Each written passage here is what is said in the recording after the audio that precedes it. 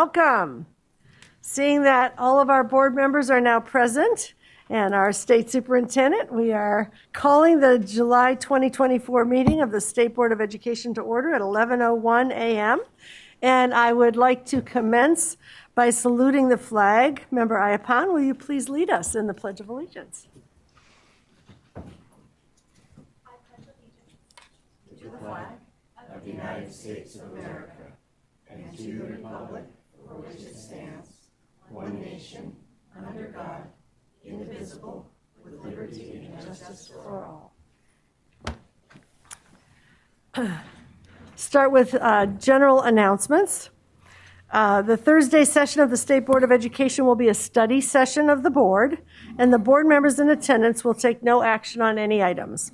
The meeting may include some activities involving the board as a whole, as well as some small group discussions involving one or more of the board members. Members of the public may observe the small group discussions from chairs set up around the edge of the room. However, seating may be limited due to public health considerations. The meeting will be live streamed and public comment may be made via email, phone, or in person, consistent with the board's public comment guidelines. I'd like to welcome board members, staff, and members of the public who are attending this board meeting in person. As you can see, I continue to mask as I have immune-compromised family members, and some of our board members join me in that we have masks available for those who want or need them in the back of the room. And we urge everyone to continue to stay safe. I was home at the last board meeting with COVID myself. Prefer not to be there again. The consent items are waiver 01 through 10. The proposed regular consent items are items 6 through 13. We will reopen item 1 this afternoon to take action on the preliminary report of actions draft May 2024 meeting minutes and to report on our liaison assignments. Public comment will be accepted either in person or by phone. Members of the public wishing to call in for public comment should view the live stream of the meeting to know at what time public comment will occur for each item. Public comment may be provided by dialing the phone number, entering the participant access code, and then following each of the operator's prompts. Upon dialing in, callers will be added to a caller queue. The operator will notify callers when it is their turn to provide public comment. We will also ask callers to please turn down the volume of their computers if they are following the live webcast to avoid an echoing effect. Members of the public wishing to provide public comment in person should sign in using the binder at the table just outside the room. The binder is on the table with separate pages for each item number. This will help ensure that staff is able to track the in-person speakers for a particular item. Public comment will be limited to 1 minute for each speaker. Where speakers require interpretation, 2 minutes will be provided. Item 16 is the general public comment item, during which members of the public may provide comment on matters that are not specifically listed in the board's agenda. I will now reopen item 1 and turn it over to State Superintendent to provide his report. Thank you, Madam President and Madam Vice President, members of the board, and to all those who are in attendance. I'd like to first congratulate all of the California graduating seniors this year and hope that all of our students are enjoying a very robust and enjoyable summer. I'd like to also begin by recognizing our own graduate on this board. Applause is appropriate.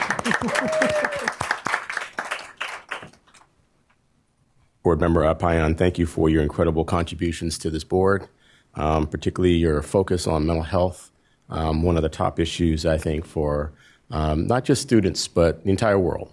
Coming out of the pandemic and the challenges that have been identified, you've picked an important place to focus. Congratulations on your graduation and all of your incredible work at your Student Senate and your other countless roles in the community. We'd like to thank you for your contributions here, and we know that we will have the chance to continue working with you.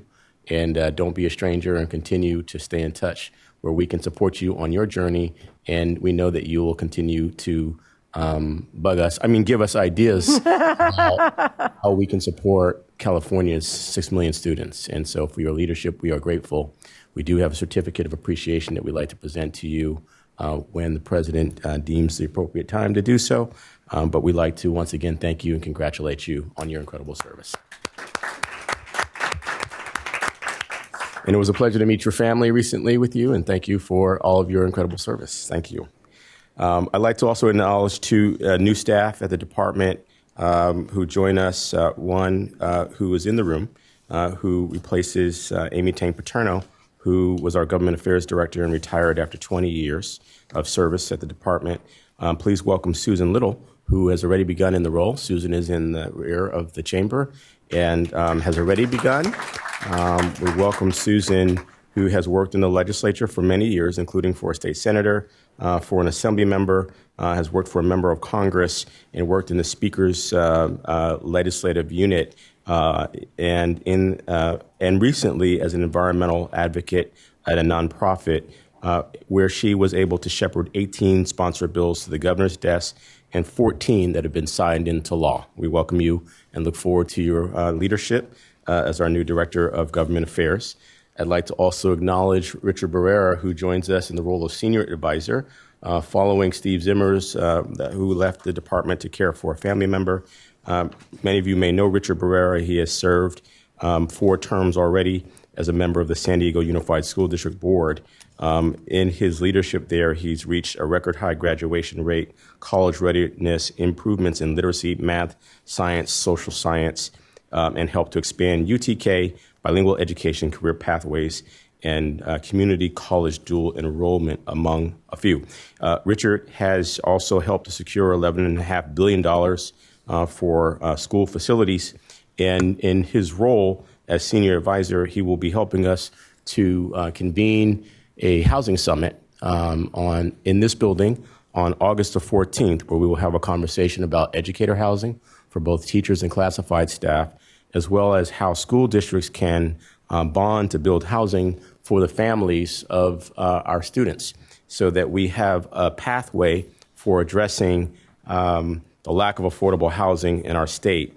Schools play an important role. Since we were last together, I want to share with you some legislation that has been signed into law, a bill that I sponsored, AB 2927, which will guarantee that every student will have a graduation requirement in personal finance. Personal finance is proven to help students reduce debt. It is proven to help many students on their path to college and to help our students to be able to have a successful future. I know that this board looks forward to implementing another curricula related to personal finance. And so that process will begin. We want to make sure that educators play a key role in the discussion about what should be in a model curriculum to promote and help districts build their own curricula for promoting personal finance. Of course, that draft will go to the IQC and to come to the state board. And so we look forward to that process. I'm also very proud to talk about a bill that we sponsored to promote the safety of our students, AB 1955, the Safety Act, a bill that outlaws forced outing of our LGBTQ plus students. AB 1955 has already passed both houses in the legislature and is on the governor's desk for consideration for signature. And so in this state, we don't ban books and we don't forcibly out our students. We provide supports for them so they can be successful and have better attendance, because we know that forced outing leads many of our students to consider suicide. And I'm grateful that we were able to offer a different path for California students. And so we're grateful for the passage of these bills. There's also the passage of a bill that will create $10 billion more for school construction and modernization in California. This bill will put a measure on the November ballot for the California voters to approve the passage of these funds for school construction and modernization. I want to acknowledge our teams that have been busy, focused on school employee recruitment. Our Office of Teacher Recruitment has been holding recruitment fairs to help school districts hire some of their own staff as classified staff. We believe that when classified staff come from the community, just like teachers and others, that we get some of the best to support our students. And so our staff has been busy in this area. We've hosted an apprenticeship summit just a few weeks ago to allow students to also know about the opportunity to work in apprenticeship programs, whether that be in construction or in the fire service or a teacher apprenticeship program. And so we've continued to lean in on the opportunities to focus on CTE. And finally, I'd like to announce that we have raised the funds to launch a STEAM paid internship program in the city of Oakland. And already 50 young people have been hired for this internship. It is a paid internship where they are learning about STEAM pathways so that they can learn about great jobs that exist in the future.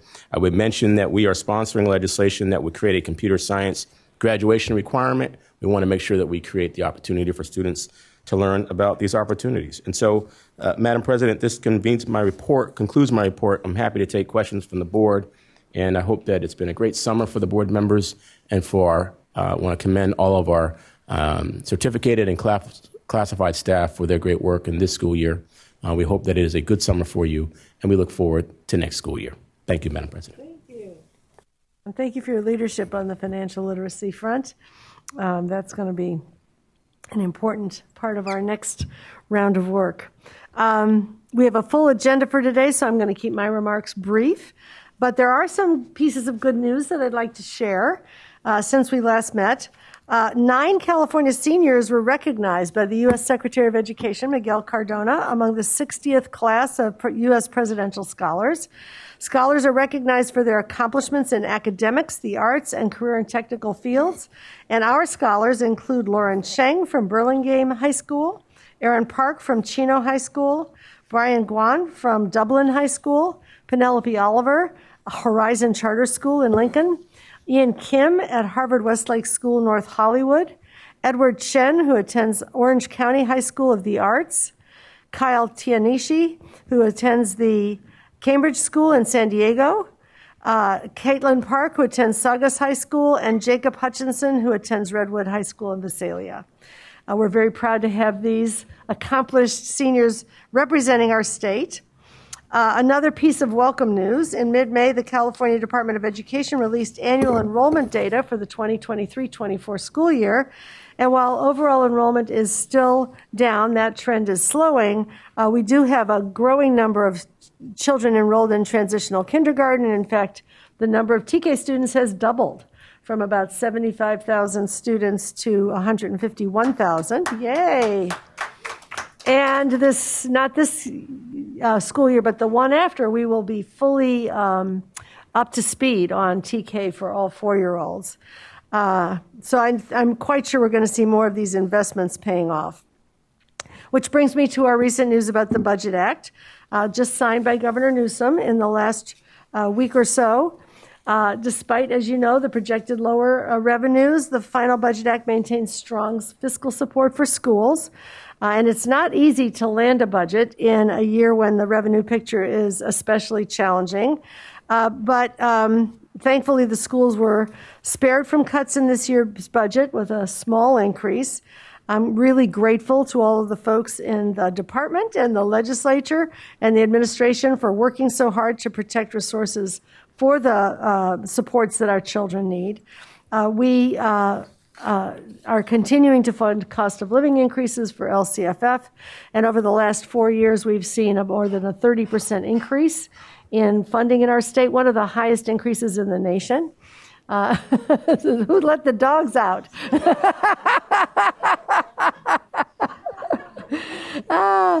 We have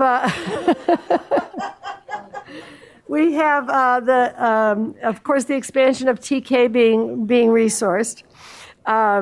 We are funding the cost of implementing the universal screener for risk of reading challenges.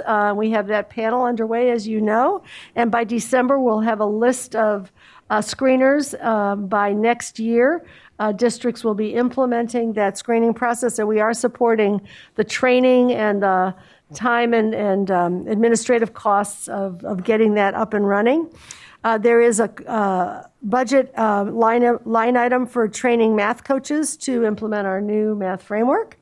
And we continue to fund launching a performance assessment task bank in science to bring inquiry science to every grade level in California in anticipation as well of the evolution of the state science test.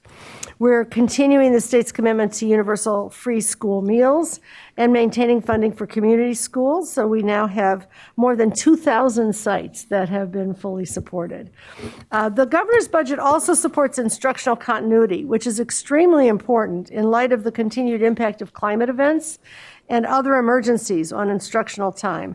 We're seeing the extreme heat. Some of us will feel it today, and others will feel even more of it in some parts of the state, and the fires that will be continuing to spread.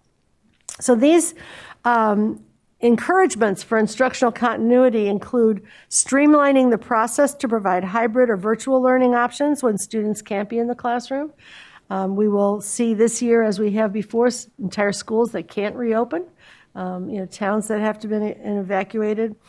Providing LEAs with the ability to implement attendance recovery programs beginning in July 2025 to allow students to recapture lost instructional time and schools to recapture the attendance-based funding, and then build on the infrastructure and processes developed during the COVID-19 pandemic to ensure that LEAs engage with students and provide them with access to instruction in a timely manner when we do have schools that are closed to an emergency. These are going to be important new options for increasing learning and maintaining it in the years to come. And I really appreciate the work by the legislature and the governor to better align the structure of the school day with the practical realities that educators and students face. Finally, a couple of important announcements. I'd like to express my profound appreciation for State Board Education Administrator Carolyn Pfister, who recently accepted a new position. Last Friday was her last day. She is staying with her early math learning work in a county office. She was with the board for over 10 years. She was a critical component of our work with charter schools. She worked closely with the charter liaisons, Cynthia and Sharon, as well as Trish Williams and Bruce Holliday from the prior board. She managed the ACCS, helped numerous chairs ensure that those meetings ran smoothly. She was instrumental in applying for and managing the federal PCSGP grant. I don't think I can tell you what all the parts of that acronym mean, but it had to do with supporting public charter school students who have benefited in California from those grants. Carolyn is also the visionary behind the Early Math Project, and that has been her heart and her love. And that Early Math initiative has developed resources for schools, professional learning for educators, and tools and resources to help reduce math anxiety. So that parents can promote math development for their children. Now, the math anxiety is sometimes owned by the parents as well as by the children. Thanks to Carolyn, the work of the project attracted the attention of a Hollywood director, Les Mayfield, who volunteered his time to help produce the I'm Ready videos that show parents everyday opportunities to talk to their kids about math, and I encourage you to check those out. Carolyn couldn't be with us today, but I know I speak for all of us in saying how we'll miss her. We're thrilled that she'll be able to focus full-time on that Early Math Project, and she will be tuning in to our remarks. So I'd like to take a moment just to applaud Carolyn so she will know how much she's been appreciated. And as most of you know, our student member, Julia Clausen, will be with us for her first meeting when we next meet in September, which of course means this is our last meeting for our wonderful student member, Anya Ayapan. And there's so much to say about Anya and the great service she's provided the state.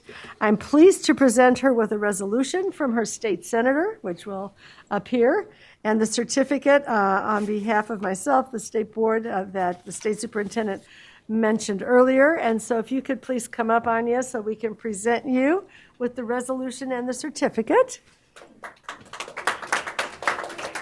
Get this chair out of the way. I want to tell you about the resolution, which, here we go, we've got it being seen here. It talks about Anya's many accomplishments representing students statewide on the SBE board, her peers in the San Ramon Valley, on her local district governing board, and various other local organizations, serving as the editor of her high school newspaper, student representative to the PTSA, the Peer Mentor, and Speech and Debate Club, and also researching the mobility of Latina girls living in rural Central California, working with community youth courts to recommend restorative justice alternatives to the traditional juvenile justice route. And I think the following from the resolution captures Anya perfectly. Whereas people throughout California are indeed proud to boast of young people of the caliber of Anya Ayapan, who so admirably represent their generation through their talents and abilities, who possess the initiative, drive, and determination to succeed in their efforts. Now, therefore, be it resolved by State Senator Stephen M. Glazer that Anya Ayapan be recognized for her outstanding record of volunteer service, peer leadership, and community spirit, and extend best wishes for continued success in future endeavors.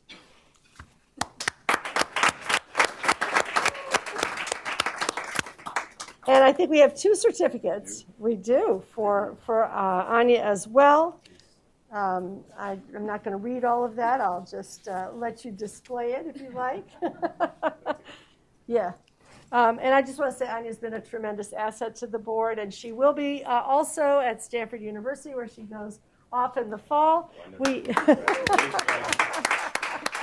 I'm not sure how this happened, but we have Stanford popcorn for board members today.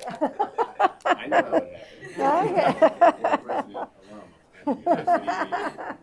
Anyway, we are so proud of you.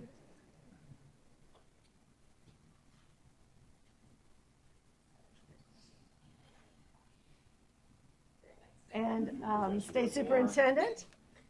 Thank you. Let you get it, yeah. Come on. Okay.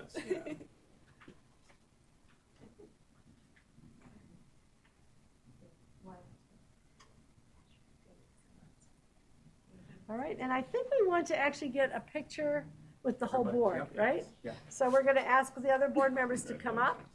Are we going to do it right here? Yeah. Yeah. I'm going to try to be,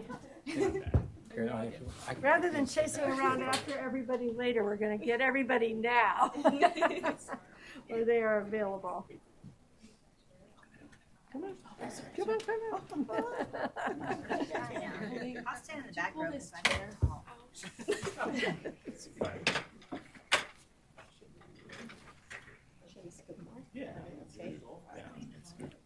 We're not.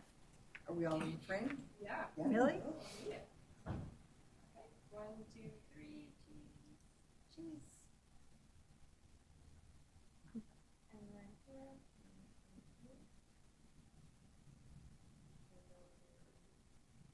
Thank you so much. Thank you.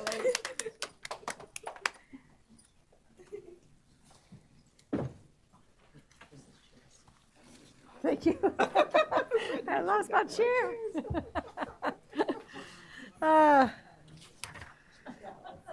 And with that, we are going to return to the business of the board and look forward to the remainder of the meeting. I am now going to move us to item number 2. Item 2 is the update on the implementation of the integrated local, state, and federal accountability and continuous improvement system. Action to implement the 2024 accountability work plan and updates on continuing work for future dashboards. The CDE recommends that the state board adopt a unit of measurement for the science indicator, decide how to combine high school scores for the science indicator, and determine whether a participation rate will factor into the science indicator. Below are the options for each of the decision points related to that indicator. I'm not going to present them all because we are going to be getting a more in-depth presentation from Cindy Kazanis. Thank you very much. Cindy, please begin. Thank you, Madam Chair and members of the board and Deputy Superintendent Cheryl Cotton. I'm Cindy Kazanis. I feel like this is echoing, and I am the Director of the Analysis, Measurement, and Accountability Reporting Division.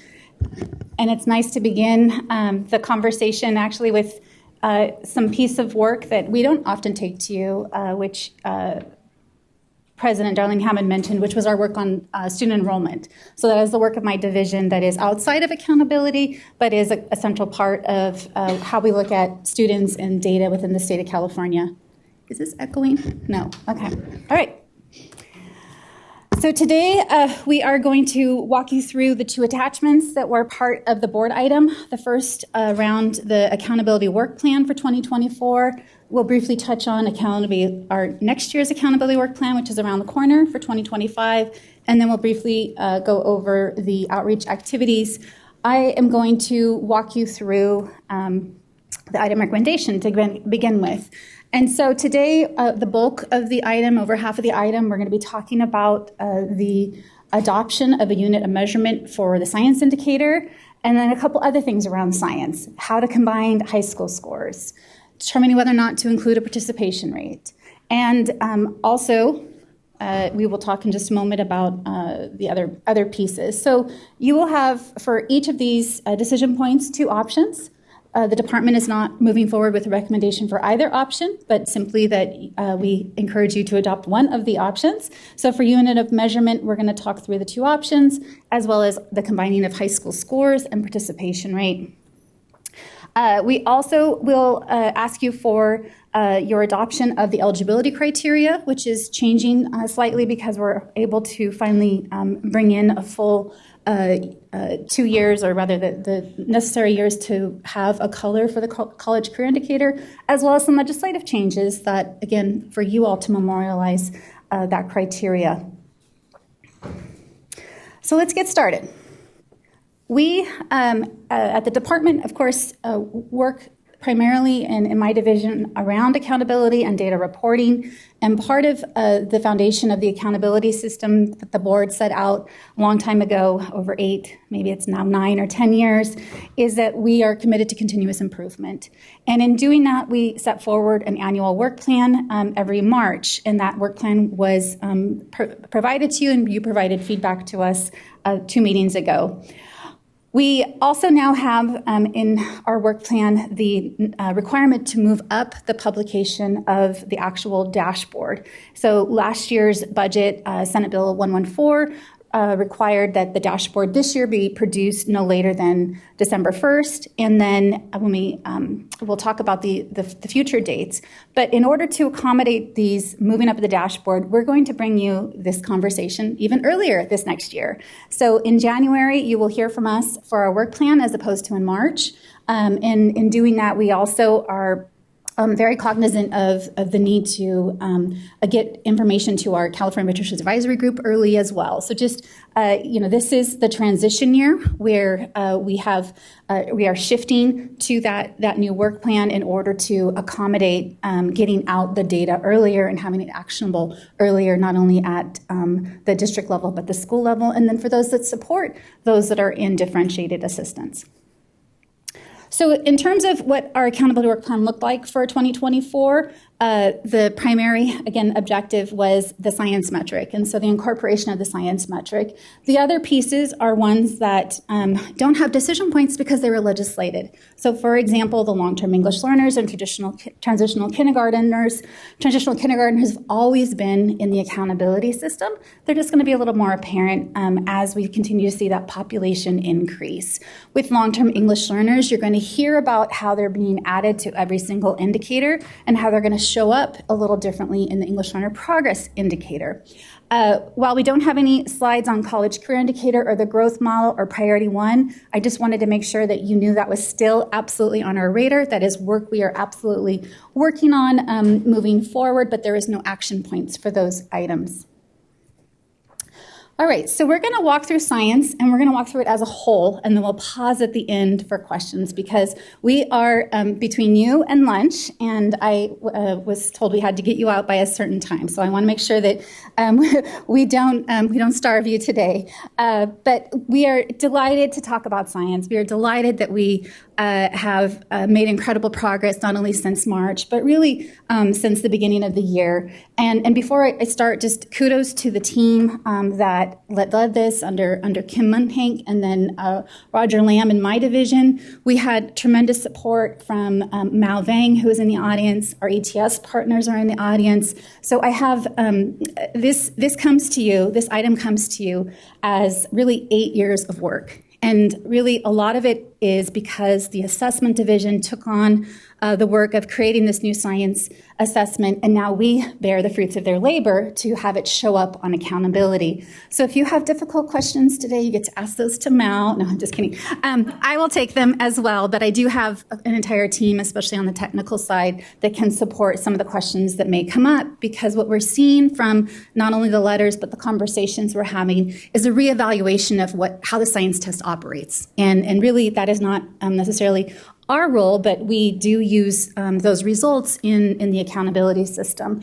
And it's also brought up questions around how does it operate compared to English language arts and math. So you're going to see that conversation today in our slides. You probably saw it in the board item as well. So when we presented this to you back in March, one of the things was to make it digestible. And so I hope that this still makes sense. Phase 1 is entirely 2024. 2024 is dedicated to having it show up on the dashboard for informational purposes. 2025 is how does it now show up and have consequences or have a metric behind it that means something. So what does it mean to have a status cut point? What does the cut points mean for change? How do we create a color scheme? And then how are they included in our systems of support? How are they identified under or eligible under our local control funding formula priorities? How do we include that in our Every Student Succeeds Act eligibility? So those are all decisions that you all will be asked to make in the early part of next year. But today, again, we're just focused on having the metric show up and science to be a part of the accountability system and show up on the dashboard in a baseball card. So in terms of our first decision point, we have been really working since January of this year, and actually I would say last fall, we were working with our assessments division to make sure we understood how the test operated. It is a different test. We'll talk about that in a moment as well. But specifically, we have been doing simulations. The team has been working through what does it mean to work with these data, looking at historical data, looking at the alternate assessment. And so that work really took place in spring and up until this last month.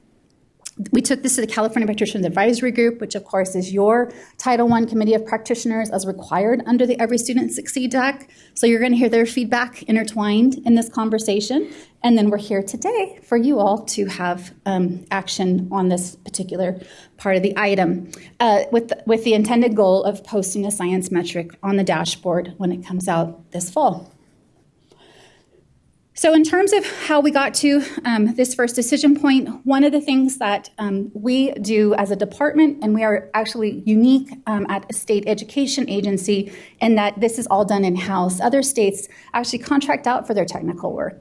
They lean on universities, they lean on contractors to do that work, but the legislature and the administration has continued to support the department in doing the technical work in consultation with our technical design group as well as other educational partners. So the full technical evaluation took place looking at historical results from 2021, 2022, and 2022 and 2023. We don't yet have those assessments from this past school year, but that will be used with the dashboard that's put out in 2024. We also not only looked at the CAS, but the alternate assessments to ensure that the indicator that was being developed could be determined to be valid and reliable. And I think the note at the bottom is really important, is that as we talk about this assessment, what keeps coming up is how is this similar to English language arts and mathematics? And there are differences, so we will talk through those. And we want to make sure that those features, that we evaluate them thoroughly to make sure that we had fair and valid results when it comes to accountability. So the first topic is around units of measurements, and the two measurements that we evaluated, which is consistent with what we did for English language arts and math, is option 1, distance from standard, or DFS, and option 2, percent met exceeded standard. And so just to give you a full list of all of the state indicators and the unit of measurement, of course, they're each very unique. But in terms of our academic indicators for English language arts and mathematics, we use distance from standard. The unit of measurement is points, which would be the same for science DFS, and then for science percent met exceeded, it's percentage rate, and then the remaining indicators are all percentage rate units of measurement. So in terms of suspension rate, for example, we look at the percent suspended. For graduation rate, we look at the percent graduated, so and so forth.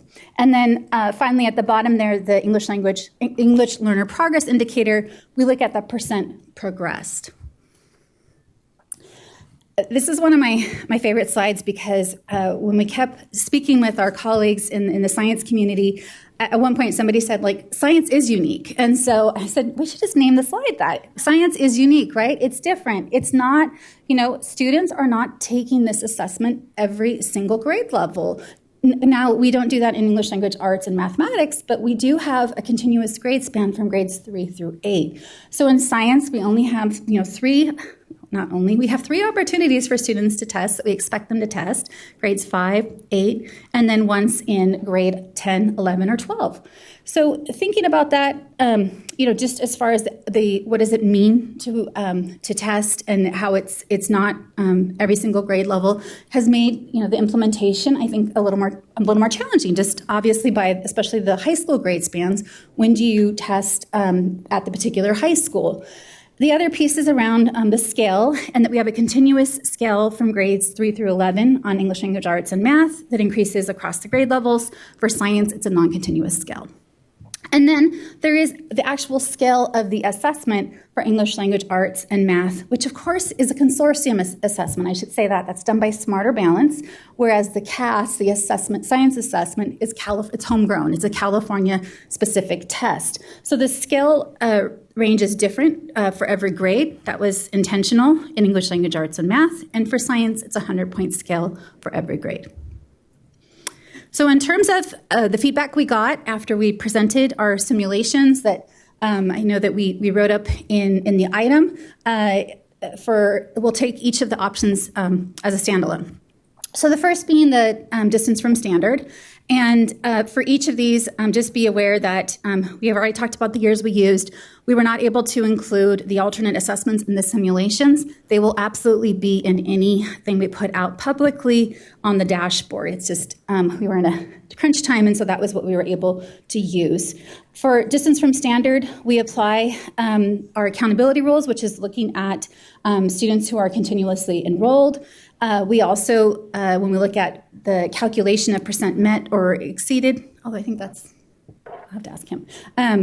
We look at the numerator is aggregate of all individual distance from standard scores, and the denominator is all students meeting those accountability rules as far as enrollment.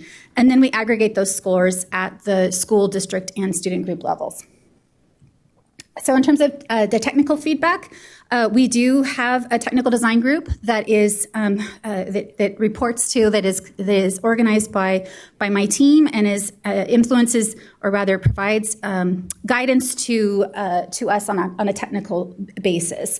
It is something that we do as our first step to make sure that what we're putting forward publicly is technically sound. And if something does not meet that standard, then we'd go back to the drawing board and we'd start over again. We wouldn't take that out publicly because there's no use in sharing information that would be that could potentially be misused or thought to be valid and reliable.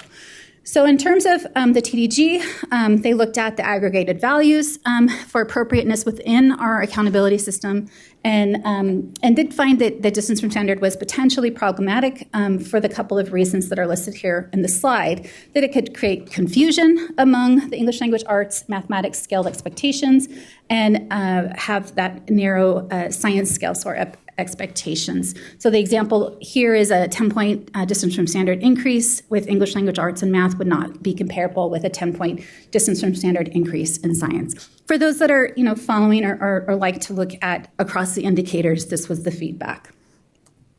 In terms of option 2 and the technical evaluation of percent met and exceeded standard, again, those first 2 blocks are the same in terms of the years that we evaluated, the rules that were applied for accountability, and then the calculation is the numerator looking at students scoring level 3 and level 4, and the denominator looking at all students meeting accountability rules, same as the last option. We then evaluated it at each of the aggregation levels, which are the same as option 1.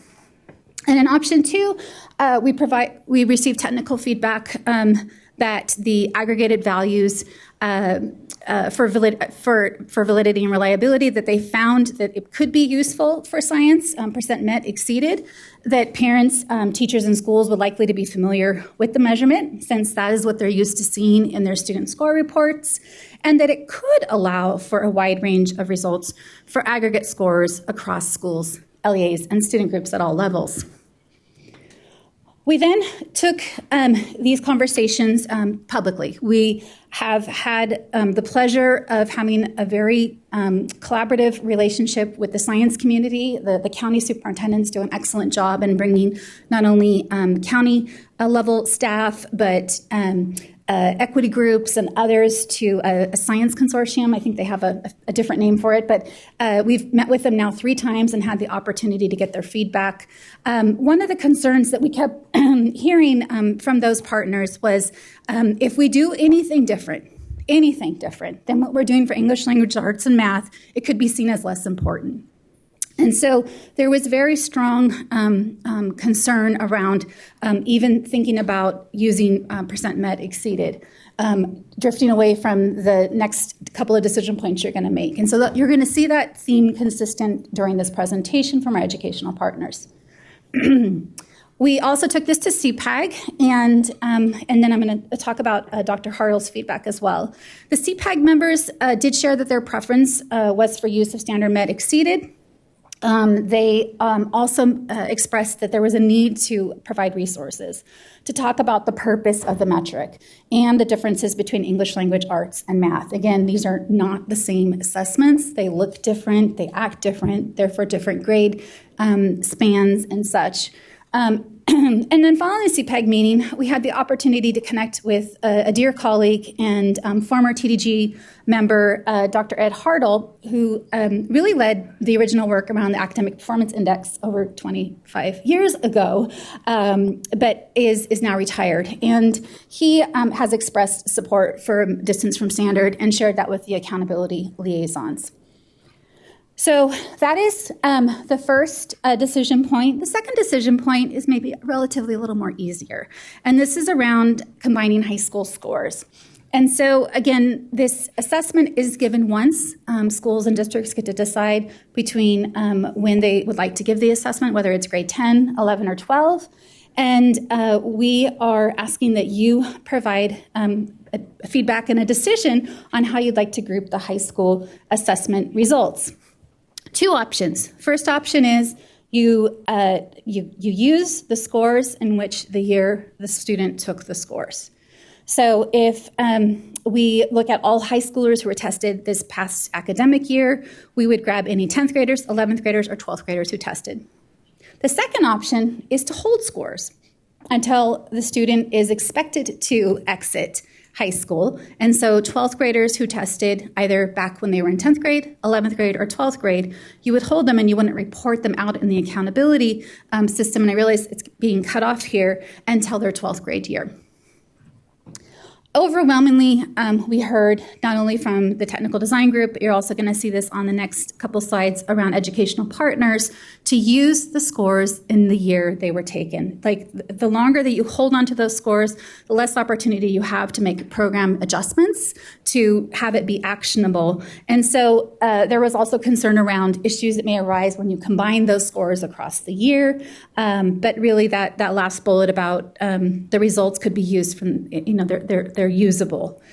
In terms of our educational partners, again, overwhelmingly favored the current year option, which was option 1, and that real-time comment maybe is more precise than what I've been saying, but they liked that it was as close to real time, and also showed the results for students who had completed science.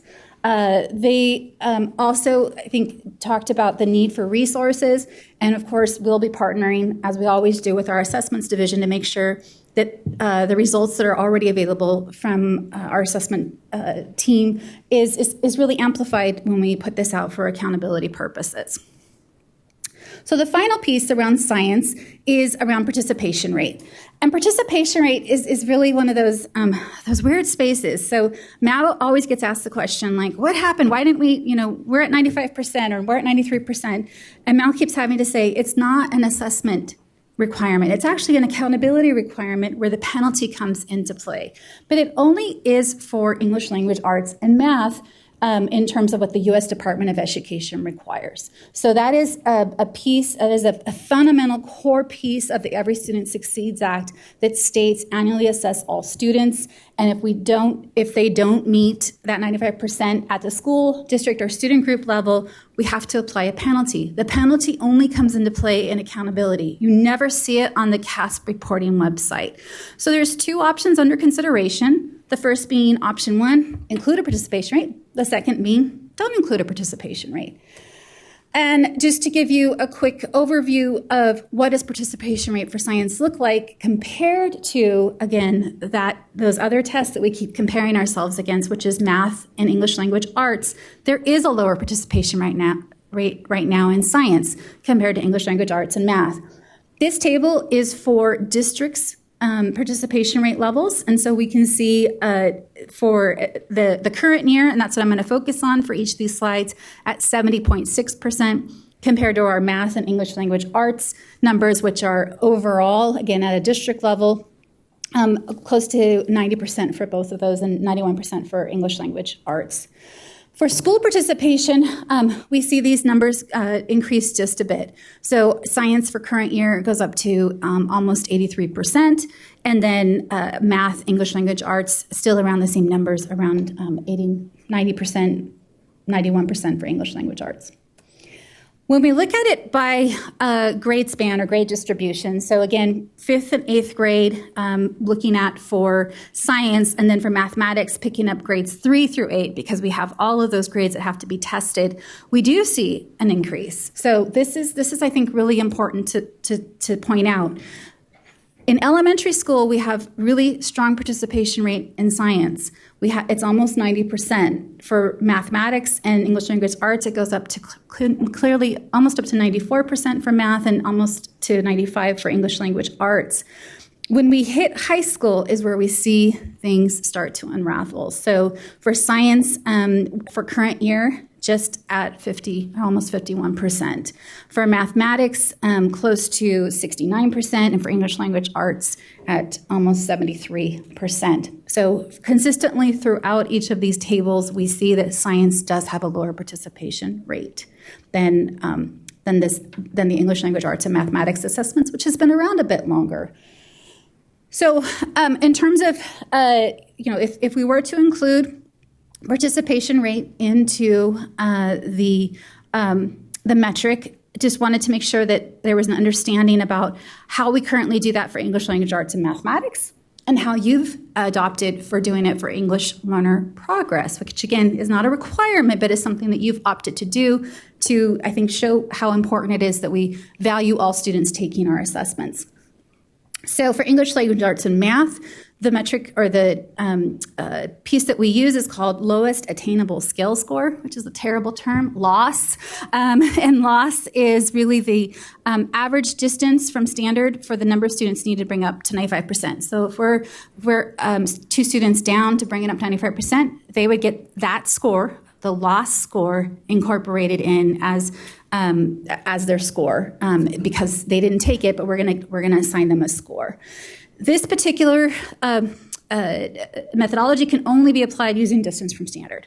The English Learner Progress Indicator uses number of students to bring the participation up to 95% and counts them as not making progress. So it's not that really difficult loss score, which again was something that was negotiated with the U.S. Department of Education. It was something that we had to, that we got sort of backed into. But we look at for LP, just a little less harsh comparison. And that could be used if you were to adopt percent met exceeded for the indicator.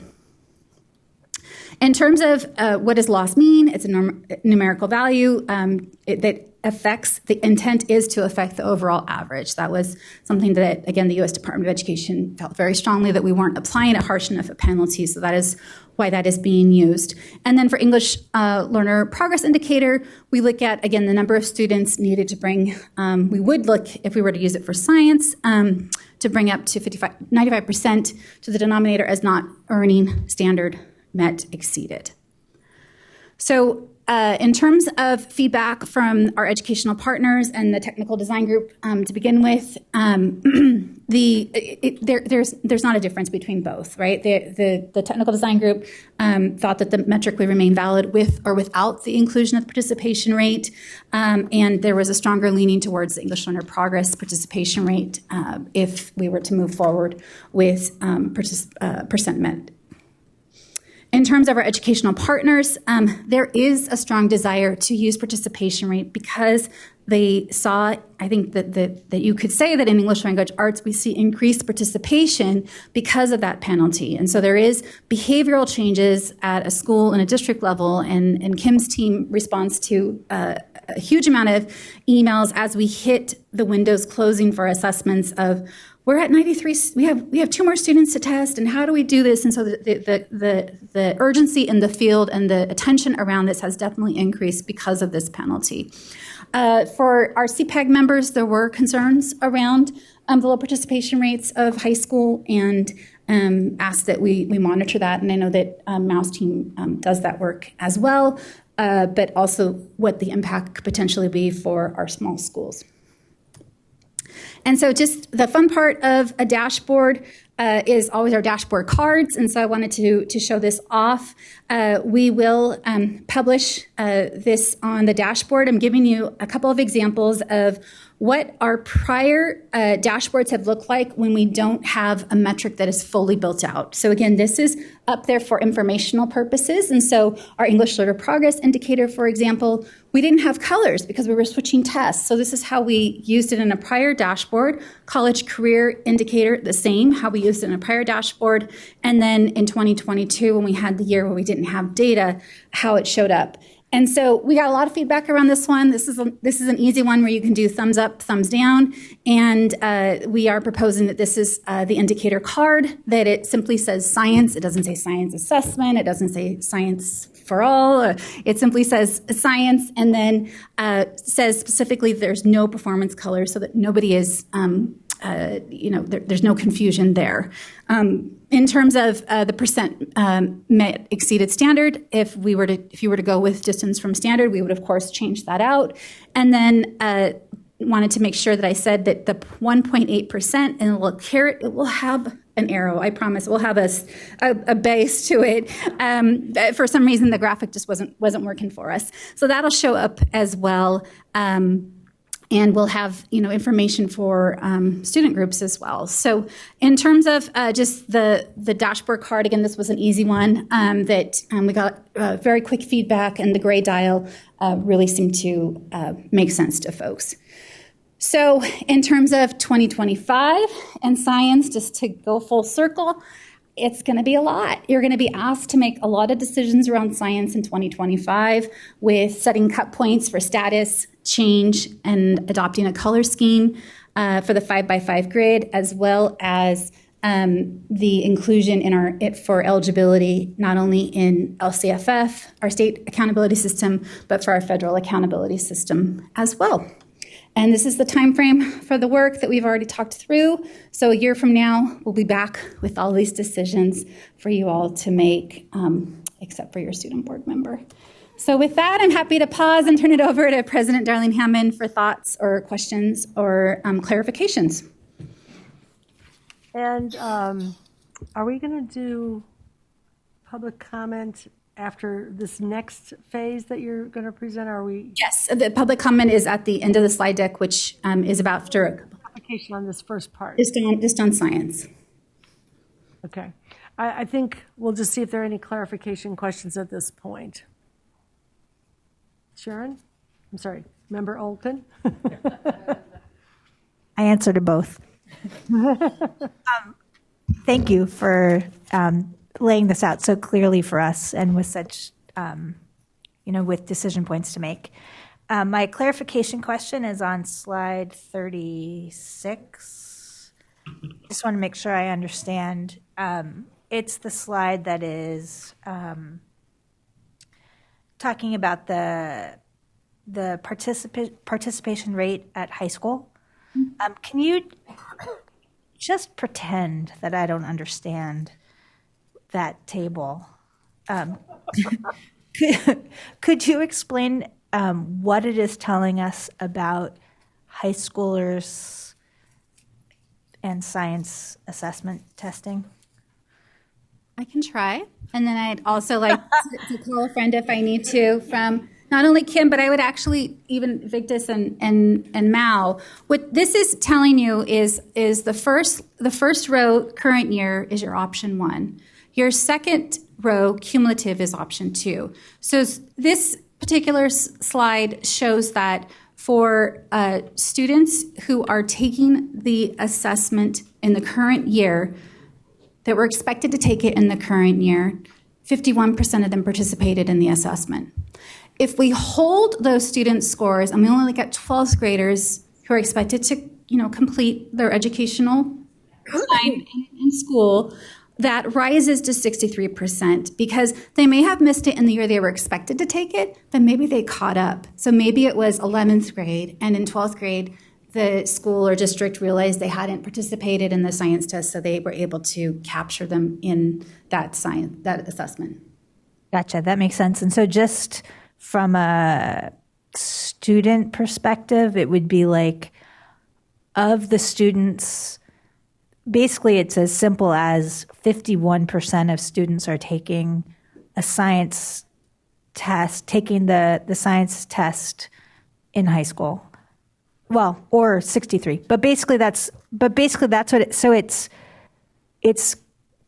as opposed to English language arts and math, where a much higher percentage are being tested, are taking the exam. In science, for whatever reason, a lower number is actually taking the exam, regardless of what science they are or not taking. Could I just ask quickly, are the percentages representing the percentage of districts that are getting to 95 or 100% of their students? So the percentages are not percentages of students.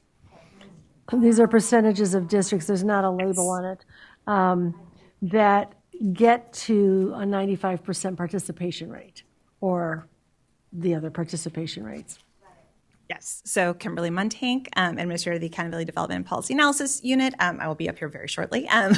So that is what we're seeing. So thank you, President Darlene Hammond, for pointing that out, right? We're looking at not the overall student participation, but how districts, right, are reflected and how the percentage of districts that are meeting these standards of participation. So that first column, that 95 to 100, that's what we're looking for, right? We're expecting 95% of students, so 50% of districts at this time in high school, or 50% of high schools rather, have met that expectation of participation. And whereas we see for math and ELA, we're seeing 68.7% hitting that expectation and 72.7% hitting that expectation. Thanks. I'm so glad I pretended like I didn't understand. Questions at this point? Yes, Member Escobedo. Yes, on that slide, the reason why would you say the high school rates are lower is because of the dropout rate? Do you calculate that? It's not it would not be a dropout rate. This is not about students not completing school. This is students simply, again, not taking the science test. Again, either in that current year, so we're looking at 10th graders have the opportunity, 11th graders, and all 12th graders who are supposed to take it by the end of that year, or in cumulative enrollment, right, by the time they're in 12th grade. Wouldn't the dropout rate influence this? So if I left in 10th grade, middle of the year, and I didn't... No. Okay. No. So we're only looking at we're not, it's not an overall expectation if you left school for any reason that we would expect to see you in 12th grade. When we look at assessments, it's every year we get a capture of the students who are expected to test and looking at that. So we do not look at an overall participation when we're looking at accountability in that sense. Other clarification questions at this moment? Just one. Okay, yeah, that's okay. Member Lewis, please. Slide number 24, when the SBE accountability liaison spoke with the professor, could you just give examples of why he supported the standard? We will get also, but I mean, you could certainly, I'm just saying we could hold that for discussion if that's okay. Any other clarification questions?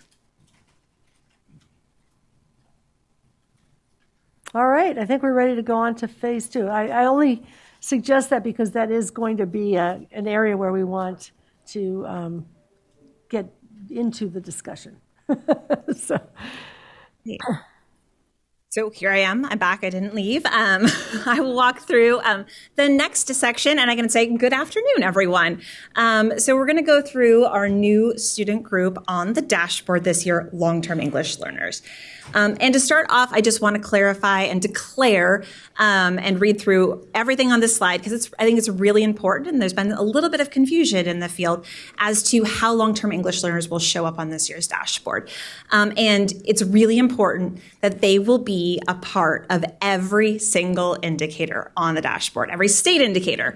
Therefore, they will be a part of the suspension rate indicator, graduation rate indicator, college career indicator, the chronic absenteeism indicator, the academic indicators, both ELA, math, as well as reflecting on our science indicator as it shows up, and then the English learner progress indicator as well. And that's the unique one that will walk through exactly how we will report those results for the LTEL since it's a little unique. But just to clarify, they are a new student group. They will be everywhere in reporting and talking about what their results are for both status and change. So they weren't on this year's dashboard, right? But right now, my colleague Ryan Lamb is upstairs working and reprocessing all of that data from 2023 in order to incorporate LTELs fully with a color on the dashboard for all of those indicators, right? So we're looking back and working and identifying those students and moving forward. So that's a really key part of this year's dashboard. And we are so incredibly proud to be the first state in the United States that will be reporting on long-term English learner progress in our accountability system. So we've been asked, well, when is a student considered an LTEL? And it's taken us since this full year to walk through all the business rules of exactly how this gets operationalized within our system. So we'll obviously reveal those very nitty-gritty details in our technical guides as we publish them. But I can share today that this is how they will show up in the 3 main student populations that we use across the dashboard. So cumulative enrollment is the denominator that we use for both the chronic absenteeism and suspension rate. And at this point, for English learners, a student who is an English learner at any point during the year, and we say that because at any point during the year, students can be reclassified, right? They can be English learners at the beginning of the year and reclassify out of that status. However, in accountability, we count them as an English learner throughout, right? So by the end of the year, they still are an English learner. The next year, they won't be, right? They'll be considered a reclassified student. So for our definitional purposes, if you are a long-term English learner at any point during the year, your 7 years clicks in, you will be considered a long-term English learner. So we're going to be inclusive in that definition as well. So, and same thing, right? If you were a English learner who happened to also be a long-term English learner and was reclassified during that year, you will count on our dashboard as an English learner and a long-term English learner, right? You will not be removed from that classification until the next year. So that's important to know. For our cohort, which is utilized as the denominator for graduation rate and college career readiness, it will be that you're an English learner. Presently, you're an English learner if at any point during your time in the cohort, you've been identified as an English learner. Again, if you were reclassified 2 months into 9th grade, when we produce our graduation rate reports, you are included in the English learner student group in the cohort. That's really important to note. So therefore, similarly, if you were a long-term English learner at any point during the cohort, you will be included in our count. So those 2 things align as well. And then finally, for academic demographics, this is the one that's a little bit more limited because we look at when students are enrolled. during the academic testing period for ELA and math, as well as the English Learner Progress Indicator. We're also going to go with English Learner at any point during the year, so therefore long-term English Learner at any point during the year. The English Learner, that demographic, we've been using that and those rules since the 2017 dashboard. So there are no changes to that. We're just basically adding LTEL to that same point. The thing that's really important about this is we wanted to make sure that you couldn't be an English learner in one place and not a long-term English learner. Those two definitions are going to walk together throughout the entire dashboard, so folks aren't confused about when they see the reporting and if there's differences between those two groups. So that's the consistency that we will provide. And again, those nitty-gritty details that the LEAs want to know so that they can see which students would be included in their dashboard. We'll be releasing those with our technical guide this November. As far as the English Learner Progress Indicator goes with our student groups, this is where things get a little fun and creative because the LP is unique in that on the dashboard, it only reports the outcomes for one single student group.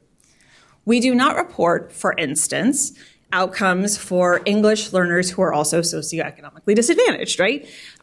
There is no equity report on the LP card. It's really important to note. However, when we added LTELs, suddenly we have a new student group who also will be taking the LPAC every year and who can, right, report their progress on English language. So we are going to walk through and make sure that we can share that information on our dashboard card. So this is the current card. When you click on the dashboard and you go back, you will see this, right? There's no rainbow colored boxes at the bottom. It simply shares how English learners did in the past year. It doesn't call that out. Like, you have to know that, right? We're not showing that it's only the English learner student group, but we know that because they're the only ones who are taking the LPAC. But moving forward, we're going to look on the 2024 dashboard and add long-term English learners to that. And we'll walk through the educational partners that shared information, but this is the preferred option we're going with right now, is that the equity report includes the performance for English learners as the general, so we do not change anything about what's being shown at the top of that card. And then we cite at the bottom performance only of the LTEL student group. So there were a couple of options. This is what folks prefer to walk through. The information we got from our feedback from our partners was that we had added two counts, one for English learners and one for long-term English learners on the card. Folks were very, very confused about that. It was kind of a non-starter. This is why we are very grateful for all of the feedback that we have from CPAC members and others to be able to have those open conversations. And they thought that might be too confusing. So they thought about clarifying the overall color wasn't just for all students, but maybe for all English learner students. And the real positive feedback came about just isolating the performance and calling out LTELs. So we have that additional opportunity on the main page of our dashboard to show that we're reporting out on long-term English learner outcomes. I'll walk through, that is the LTEL section, and then if there's other questions, we can go through. For LCFF differentiated assistance criteria for the 2024 dashboard, I'm going to present a lot of slides. It's going to look really familiar, almost very familiar to exactly what we talked about last year. But I'm happy to share that this year was when we all come back to normal, right? The dashboard's full of color. The dashboard is operating as it did essentially in 2019. We've got all kinds of things, everything's back and LP's back with a color. So this is the first time we're actually able to operate in full criteria of what's been adopted by the state board. So we're bringing this to you today to just refresh our memories, readopt those standards, as well as adding one additional caveat. The levels of assistance for LCFF begin with support for all, meaning that we do provide support throughout our system for districts, charter schools, and county offices of education with general assistance. We add in level 2 differentiated assistance, which is the criteria we'll be talking about today, for all districts, charter schools, and COEs that are eligible, and those criteria that apply to determining eligibility. Then we have level 3 differentiated assistance with additional GEO lead support.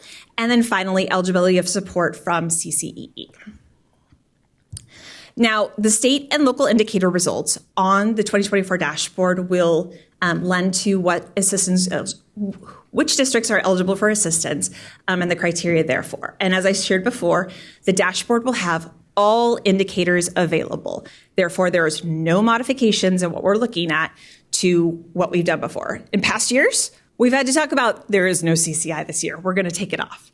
There is no color, right? Last year for CCI, it's just status. We had to make all of these changes. This year, we're back to normal. And the only update that we will be making is that long-term English learners are going to be put into that criteria, right? As our 14th student group. It's obvious to us, but we just need to make sure that everybody's clear about that, that they will be another student group that is eligible for that support. So no changes to priorities 1 through 3. They have been very consistent in that not met for 2 or more years, either in priority areas 1, 2, or 3, will lend to being eligible for criteria for support. For priority number 4, we've added long-term English learners because it will be read on the English learner progress indicator for either the English learner student group or long-term English learner student group, right?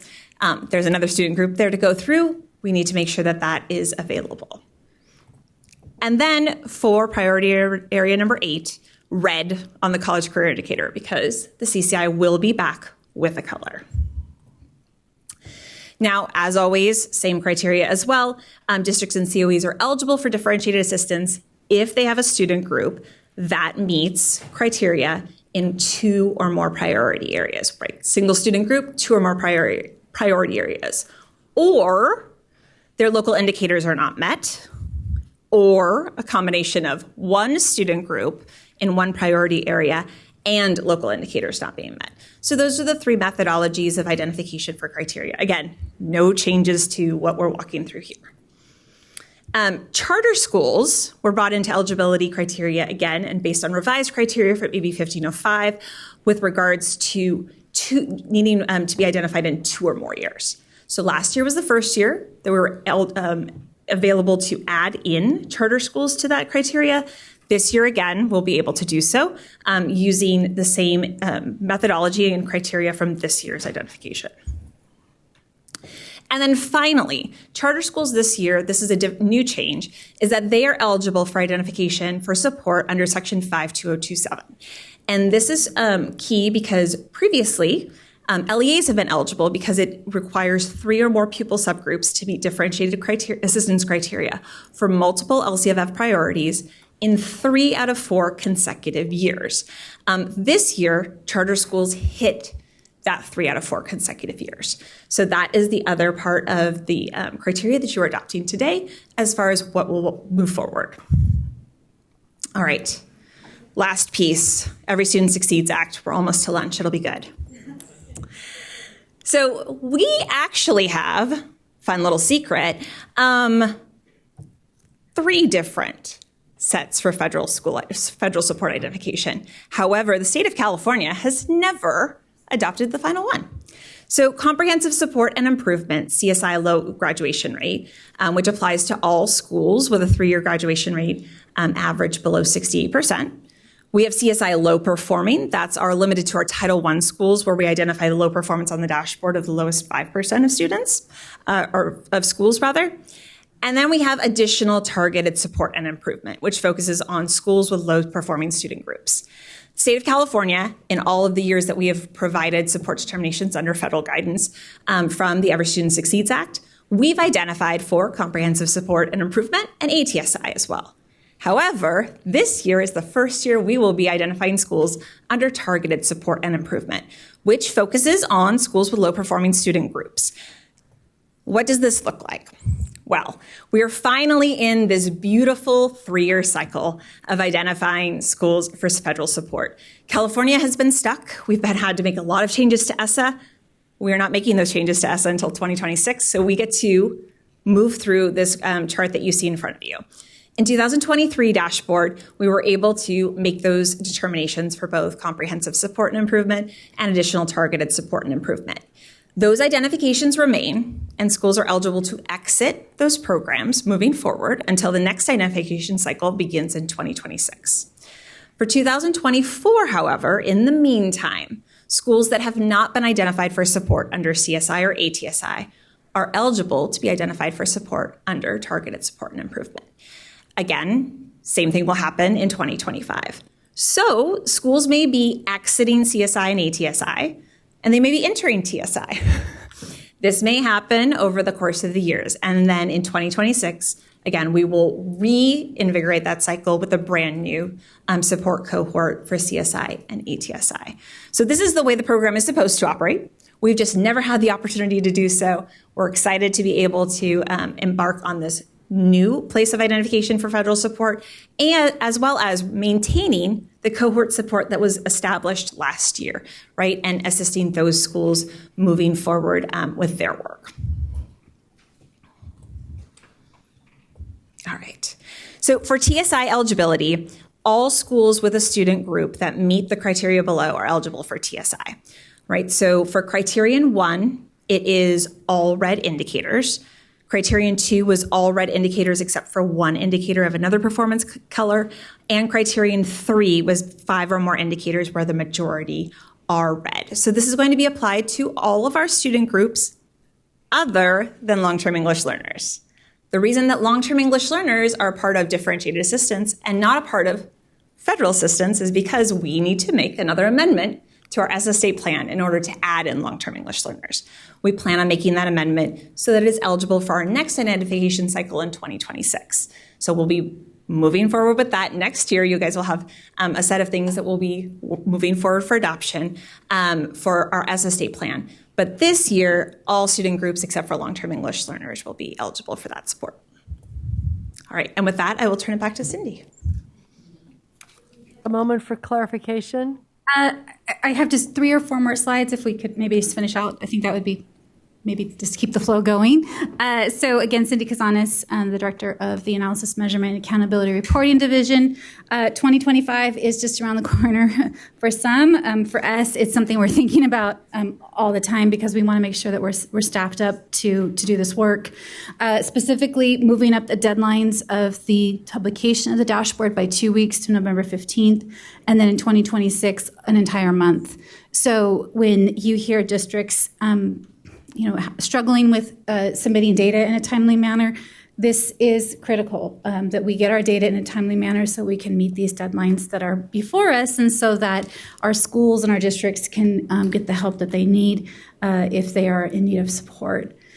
In terms of our work plan, we've talked about this already a little bit. We will start that 2025 work plan in December with the California Petitioners Advisory Group, and then come to you in January for, again, a July meeting with all your decisions a year from now. And then finally, we have been busy. We are always busy, but specifically around outreach activities. From the last time we presented this information to you, we've had a couple of work group meetings. We've had in-person presentations at conferences with a total of 400 participants in those 3 different presentations, and then over 1,000 participants in our virtual meetings. We have our kickoff for assessment and accountability takes place beginning in August with Mao's team, and I know that we are leading. I think we were leading as of last I checked, with over 1,200 registrants for that kickoff in August to support our districts and our schools. So just so you know, there's a lot of turnover at schools these days and districts, and there's a need to educate at a very basic level about what is accountability and why do you even get a dashboard. And so we are going back to basics on some of these, but we're also going to be shouting from the rooftops about science, long-term English learners, and all the other things that are being added to the dashboard. So with that, I will leave the conversation to President Darlene Hammond. Thank you so much. Before you leave, are there any clarification questions on that last set of items that we were discussing? You may not need to get up, Kim, but I just want to, it's a lot. I want to just be sure that people are tracking all of this. All right, so I think we're going to open the phone line for public comment. And members of the public wishing to provide comment can do so in person or by calling the telephone number and using the access code provided on the slide that is showing now. And while we're waiting for members of the public to call in, I want to ask our liaison, Vice President Glover Woods, if she has any initial comments before me, and then I will make a couple of initial comments, and we'll see if there are any other clarifying questions that come to your mind before we go to public comment. Thank you, President Darling-Hammond. And my comments are brief because I really would like to save some of the time and the energy for the discussion that will take place after our public comment. Again, just want to express my appreciation to Cindy and Kim and the entire team for all of the work that is being done in keeping our accountability system up and going as new things have been added in, and we've had to pivot after the pandemic and bringing things back on. There's been a lot happening, and particularly in your division, and thank you so much for all of it. I'm particularly excited to see the prominence of science on our dashboard. Science is such an important subject and will be a very important indicator. So as we go forward into our discussion, it's really essential, I think, that very first point on what type of metric we use will be critical. And we want to be sure that we use something that is valid and that is reliable. And I believe our conversation will allow for us to have a full understanding of what those options are and be able to make a decision as we need to moving forward. And I'll save my other comments, President Darling-Hammond, for the full board discussion. Oh, okay. Sounds good. I also want to offer my great appreciation to the team. I mean, I want to thank Kim for the slogan of the day. The dashboard is back in living color. And it has been a huge, huge process for the team to do that. And I'd also just like to call attention to the points that were made at the end about the acceleration of the dates by which dashboards are going to be presented over the coming years, because that's an enormous amount of work for our team at CDE and for the folks in the field who are trying to get the data together and get it in and get it checked and all of those kinds of things. And we've made huge progress on so many of these items. Very exciting to see the LTEL coming together. Also appreciate the very thoughtful explanation of the TSI coming onto the dashboard. I think we may want to have a future meeting about what the supports are that will come with TSI designation, because I think the field will be asking about that when it does hit the dashboard.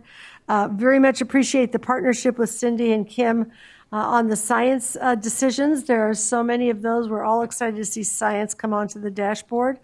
And we did do a deep dive on this question of the metric for measuring progress, status and progress on the science assessment. As Cindy mentioned, ELA and math both use distance from standard as the way that progress is measured, which is a scale score. It allows you to basically see point by point, what the gains are over time. When that decision was made some years ago by the prior board, I participated in some of the conversations with members of that board and the members of the TAC, the Technical Advisory Committee, of which Ed Hartle, who was noted, was a member. And the strong preference for keeping a scale score is that you can see a lot more information about what's happening. There's not a lot of movement at the percent proficient or percent met standard score, so you get to see a lot less about how people are progressing along the whole continuum. And so I will advocate, as Professor Hartle did, for us to continue to use distance from standard for science. It will then be in sync with math and ELA. It will provide the greater amount of information of progress along the whole continuum and will allow us to see more about what the data changes are from year to year. And we can talk more about that. But just to cue up that I really appreciate the deep dive that the department and the many groups that were involved in the conversations were willing to do on that question. And with that, I want to see, there's a lot of pretty complex but well-explained information here. So does anybody else have any clarifying questions? All right, so with that, I think we're going to go to public comment. Are there any speakers signed up to provide public comment in person? Yes, we have two signed up for in-person public comment, Christina Salazar and Lindsay Tornatori.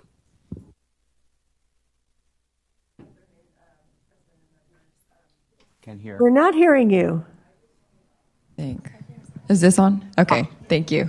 Good afternoon, Christina Salazar with Californians Together. We want to thank the department for their work on including long-term English learners as a new student group in the dashboard. We support the recommendation to show LTILs and inequity support for LP, as was mentioned earlier. We would also like to support the LCFF Equity Coalition letter asking for a study session and several accountability issues, including the methodology and cut scores for LP. Thank you so much. Good afternoon, President Darling Hammond, Vice President Glover Woods, members of the board, Lindsay Tornatori on behalf of the California County Superintendents, to support and commend CD's thoughtful and thorough work. We want to elevate a few comments from our letter. First, when choosing options for science, we are aligned with the Science Coalition's letter. Our preferences reflect our desire for science to be held to the same high expectations as ELA and math, while also appearing on the dashboard in a way that provides the most accurate picture of how students are performing. County offices will use this data to identify how they can provide timely support. In our letter, we also highlight the newest additions to our work providing differentiated assistance to charters and new partnerships with FCMAT through CSIS and CDE to aid with CalPAD submissions. We believe preventative support should be provided to all LEAs proactively without waiting for LEAs to be identified for differentiated assistance. Thank you.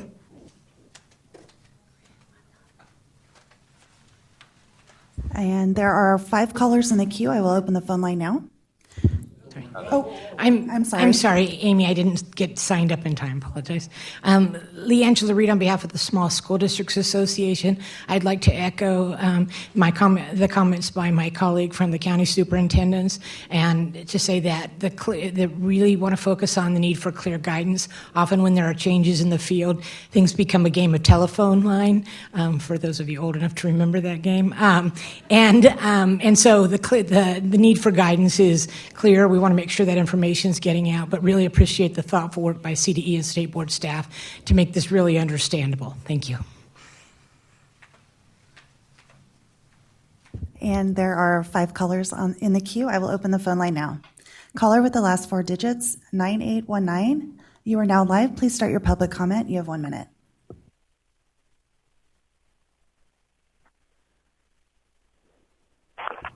Good morning, Dr. Hammond. My public comment was scheduled, I believe, for item number 3.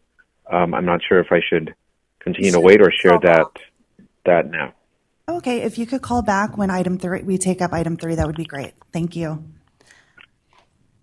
Okay, next caller with the last 4 digits, 0327. You are now live. Please start your public comment. You have 1 minute. Hello, my name is Caroline Yao, and I'm currently an Equity Fellow with Children Now. I want to firstly thank the board for taking these critical steps to incorporate science performance into California's accountability system. I attended Canyon Crest Academy, a California public school, and took the California Science Test in 11th grade in 2022. In regards to the CDE recommendations, Children Now supports the approach around adopting a percent met unit of measurement, current year method of combining high school scores, and setting a participation rate threshold at 95%. Beyond establishing these measures, as we move forward and the dashboard becomes more fully integrated into the accountability system, I urge the board to clearly outline and solidify as to how the dashboard will help to identify, provide visibility for, and mitigate gaps for student groups, schools, and districts across California that need extra support and resources in building a more robust STEM curriculum. And I urge the board to examine more broadly as to how they may want to weigh the indicators for the science dashboard in regards to how the weight affects other dashboards in place, like the college career readiness metric. Thank you. Thank you. Next caller with the last 4 digits, 6647. You are now live. Please start your public comment. You have 1 minute. Yes, Leticia Garcia on behalf of Riverside County Educational Leaders. We support efforts for science to be viewed as equally important to ELA and math and dashboard. Our field experts have concerns with using the percent met exceeded standard metric because it contradicts the important message that every student counts, returning to the API era of only focusing on students scoring on the cusp. The science assessment is not an annual test, so students who score below, meet, or exceeded in 5th grade do not have another chance to improve until their score until 8th grade and once more in high school. Our experts prefer distance from standard and ask the board to fully explore the complexities of mapping the scale scores comparable to ELA and math. Whatever the final decision is, we ask the board to ensure it's not confusing to schools and parents and does not take us backwards in how we measure accountability. Thank you. Thank you. Next caller with the last four digits, 8744. You are now live. Please start your public comment. You have 1 minute. Good afternoon, Dr. Darling Hammond and board members. Diana Vu on behalf of the Association of California School Administrators. AXA supports the findings of TGG, which found percent net exceeds standards as valid and reliable by the TGG.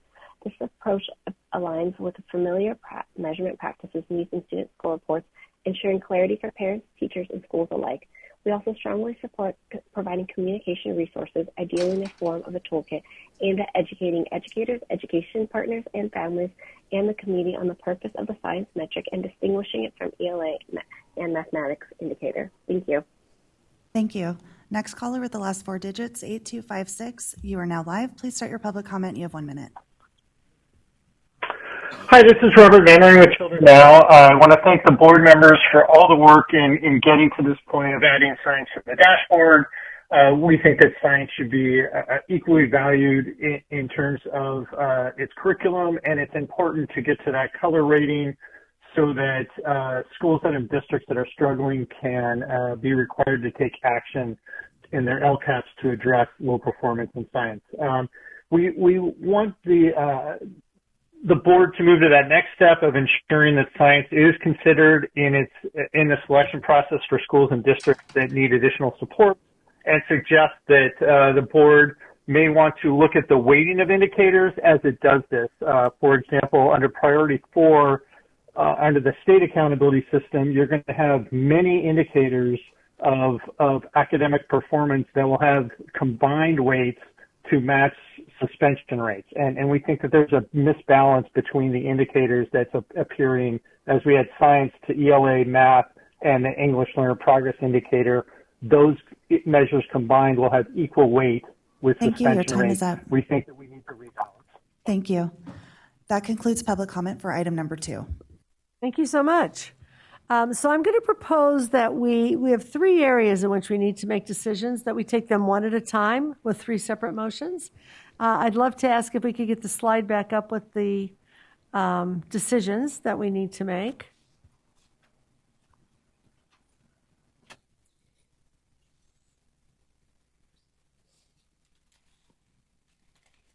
It's not coming up. There it is. It has come up. Thank you. So the first one is around the unit of measure. And do we use distance from standard methodology or percent met exceeds the standard methodology? I have shared my view, and you heard from several callers, the fact that using distance from standard would both keep us analogous with English language arts and math, and also allow us to track student progress along the entire continuum, not just, and district progress along that whole continuum, not just at the cut point. So that's one, that is option 1. It's what I'd recommend, but I'd love to hear if there's other discussion about that. Yes, Member Escobedo? My question is, I understand the science is unique, and I think one of the big issues is the range of skill scores, right? Yeah. How can we, in the design of the exam, I believe, mimic the range similar to ELA and math? Well, we're probably not going to redesign the exam right away, certainly not before this happens. But the experts that we're looking at that ask a couple of questions. One is you could put it just an asterisk or a footnote, that says the scale is different than the scale for ELA and math, and it's a shorter scale, so that the numbers are going to be smaller. A second possibility that was asked about is you could weight the score up so that it looks more similar, so that you're basically seeing numbers that look similar. Those may be decisions that we want to ask the department to consider, but I think my own view is that I don't think too many people are going to line up the scale scores next to each other and actually ask that question. But I think it's the progress along the scale that people will be looking for. But I think that you could simply take care of that with a sort of a footnote, so to speak. an asterisk that says this is a different scale. Yes, Member Yashimoto Tauri. Thank you. I'm also a strong proponent for using distance from standard, and I think from my experience at the local level, there are ways to explain distance from standard, which isn't always immediately as understandable, but there have been some effective ways that local folks are using to explain that, and I think we have an opportunity to explore that and turn our attention to understanding how.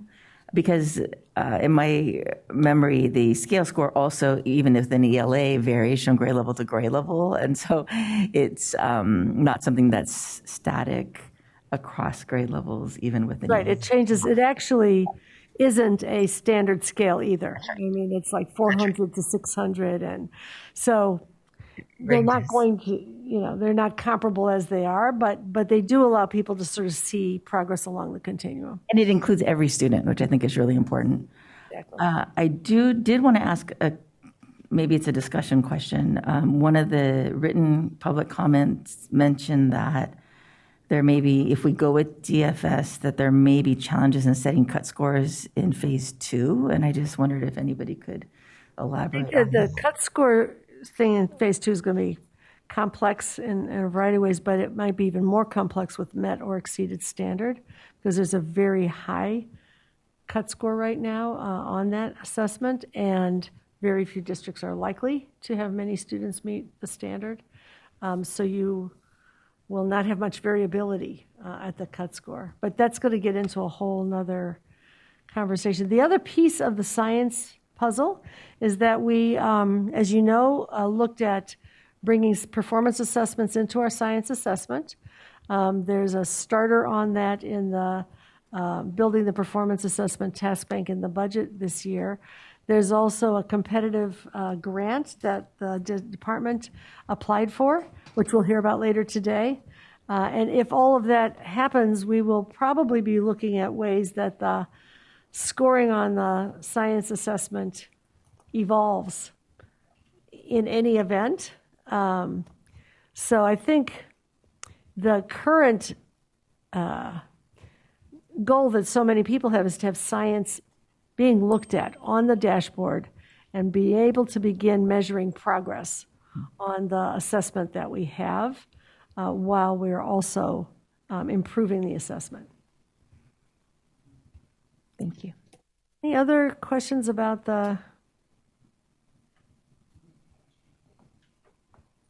Yes, Vice President Glover Woods. Oh, Member Lewis. It's somewhat in your explanation with your prior work with the professor before, but I would just like to know, I'm sorry, what some of the rationale was behind, that was behind his preference of distance from standard. If someone could. Cindy, do you want to speak to that now that we're in the conversation?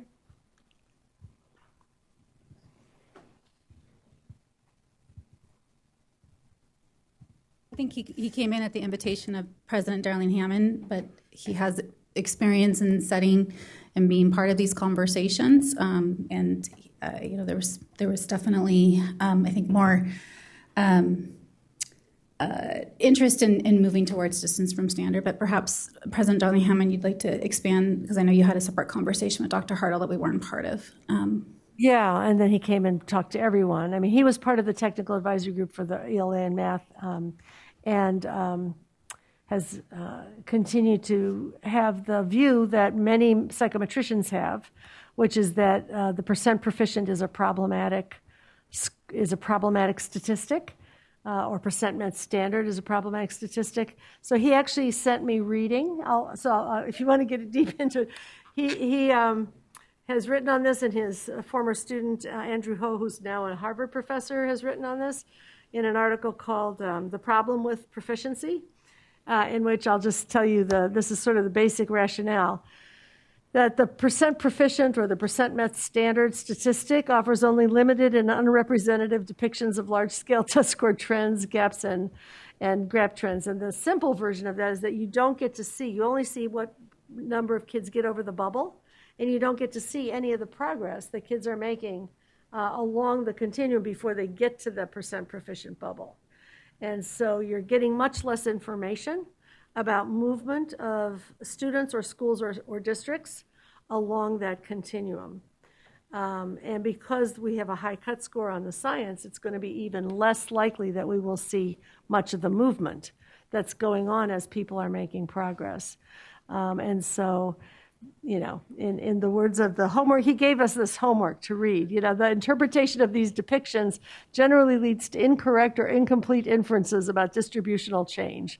So that's basically the rationale, that we would not get as much information about the distributional change that's happening if we use percent met or exceeded standard as our statistic, instead of being able to see whether people are moving, whether students, schools, or districts are moving along the continuum. And so that was the discussion when we did the ELA in math years ago, that there's a lot of discussion about what our metric was going to be, and that same discussion is, what people would bring to any psychometricians typically would bring to this test as well, and that he felt strongly about. And I agree that is, I think it's important for us. I think it also, as people have said, is you want, if science goes off in a different direction than math and ELA, and you're getting less information about science, then, you're not able to make policy decisions with as much knowledge of what's actually going on in the distribution of progress. We'll have other challenges with science, which you've already heard about. It's a different test. It's offered at different time frames. We won't have the same kind of growth metric. So that'll be for another future meeting. But in this sense, a simpler scale statistic would start from 0, where you just basically say, it's a 1 to 100 scale or a 0 to 100 scale. Your score was a 72 or an 80 or a whatever, and you could track it. But we've adopted distance from standard in ELA and math, which is another way of giving those same numbers, and that is the metric people are familiar with, and it seems logical to use that as the version of the scale score for science as well. Thank you. Yes, Member Olkin and then Member Yoshimoto-Tari.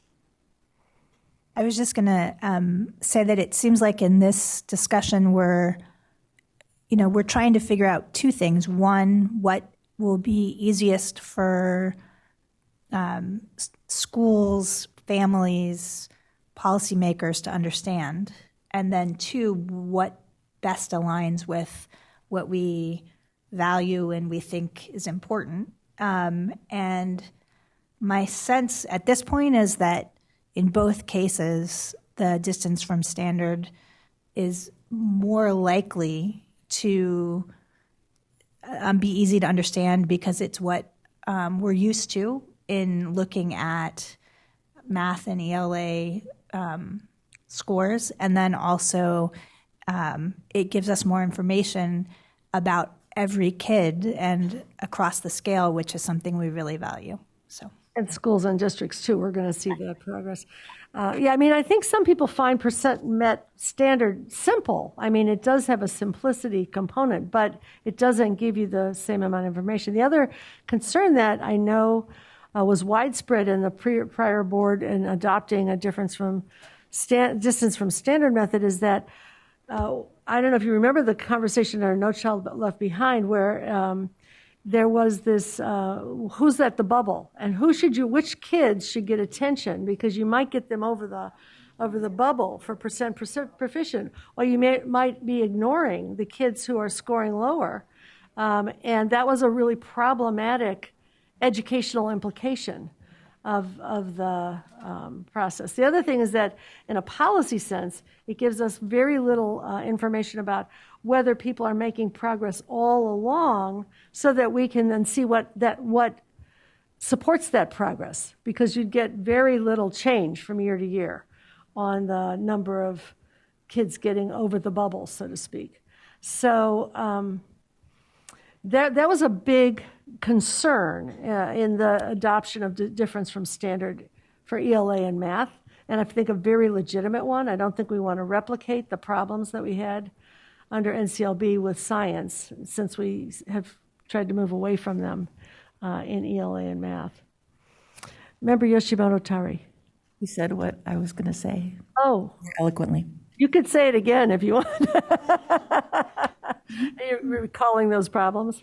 Yeah, it was just reminiscent of the practices that when the accountability system only looks at meets or exceeds, it encourages local folks at local level to really focus on that, just getting kids over the hump. And only working then with the kids who are close to the when there's intervention opportunities and maybe limited intervention opportunities, sometimes it only went to students that were just right there, as opposed to looking at the continuum of all students and supporting all students' movement. Yes. I think that is interesting coming into looking at all the data and the information at the PowerPoints. I had thought more of the percent met and exceeds, but during this conversation, I just see how much more productive it would be to have the standard methodology versus for policy, for focusing on intervention. Member Yoshimoto, I was going to say Allison, mentioned something very important where I think as an educator that when we look at data, we do look at that bell curve and we think about how we move students and not as a whole and focusing more on growth. So I do see your argument for that, and I'm inclined to go in your direction because I believe that would be most productive for students in the classroom and how we can target their needs. Okay, so we stand between ourselves and lunch, and we have 2 other decisions to make.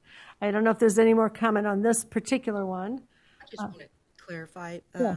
or just add to my comments, because I was feeling the same way as Member Orozco Gonzalez, kind of coming in and reading all the correspondence and the arguments from the different groups. But I too, as an educator, I think it's important that we see all students and that we have the best opportunity to intervene for those kids. And the percent met or exceeded the percent through our discussion and just reflection. I do believe the distance from standard provides a uniformity with the other academic indicators, and it puts the same focus on and on the information that will help us improve all students. So I would be more inclined at this point to lean toward the distance from standard. And I'm glad you mentioned that because I was thinking the same thing coming into this meeting. Mm-hmm. Yeah. So thank you for the discussion from everyone. Just making sure, Vice President Glover Woods. Well, I'm not going to reiterate, I think, what's already been said. We know that what's so critical for this particular metric and for the science indicator, one is that it is seen as important as English, language, arts, and math. 2, that it's going to be a metric that is valid and reliable. And 3, that it's going to provide guidance and information on how all students are doing so that decisions can be made both at the local level, at the county level, and at the state level to be sure that all students are successful in science. And I believe that's where the heart is for everyone. And based on our conversation, again, it has been said here at the dais, it's been said in some public comment, that really looking at option 1, that distance from standard methodology, will get us to those places, and it ensures that we keep the consistency as we have the methodology for English, language, arts, and math. And so for that reason, if it is okay at this time, I'd like to propose a motion on this portion of the item for us to adopt the option 1. Now, President Darling-Hammond, can I make a motion in pieces? I think we want to do 3 separate motions. 3 separate motions? Okay. It's complicated in its own way. Okay. So that being said, I move that we adopt the option 1 for the unit of measurement, which is the distance from standard methodology for the science indicator. Thank you. Any further discussion? All right. Do we need a roll call, or can we just do all in favor? All in favor say aye. Aye. Any opposed? Nay. Any abstentions? We have a unanimous decision on that one. Now, combining high school scores. The question is whether we want to report high school results in the current year or report high school results cumulatively. I think I heard a strong recommendation without any variation from that recommendation around reporting high school results in the current year. Are there other concerns about that? Member Escobedo. Just concerned about the accuracy of the results. If we do it cumulatively, right, we'll have a greater N. Is that correct? And perhaps see data that will affect the whole school in general. Mm-hmm.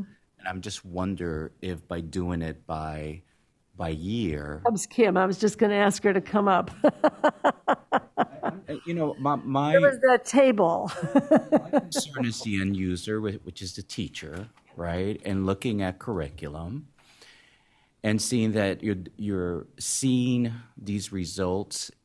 I don't want to say in isolation, but with a smaller number of students, right? I just wonder if they're looking at the data is not as accurate as seeing it cumulatively. And I think the data that we presented and shared would lead to those questions being asked, legitimately, right? Especially with that large gap between both for current year and cumulative that we saw. I think what we might be seeing, and that, obviously with more data and especially post-COVID data, right, in our patterns of high school testing as we move forward, that the participation rate probably for this year's test will be a little bit higher. So when we look at current year, the denominator is going to be any students who took the test in 10th grade, who took the test in 11th grade, and then all students in 12th grade who hadn't taken the test yet. That's our current year denominator. So in 2023, there were a lot of 12th graders who didn't take the test. However, when we look at cumulative, that is the cohort, right? The students who graduated in 2023. And for some reason in that cohort, there were more opportunities by the time they went to 12th grade that they took the test. So because they, scores were banked through. The difference that, and the educational partners and the advice that they shared with regards to those two differences, really everyone kind of teed back up to differentiated assistance. And when you see the results, and essentially looking at if that metric for science would be something that is banked, just like our CCI and our graduation rate. So making those, on the high school score kind of all based on one single cohort, or is it based on the students, like for English language arts, the students who just most recently tested that last year of science results, right? Regardless of what year they test.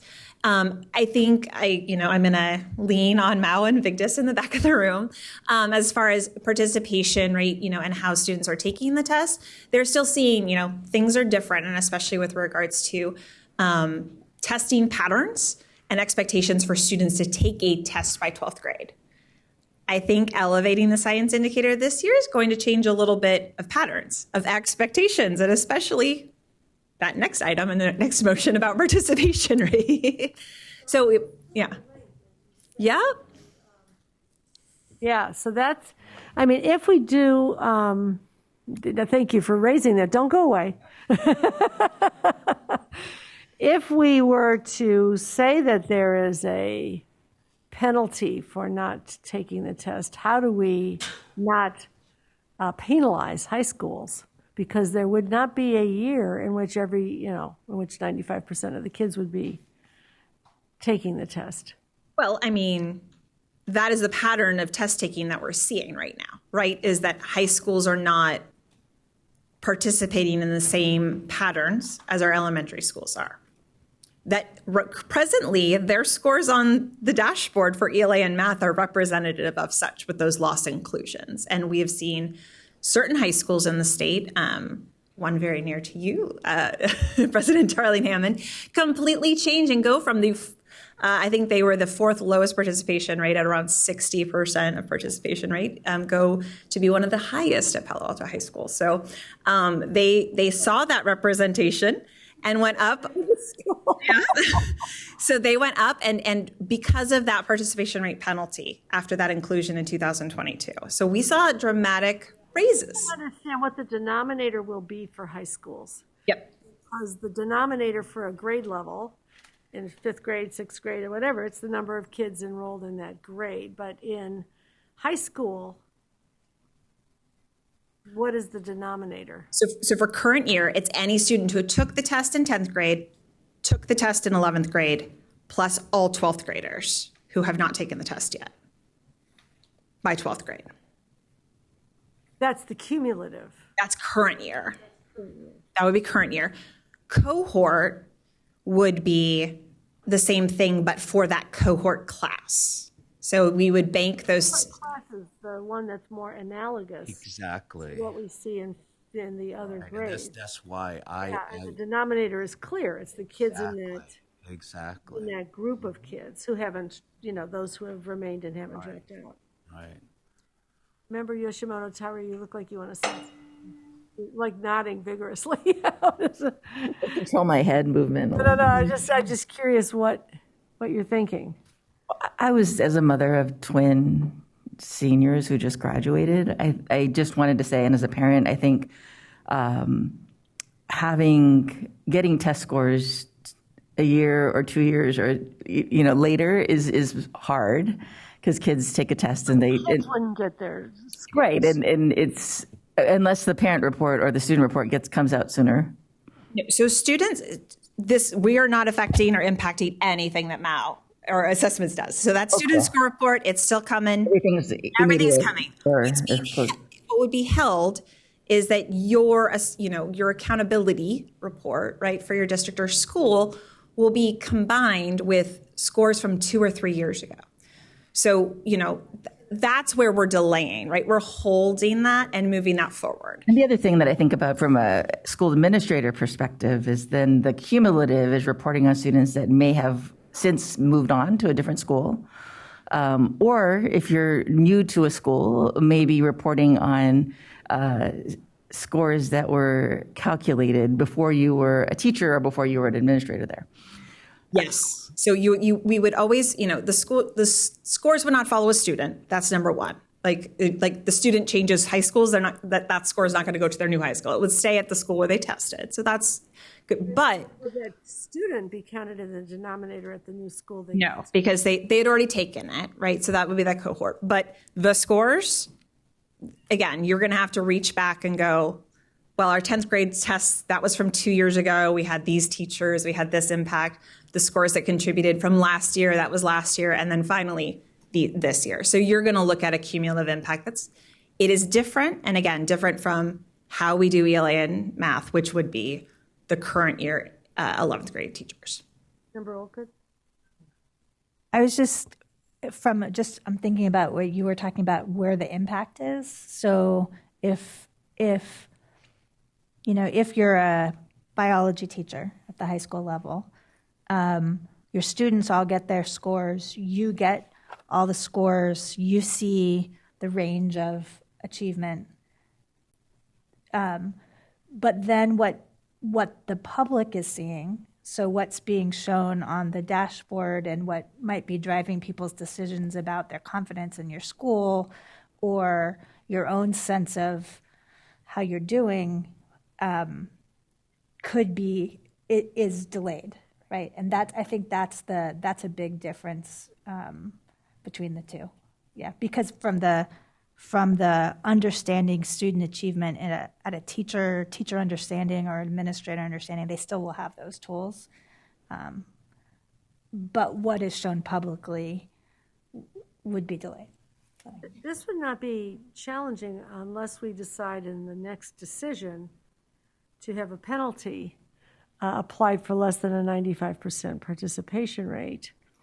Because I'm still trying to figure out what's the denominator. If you have Isn't it? It would still be. It'd be all kids in the 10th and 11th grade. No, well, so the denominator is. It's basically. I mean, I don't know why I'm trying to answer this. I take it back. You answer this. So and this is the big thing about science, and I don't want to harken back to those days, but we think about our old high school assessment that all students had to take, remember, and they had to pass it by 12th grade. That's what we're thinking about, right? We're thinking about with science, they have the opportunity for whatever operations happen at those school sites, for schools and LEAs, that determination to offer a test to students. They can take it in 10th grade, 11th grade, but in our expectations, right, it needs to happen by 12th grade. And so when, that is the expectation that is placed, right? I know that there's patterns of testing are really strong in 11th grade because it aligns with ELA and math, right? And opportunities to test. So most districts are testing students in 11th grade. However, if there's an opportunity for those students that don't test, right? Like maybe their science curriculum is perhaps, a little less, right? Schools are waiting. Maybe those opportunities to test aren't as available. Maybe they're in really inconvenient periods, right, for those students in 12th grade, and maybe that's why they're not taking it. So there's a lot of test taking, right, fun that, is, like I said, getting sorted out with all of that. But for purposes of the denominator, we're only going to count the ones that are, students for current year in 10th or 11th grade who opt in, right? So that's a 100% participation rate, right, for 10th and 11th graders, because all of the students tested who took it. And then, as I said, we're going to ask all the 12th graders to be entered in that denominator. And then only those that participate. The denominator is the people who actually have tested. In 10th and 11th grade. But not the rest of the 10th or 11th graders. Correct. Only the ones who opt in. Only the ones who opt in. And if you have gotten to 12th grade without testing, then you become a loss. And you become a denominator. Right. Well, and then hopefully you take that test, and hopefully we find out how you did in science. I think I get it now. I was trying to figure out how not to penalize the high schools unnecessarily, right? Okay. Thank you. So with that, Member Escobedo, did you want to does that answer your initial question? Yeah, it does. And I'm just curious why in ELA is 11th grade, there's no 10th, 11th, or 12th, and the same with math. But in science, they have a choice. And so when she said that ELA could, it's definitely a cohort that you're looking at, right? So I just want to make sure what they're proposing is essentially creates a kind of a cohort, right? Because it says whoever's in 10th or 11th grade who's tested gets counted. Mm-hmm. And then if you've gotten to 12th grade without having tested and you don't test this year, then you become part of the denominator that is the untested component, right? So it took me a little while to get it, but I think I get it now. And I'd like Dr. Malvang to talk a little bit about this, because I think it actually talks about the design of the test a bit more that may help directly respond to the ask. Thank you. Yes, for the science test, the recommendation is that the student would take the test when they have completed their last science course, right? So for that's why we don't pick a particular grade like ELA and math for them to take the test. And at the local level, they could take it at any one of those 3 grades. And then if by 12th grade they have not taken, they are registered to take it in 12th grade. Is there any more specific things that I could help with the cumulative or the cohort? I think that's really helpful. Thank you. Do we have a motion? Can we put the recommendations back up? Member Olken, are you? I'm happy to make a motion. Did you have a question, Member Ayapan? I'm sorry. I missed your hand, sorry. No worries. I was wondering then, would students have to opt in 10th and 11th grade on their own account to take the test? I think the way that a school is likely to organize it is going to be, encouraging students to take it at points in time. Okay, got it. Okay. Mal, did you want to speak to that? Yes. Pretty much that is a local decision once they determine when the student would have taken that last science course. Thank you. Member Olken, were you going to? I was gonna make a motion. So I move that we approve the option to report high school results in the current year. Is there a second for that? Okay, we have a second. Any further discussion of that motion? All right, all in favor say aye. Aye. Any opposed? Any abstentions? Were you an aye or an opposed? Okay, so one opposed, no abstentions, motion passes. Thank you. Please keep that slide up. We're going to move on to the third decision, participation rate. So do we include a participation rate within the metric, which means that you are experiencing a penalty if you do not have participation, right, at certain levels, or exclude a participation rate within the metric? I do have a question based on some of the conversation we just had a few moments ago, because I was more inclined to option one, which is to include a participation rate to, again, allow that consistency with ELA and mathematics and the expectation that taking a science assessment at some time in high school is important to do, especially looking at the chart that was given. I have a question, however, regarding, again, how that penalty would be looked at. And knowing that we have determined that we would be using distance from standard methodology, I know then we would be looking at thank you for flipping that, I believe it's the loss option for the lowest obtainable scale score, the loss score for a penalty. So my question is, how would that be determined at the high school in light of all of the conversation? It would be focused on the 12th grade students who didn't test. Okay, thank you. It's that cohort that was expected to test that didn't test. Okay. We need to bring up to the 95% space for the student group, school, and district. Thank you, Cindy. Thank you. Yeah, that's the piece that it just takes a little bit of doing to understand it, but it works out appropriately. Any further discussion or questions about this?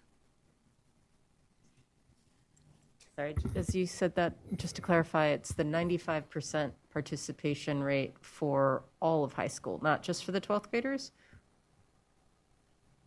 They would need to get up to 95% at the student group level, the school level, and the district level for that what you've now determined is a combined cohort.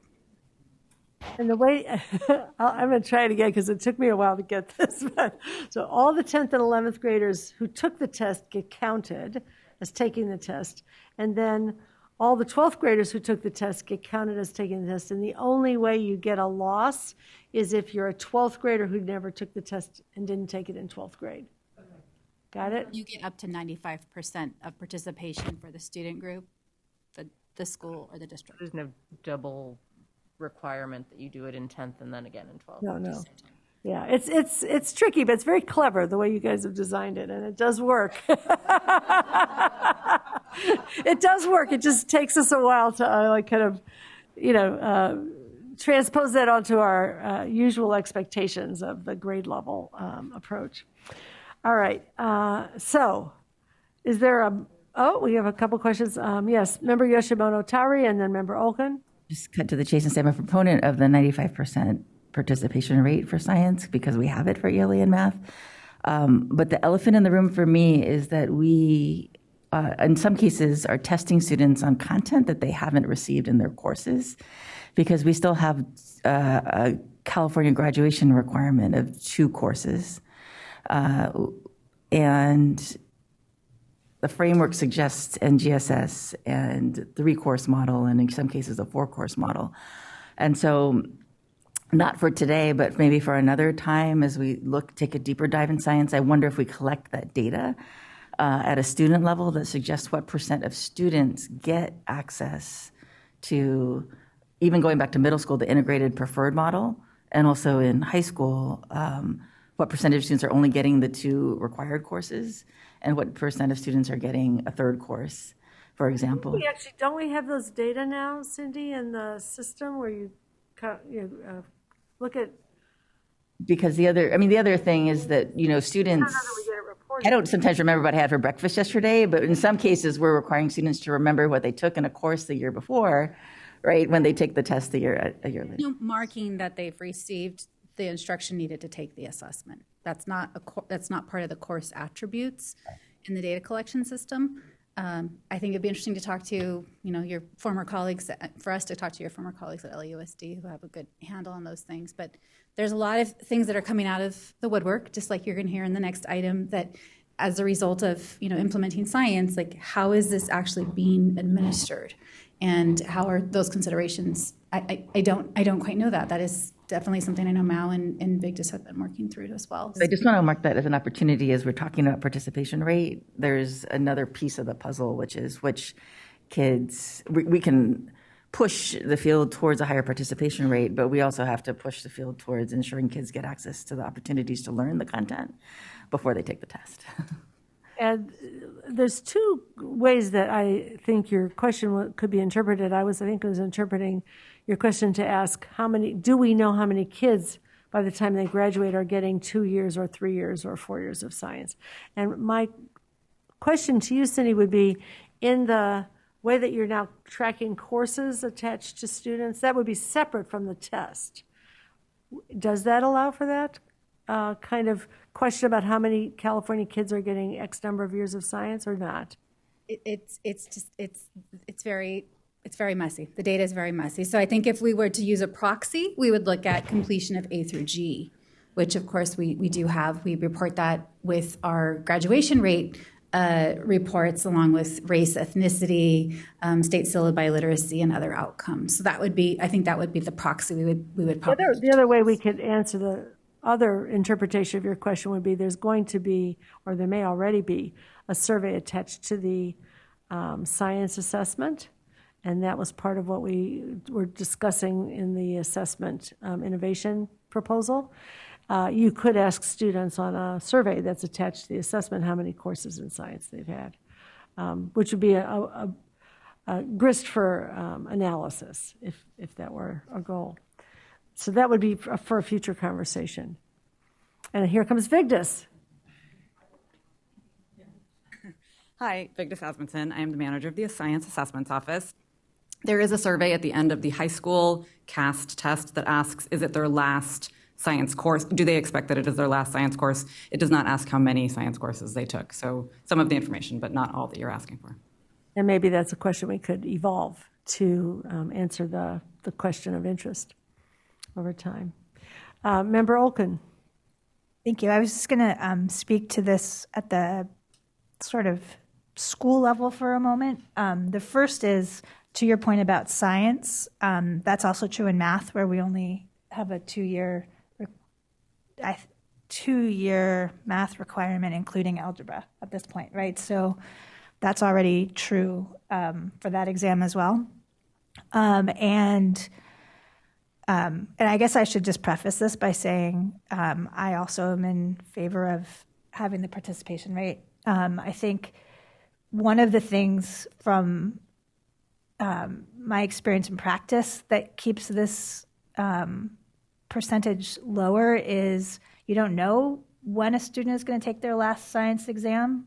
And so even if they answer yes on that survey, they might very well take another course in science. And so you're sort of waiting. And so if, we get to a place where we're saying in 11th grade, all students are going to take this, it would be at a school level to decide this, but I could see you set the time up, you set the schedule up in such a way that in 11th grade, all students are taking a science exam as part of their testing, the number will come up, especially if there's a incentive for it to happen. So, yeah. But it really is from a school perspective, in my experience, kids might be taking 2 science classes in their senior year.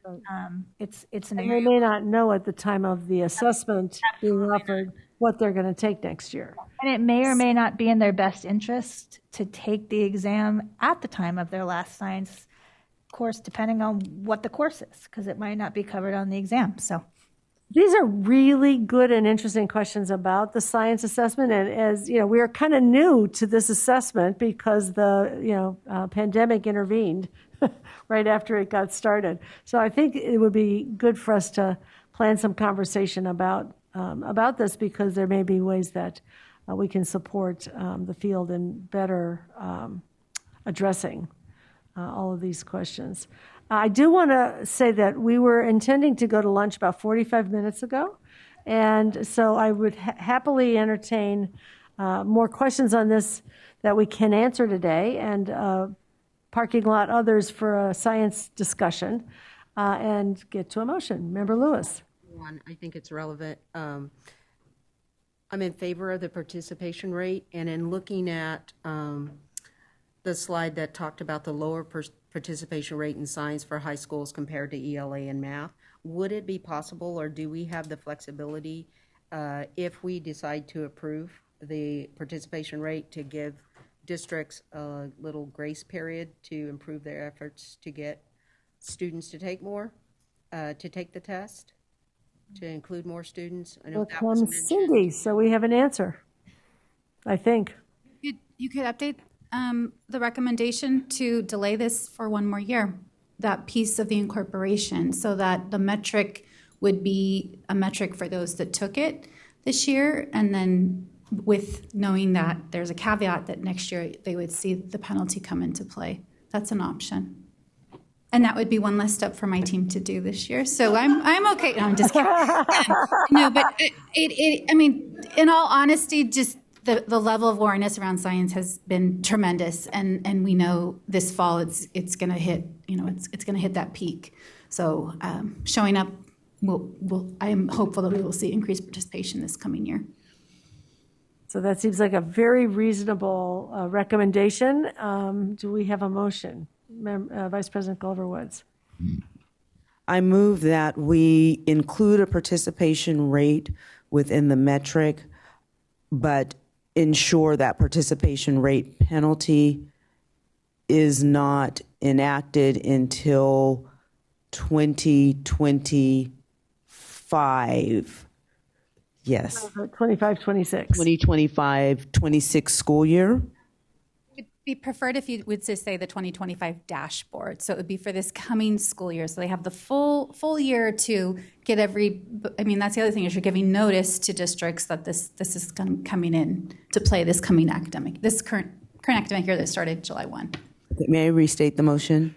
So if I understand what you're suggesting, it would actually be this school year. It would not be a grace year. It is a grace year, because what you'll see for this fall for 2024 is the 2023-2024. Got you. So we would not apply it retroactively to this past year. Another way of saying it, yes. Yeah. Mm-hmm. All right. Does that fit with your motion then? It does. It still, in my mind, it still gives kind of notice that this year is a year that the 24-20. Let me not do that, okay, because that's going to get us someplace we don't want to go. It will give a year before it hits the dashboard, and it allows high schools to know. And it will be in effect for action this year in the schools, but it will hit the dashboard for this coming school year in 2025. Yes. All right, just want to be sure everybody's got the dates and feels comfortable. So I can restate if it's helpful. I think we're okay. Okay, all right. Unless there's a opposition to that. Do we have a second to the motion? All right. Do we have any further discussion on the motion? All right. All in favor, say aye. Aye. Any opposed, say nay. Any abstentions? Motion passes. Thank you. Thank you to the team. Oh, we have one more. Oh, I'm ready for lunch. Right. In addition to the science indicators determinations, the CDE recommends that SB adopt the eligibility criteria for the LCFF support determinations for the 2024 dashboard. Member Glover Woods. I move that we accept the recommendation as stated. Is there a second? Thank you. Is there further discussion of the motion? Seeing none, all in favor say aye. Any opposed say nay. Any abstentions? The motion carries. Thank you. Now we can applaud our. We will adjourn for lunch, and we will return in about a half an hour at 2:10.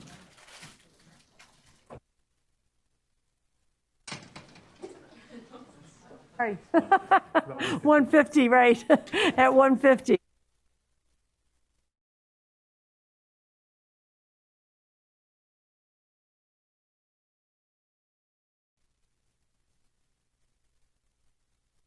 So the board is reassembled, and I would like to reconvene and take up item 3, which is the update on transitional kindergarten students and changes to EL identification and English language proficiency testing.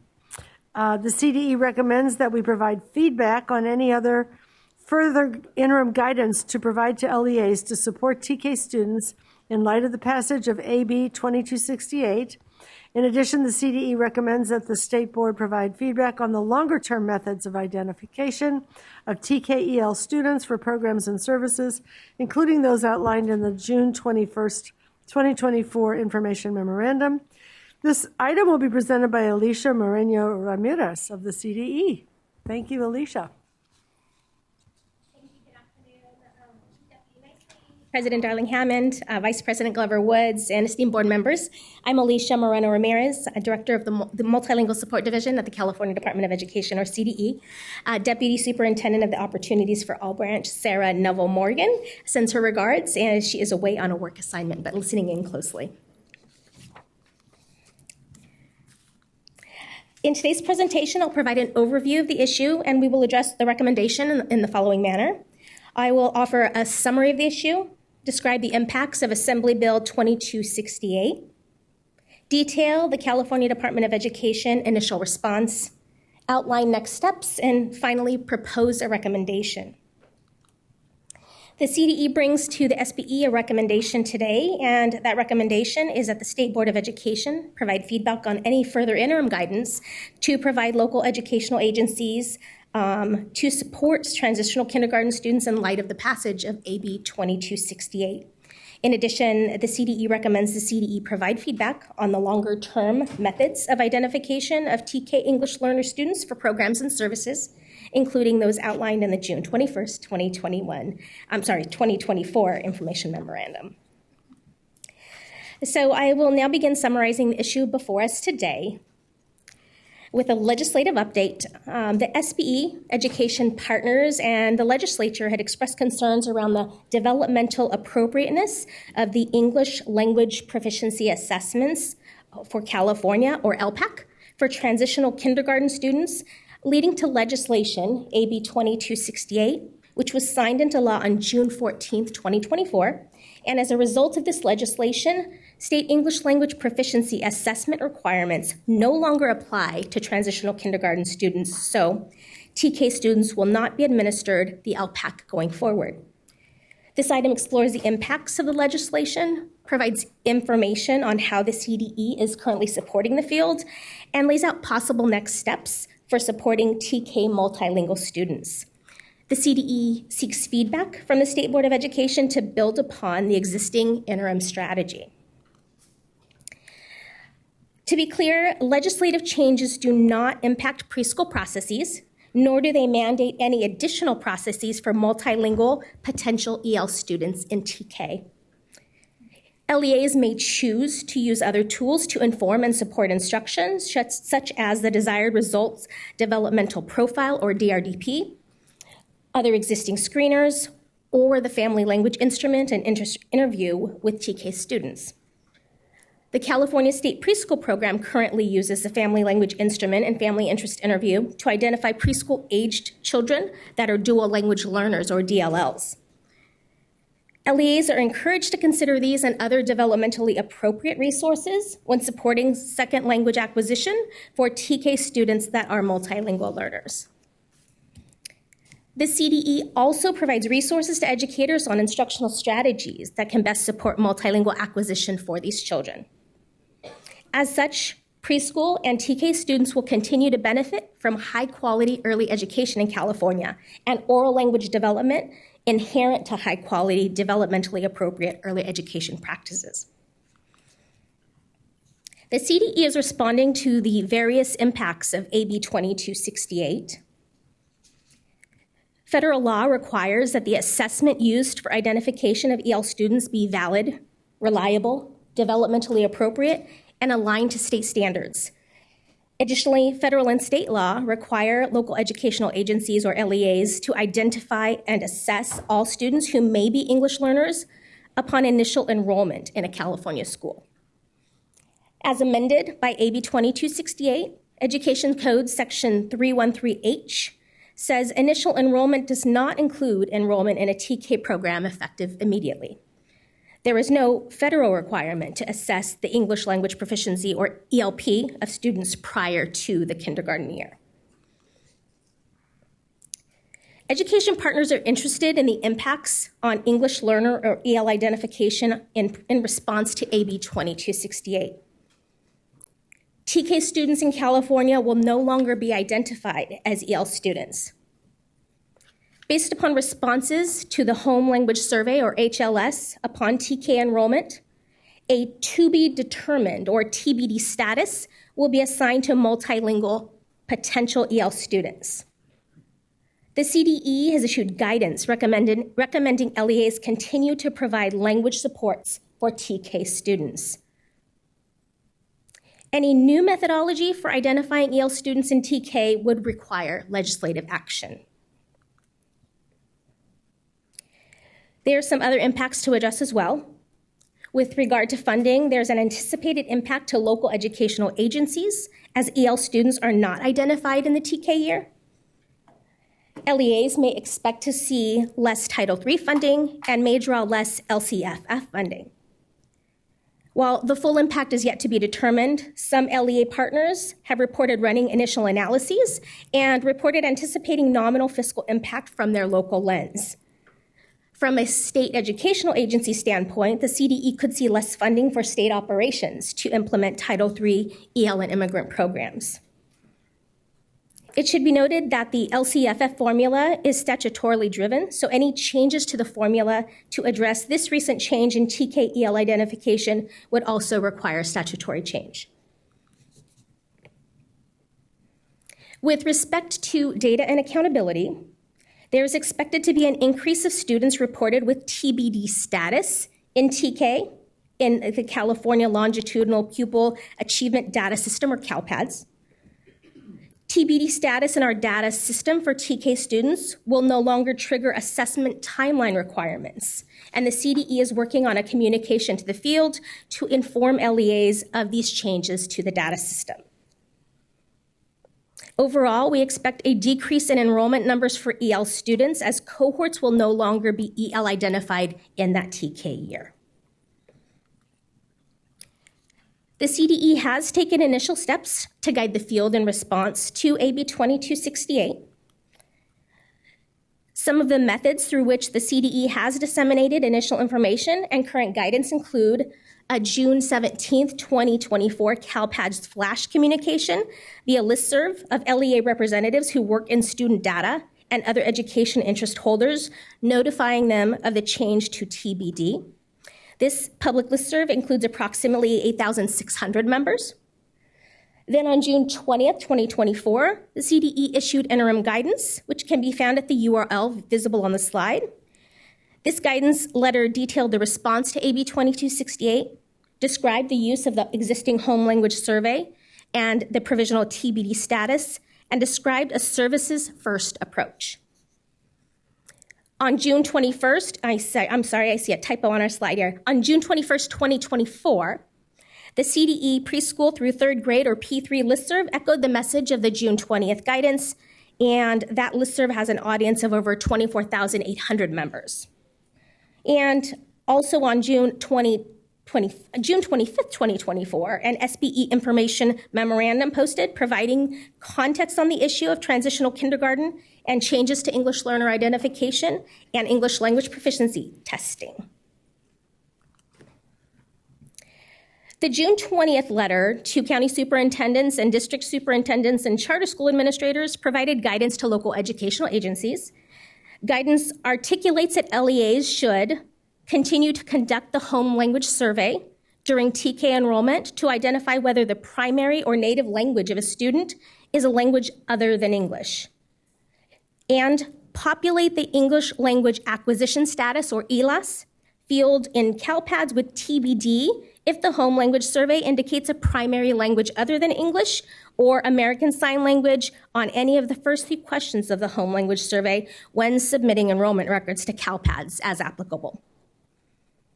This guidance is intended to support LEAs in preliminarily or provisionally identifying potential EL students in TK. Students would need to be tested for English language proficiency in kindergarten in order to be EL identified for federal and state and accountability purposes. While labeled interim, this guidance would hold unless future legislative changes were introduced. The CDE remains committed to ongoing support for LEAs and students with pre-identification of possible EL students in TK. With a focus on best practice, the CDE recommends a services-first approach in which LEAs provide language supports to TK students as appropriate. This recommendation is aligned to the mission of California English Learner Roadmap Policy to affirm, welcome, and respond to a diverse range of strengths, needs, and identities of multilingual learners. LEAs may choose to use other tools to inform and support instruction, such as the Desired Results Developmental Profile, or DRDP, other existing screeners, or the Observation Protocol for Teachers of English Learners, known as the OPTEL. In addition to CDE guidance already made available, the CDE continues to engage with education partners to disseminate information and elicit feedback around other guidance in service to LEAs. For example, on June 20, 2024, the CDE apprised the Regional English Learner Specialists, or RELs, of the changes associated with the signing of AB 2268. The RELs are an important part of the statewide system of support and are preparing to provide regional technical assistance. On June 20th, 2024, CDE's Assessment Development and Administration Division conducted an assessment interest holders meeting where they shared the guidance to representatives of education partner organizations such as AXA, CSBA, CTA, and others. And in August 2024, the CDE is preparing to convene the Bilingual Coordinators Network to share updates and elicit input on additional guidance needed with leaders and education partners in the English learner space. I will now describe next steps taken by the CDE in the short and long term. In support of LEAs and California's young multilingual learners, the CDE is taking the following action: collaborating with the RELs to create a frequently asked questions document, initiating the development of resources, webinars, and presentations to inform best practices to support multilingual learners in transitional kindergarten and assist with data and accountability considerations, eliciting technical assistance from the U.S. Department of Education to further explore options relevant to TK students and EL identification. The CDE also recognizes the interplay between the parallel approaches to identification of dual language learners, or DLLs, in California state preschool programs and EL students in K-12 programs. However, further exploration is necessary as DLL and EL identification are 2 distinct processes leading to different implications for students. Principle 4 of California's English Learner Roadmap Policy elevates the critical need for alignment and articulation within and across systems. As applicable on this issue, this principle entails supporting the strengthening of alignment between preschool, TK, and kindergarten, development and communication around a webpage to address the topic of TK multilingual learners, the shift away from LPAC and existing best practice, resources to support instructional capacity of early educators to respond to the affordances and needs of multilingual learners in TK, and support for LEAs around potential data sharing between preschool and TK kindergarten, especially as it relates to the intersection of dual language learner identification and multilingual learners in TK. Over the long term, the CDE endeavors to articulate a manner for screening potential EL students in TK to utilize Title III funding within the parameters of Title III law. Determine what a potential new process might look like in the future to formally identify TKEL students within federal Title III guidelines, including the need for developmentally appropriate tools. Federal law requires that the assessment used for identification of EL students be valid, reliable, developmentally appropriate, and aligned to state standards. The CDE has identified several options to support the identification of EL students in TK, including adapting a California ELP initial screener specifically for this purpose, approving an existing screener used by other states, including but not limited to screeners or assessments used by states in the WIDA consortium, or developing a new ELP screener and assessment for California TK students. It should be noted, however, that when it comes to the second option, if California were to attempt to approve an existing screener or assessment used by another state, such as those in the WIDA consortium, it would not just be a matter of joining the consortium, as WIDA assessments are aligned to WIDA ELD standards, which are different from California ELD standards. Developing a new EL identification process for TK would likely be a multi-year process because identifying or developing an assessment for use in California is neither a quick nor easy task. While the CDE has identified various options, it's important to note that all of the options would require the following: funding for validation or alignment studies for existing screeners and assessments, or funding for the development of a new screener or assessment for TK students, and resources and training to fully support implementation in the field. With the robust discussion surrounding TK, SBE members had expressed an interest in examining ELP assessment of kindergarten students with the LPAC. Per state and federal law, LPAC remains the valid, reliable, and consistent ELP assessment for kindergarten through grade 12 and is based on California ELD standards for those grades. There's no legislation similar to AB 2268 that would alter existing law regarding assessment of kindergarten students with the LPAC. And with that, I will now restate the CDE's recommendation. The CDE recommends that the SBE provide feedback on any further interim guidance to provide LEAs to support TK students in light of the passage of AB 2268. In addition, the CDE recommends that SBE provide feedback on the longer-term methods of identification of TK students for programs and services, including those outlined in the June 21st, 2024 information memorandum. Thank you for your consideration. At this time, I welcome any clarifying questions around the work presented today. Thank you so much. At this point, we are going to open the phone line for public comment. If you could put that up so that people can start to queue up. Members of the public wishing to provide comment on this item may do so in person or by calling the telephone number and using the access code provided on the slide that is shown now. While we're waiting for members of the public to queue up and call in, I want to ask our liaisons, Member Escobedo and Member Yoshimoto Tauri, if they have any initial comments, and then we'll take any clarifying questions from the board, and then we'll go to public comment. Member Escobedo? As we discussed in our previous meeting, we all discussed the developmental appropriateness of LPAC and TK, and personally, I'm happy this law came up. But the issue is how do we begin to offer appropriate services for our TK students at their level? And, looking at that continuum, there should be a continuum with what happens at preschool to TK and kinder. And that is something that I definitely would like to study further. I appreciate, our conversations and working through all this. I hear from many of my former colleagues that this is something that the field is embracing and looking for further guidance, obviously, on what are those appropriate instructional strategies for English learners / dual, language learners. And I think that clarity we need to have more clarity between those two terms. I don't want to create confusion out in the field, because those two terms do have different implications, right? So I just want to make sure that we have some exact information for the people out in the field.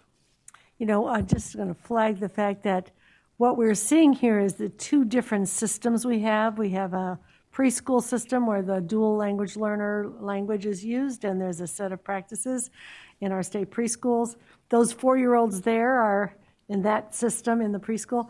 The TK is now part of the TK through 12 system, which is more constrained by federal policy and has a set of other historical, statutory differences and so on. So just to flag the fact that what we're going to need to do is bring these systems in alignment in the ways that are most developmentally appropriate for the children. So it's going to be an interesting process.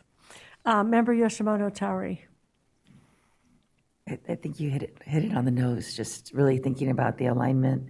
And for students that go through our preschool programs and they're age 4, they should have equal opportunity compared to the students that choose to go to TK.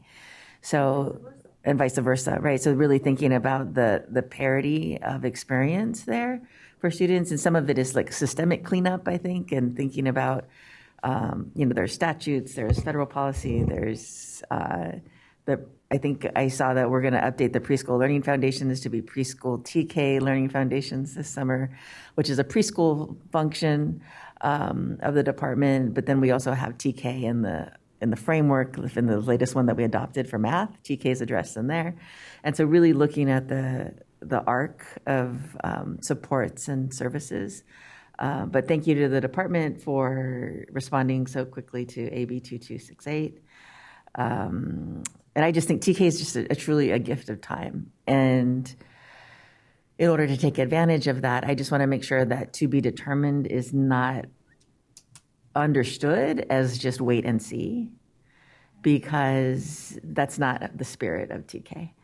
And so I think there's been a loud call for non-interim guidance before school starts to make another call out there to be really clear with districts about what other opportunities. And, teachers know, based on home language survey and talking with students and parents, what sort of EL supports a student might need, whether we call them ELs, whether potential ELs, provisional ELs, dual language learners. Teachers have that knowledge to understand what kind of support students need. So I think it's imperative that we provide guidance to make sure that happens. I think that part of what you're referring to is the distinction between instructional guidance and what is part of an accountability and reporting system. And those, and we don't want TBD to be the instructional takeaway, right? And it hasn't been, and hopefully won't be. And you did offer some guidance to the field about that. So that cues us up well. Are there any clarifying questions that people have before we go to public comment? Seeing none, we'll go ahead to public comment then. And we'll ask you to come back soon as that's over for our discussion. Thank you. So are there any speakers in the room? Yes, we have 5 speakers signed up. Cristina Salazar, Maria Morales, Andrew Avila, Lindsay Tornatore, and Leangela Reed.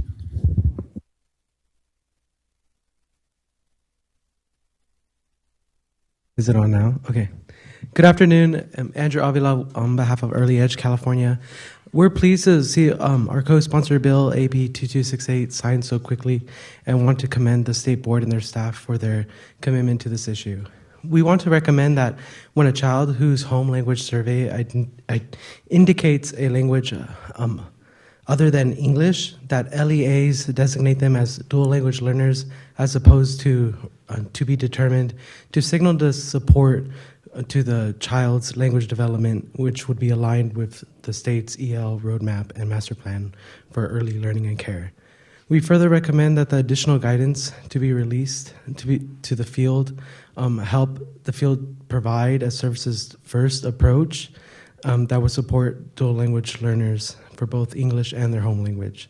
Lastly, we look forward to working in partnership with the State Board and CE to provide additional resources to the field and to help find the best policy solution in identifying and supporting multilingual children in California.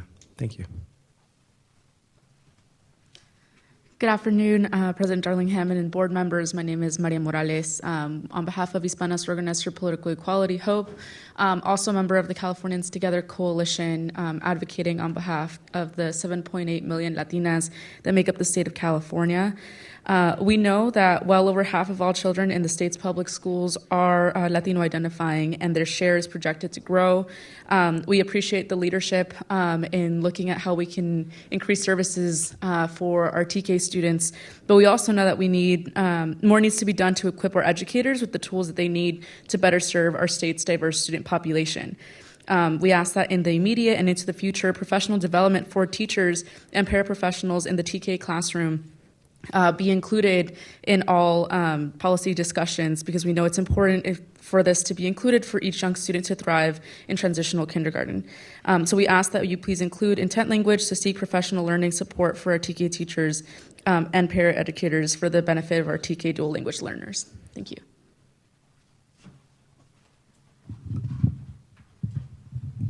Good afternoon, Cristina Salazar with Californians Together. I want to thank the comments on the TBD because that's one of our concerns for sure. But we are grateful for the continued use of the home language survey for students in transitional kindergarten, and we want to suggest two alternatives for classification for these students. One is with a home language, I jumped the line. So as cited in our coalition letter, there is an education code defining dual English learners, and the answers from the home language survey indicate a language other than English spoken by a child, and in the home meet that definition. Although the original legislation creating the definition was focused on preschool, these 4-year-olds in TK could also be enrolled in preschool. So one of the comments mentioned either or in parity there. In addition, the state universal preschool initiative includes transitional kindergarten, which again allows education co-language to apply to them. We urge a change the classification of TK students with language other than English from to be determined to dual language learners or provisional EL as suggested by Children Now. Thank you. Good afternoon, President Darling Hammond, Vice President Glover Woods, members of the board. Lindsay Tornatore on behalf of the California County Superintendents. We would like to thank the CDE and SBE staff for their quick response to the passage of AB 2268. In our letter, we highlight a variety of tools and screeners that LEAs are currently using to assess their students. We think a good next step for CDE would be to conduct an inventory of these existing resources and accompany this list with guidance for best uses, questions to consider in selection, and how these tools would meet state and federal requirements. Our request for timing would be to release this inventory in early spring of 25 to align with LEA's budget development timelines. The CISC ELA ELD subcommittee is standing by, eager to support the CD in this work. Thank you. Good afternoon, President Darling Hammond, Vice President Glover Woods, members of the board. Leangela Reed on behalf of the Small School Districts Association. I couldn't say it better than my colleague from the county superintendents. I just want to reiterate her point relative to thanking CDE and the State Board for the quick guidance, because the bill is an urgency clause and taking effect immediately. The more information, the sooner, the better it is for all involved. And also would like to really see what we have before we move forward with something else. So thank you very much.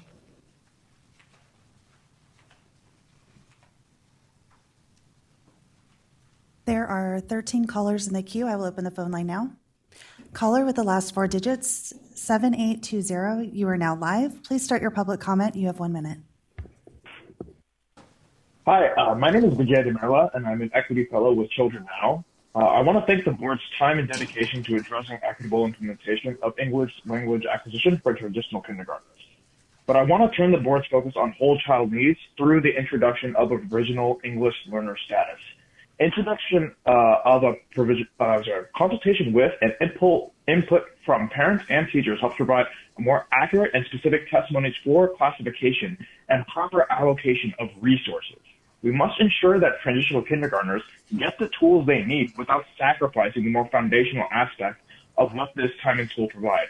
social and interpersonal experiences.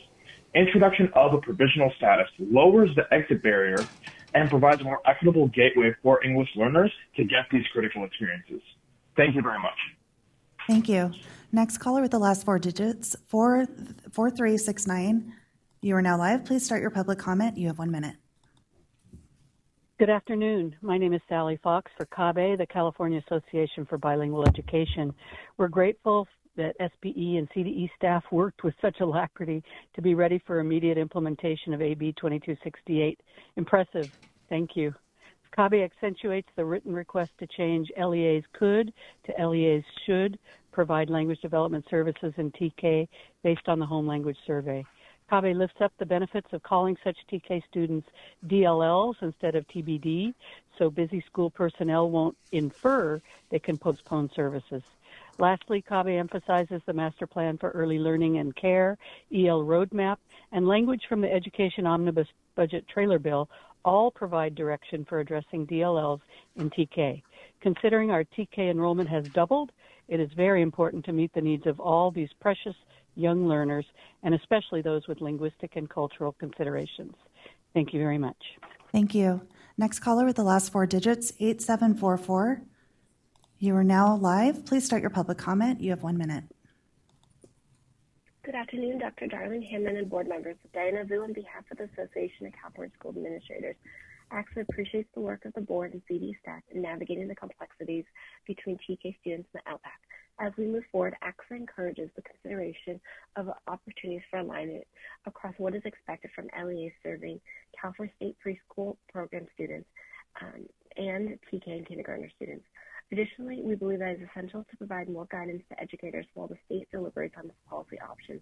We believe that clear direction from the state will help LEAs implement these changes effectively with minimal disruption. Thank you. Thank you.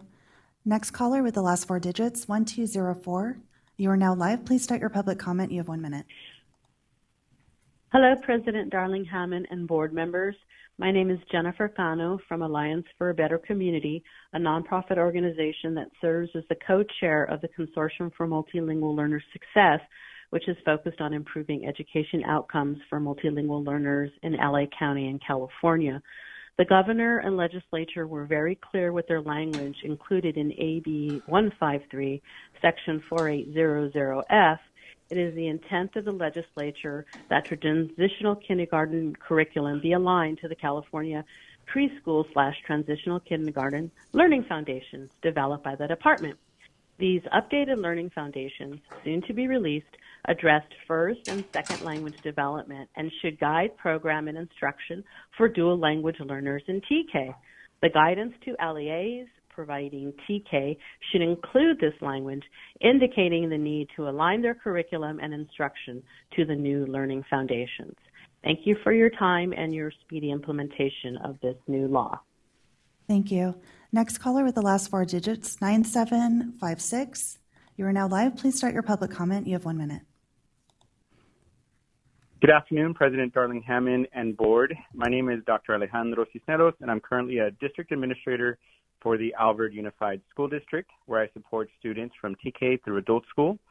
Prior to my role here, I've been a principal in elementary schools where I supported language development for TK students. And I'd like to express my concern with item number 3, services first language, that says that LEAs could provide targeted language development services.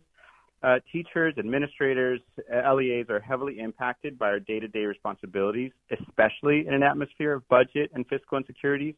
And having language that says we could do something is inevitably going to lead to these vital resources not being provided and students not being supported. Even those with best of intentions will prioritize mandates, and language that leads to nice add-ons will leave our youngest of students worse off. I respectfully request that the language be changed to a will or a must. Thank you. Thank you. Next caller with the last four digits, 6647. You are now live. Please start your public comment. You have 1 minute. Leticia Garcia on behalf of Riverside County Educational Leaders. We support the new state law to exempt TK students from taking the LPAC. As the board considers options on how to best identify TKEL students, we ask the board to focus on existing screeners and tools available to the field and ways in which LEAs can successfully use these options to provide services. We don't believe there is a need for the state to develop a separate assessment specifically for TK students.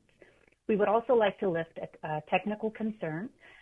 Currently, LEAs are required to assess and change the TBD identification in CalPADS within 30 days of TK enrollees. We believe that this is an issue for the fall and submission deadline. If LEAs have not resolved the TBD identification, we are concerned that this will create errors resulting in an LEA being eligible for differentiated assistance. Thank you. Thank you. Next caller with the last four digits, 4417. You are now live. Please start your public comment. You have 1 minute. Hello, President Darlene Hammond and board members. My name is Patricia Montes Pate from SEAL, a statewide nonprofit partnering with hundreds of schools to center multilingual learners. In my job, I'm regularly in TK classrooms. Recently, I was in a classroom where children were exploring the characteristics and habits of ocean animals. During circle time, the teacher asked them to name the animals, but one child remained silent until the question was repeated in Spanish. He then excitedly listed numerous animals, and it became clear that he had tremendous knowledge of ocean life and shared with precision and complexity in his home language. It's essential that teachers create environments that value bilingualism, allowing children to express their knowledge in both their home language and English.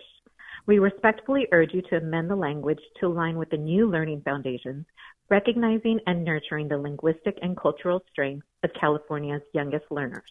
Thank you for your time. Thank you. Next caller with the last four digits, 8820. You are now live. Please start your public comment. You have 1 minute. Good afternoon. I'm Carla Santa Cruz, retired bilingual educator.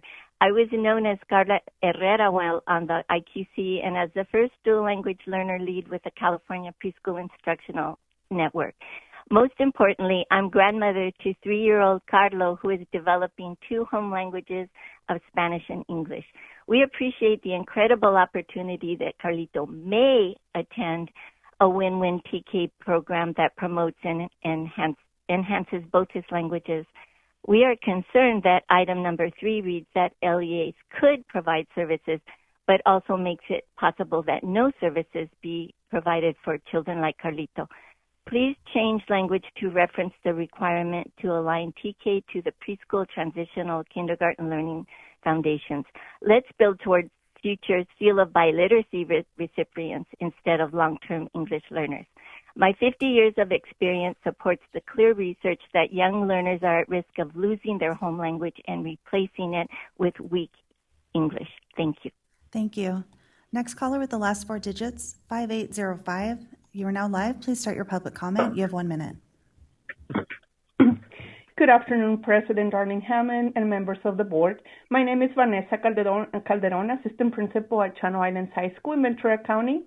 With my experience working with a large number of long-term English learners or student population at the high school level, I'm here in support of providing effective language programs in TK, which will include strong educator professional development, as well as resources for TK families to learn how to support language development at home. It is crucial for primary schools develop proficiency in their home language alongside English. TK programs can help students maintain and strengthen their home language skills while acquiring English proficiency and preventing language loss that we often see at the high school level. Dual language proficiency not only enhances cognitive flexibility, but also preserves cultural identity and fosters inclusivity within our diverse communities. If our goal is to support our Global California 2030 initiative, we must provide a robust TK program to our future multilingual students in California. Thank you. Thank you. Next caller with the last four digits, 7995. You are now live. Please start your public comment. Happy summer to all. It was so great to hear that TK has doubled. Thank you so much for sharing, and that makes this conversation even more crucial. My name is Patty Chavez from SEAL, and we thank you for exempting TK from LPAC. And we hope that we're going to continue to address the language needs of our dual language students and those from non-English speaking homes. In a SEAL classroom, Connection between home and school is crucial. We create an environment where students see themselves, their culture, their language, and it's represented and celebrated in every aspect of their education, even while they're role-playing, interacting, and using their words. It's a beautiful implementation of the EL roadmap. Because we honor home language, parents are involved and engaged. That's what we want. And while you should really hear the students' vocabulary, it's language-rich in both languages. We respectfully urge you to amend the language to align with the new learning foundations, recognizing and nurturing the linguistic and cultural strengths of our youngest learners. Thank you so much for your time, your dedication, and for your consideration. Thank you. Next caller with the last 4 digits, 9191. You are now live. Please start your public comment. You have 1 minute.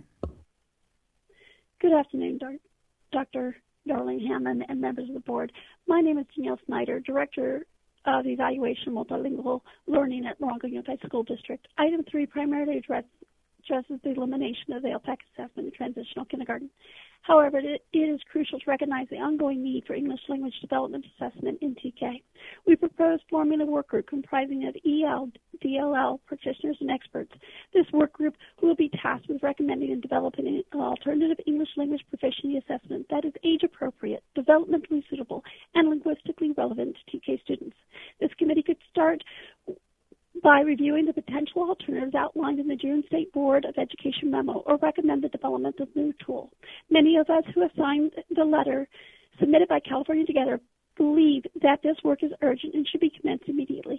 We offer our support to the board and the department and are ready to partner with you. Thank you for your attention to this matter and your commitment to supporting the needs of our EL and DLL students. Thank you. Next caller with the last 4 digits, 8256. You are now live. Please start your public comment. You have 1 minute. Hi, this is Robert Manwaring from Children Now. I want to thank the board staff and the CD staff for the detailed memo on this and the extensive work that they've done on the topic. In terms of where Children Now stands on these things, we find the TBD determined identification as an insufficient to ensure that students with language development needs get the service that they need to thrive, while at the same time not over-identifying students. CDE recommends creating a provisional English learner status that would use not only the home language survey, but also teacher-educator input, parental input, and the local assessment tools that the county superintendent suggests are out there. In addition, we have concerns that this not impact LCFF supplemental and concentration funding, and suggest that one option might be to create a proxy for TK's unduplicated count that would use the kindergarten unduplicated count. This approach would ensure that districts don't receive a reduction in funding because of this change in policy. There's as much as a $5,000 per unidentified EL student at risk. Thank you. Thank you. Next caller with the last 4 digits, 9795. You are now live. Please start your public comment. You have 1 minute. Good afternoon, President Darling Hammond, Vice President Glover Woods, and board members. My name is Laura Silva from Washington Unified in Fresno. I want to echo the sentiments shared by providing explicit guidance that's aligned with state policy like the EL roadmap and the master plan for early learning and care be centered when providing feedback on the interim guidance. As stated before, I also support those elevating concerns with the language stating LEAs could provide targeted language development and services, and respectfully urge you to consider including the language that already exists in our state policy and existing guidance so that we have alignment across policy, resources, and LEAs are best positioned to serve our youngest students. Thank you so much. Thank you. That concludes public comment for item number 3. Thank you so much. At this point, we're open for board discussion on the item. And let's see what folks want to take up. Yes, Member Roscoe Gonzalez. This is a large item that I think that we've had in discussion several times. As a teacher, I recognize the importance of accurately identifying and supporting English learner, students at the earliest stages of their education. The exemption of TK students from LPAC assessments is a significant change, and I value the city's proactive approach in providing guidance and support to all the LEAs. It is crucial to ensure that all the TK students receive the language support they need. And I look forward to seeing the development of new methods for identifying and supporting the potential EL students in TK. I exceptionally think the services first approach and ongoing professional development for educators will be key in successfully implementing these changes. Transitional kindergarten is a critical period for students to develop both social, emotional skills and academic foundations. Implementing this approach and providing language support to all TK students will yield significant benefits as the students advance through their education. I think using the home survey will cause the least disruption to local procedures and require minimal additional training and resources, which I think sometimes as an educator, we look into what we currently have. However, as the first year of implementation progresses, will the CDE review existing tools and provide guidance on how the LEAs might incorporate other available screeners? The last part, which I thought how through this first year of implementation progresses, will the CDE review existing tools and provide guidance on how the LEAs might incorporate other available screeners? Thank you for the question. There is intent of the CDE to continue to explore screeners. There was an additional review of screening tools that are currently available that were included in the June memo, so we'll continue to pull that thread. Thank you. Yes, Member Patillo Bronson. Also, adding my appreciation for both the swift action by the governor and the legislature to move on this issue, as well as the department's focus on services first. I think also the use of the home language survey as a readily accessible, useful, and also widely understood instrument is a smart way to leverage something that is already within the toolkit. I guess I have a couple of questions around LCFF implications and how, if, for example, we went the route of provisional status in place of TBD status, and I'll say from the outset, I think that holds a lot of draw rather than having sort of the ambiguity of TBD status out there for the reasons that Board Member Yoshimoto Tari already laid out. If we were to go that route, would that enable school districts to still earn LCFF supplemental and concentration dollars, or would some further action be required? I believe further action would be required there. Is that legislative action? Is that? As I understand it, yes. And then for federal purposes under Title III, that has to go through the full peer review and peer assessment process to actually qualify over the longer haul. Is that correct? In order for a student to generate or contribute to the state pool of English learner generated funds, there would have to be a formal identification process. I'd also love to clarify that the suggestion of the TBD status in the K-12 setting, formerly the TK-12 setting, currently the K-12 setting, it does entail services. So there is a services first approach. So if you have a student with a TBD status, they are to be served with English learner services unless that ELP assessment comes back to demonstrate initial fluent English proficiency, and then you continue services if they are identified as English learner. So I hope that's helpful as well. I guess the related question is, what would be the department's view around the should versus sort of may, the permissive language that's been proposed, and what would the rationale be for not moving to a more mandatory verb there? I appreciate the question, and I know that that is a bit of a tension in this larger conversation as we think about how to support multilingual learners. The new law, the statutory change ultimately removed the requirement to test, and it also didn't create any new requirement to provide services. So without that authority, there is no requirement to provide services, but we recognize at the CDE the importance of provision of services, and therefore we wanted to make sure to encourage the field and to offer guidance to that of that nature.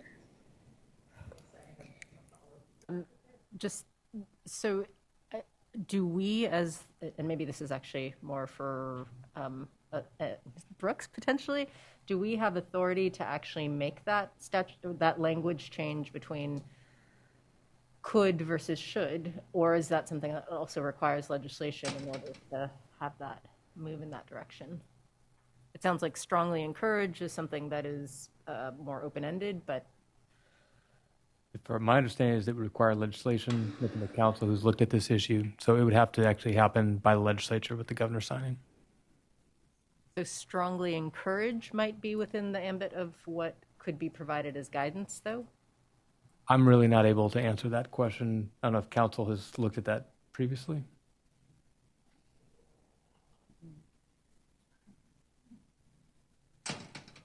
I will say when we developed the guidance letter, we are very much leaning toward how much can we, how much can we lead in that direction?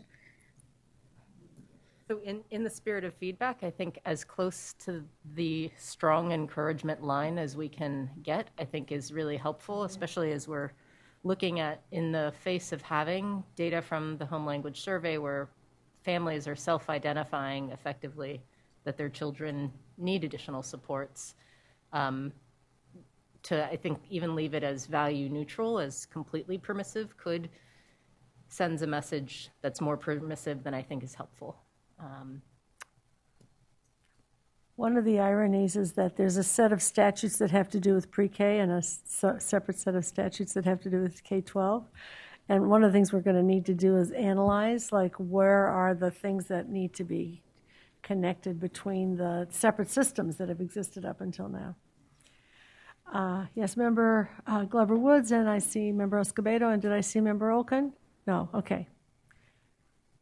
I had, I believe I still do have two questions, but I want to kind of tag team on to Member Patillo-Bronson's statement of if there is a way to lean in heavier from could, I would strongly support that, most definitely.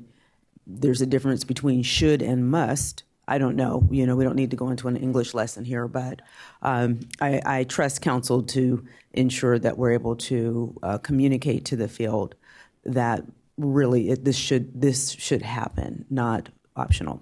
So anyhow, let me go to my questions. I actually just have one now that I'm thinking about it. There has been some comment and some thinking as far as the designation for the TK students from a TBD to perhaps using the dual language learner or DLL designation, such as what's used for the state preschool students that are identified. So my question to you is, can you share what the identification process is to determine that a state preschool student is a dual language learner? What are those steps that are utilized to get to that designation or identification? In order to best articulate the process, I'm going to call up Director of the Early Education Division, Stephen Profiter. Thank you.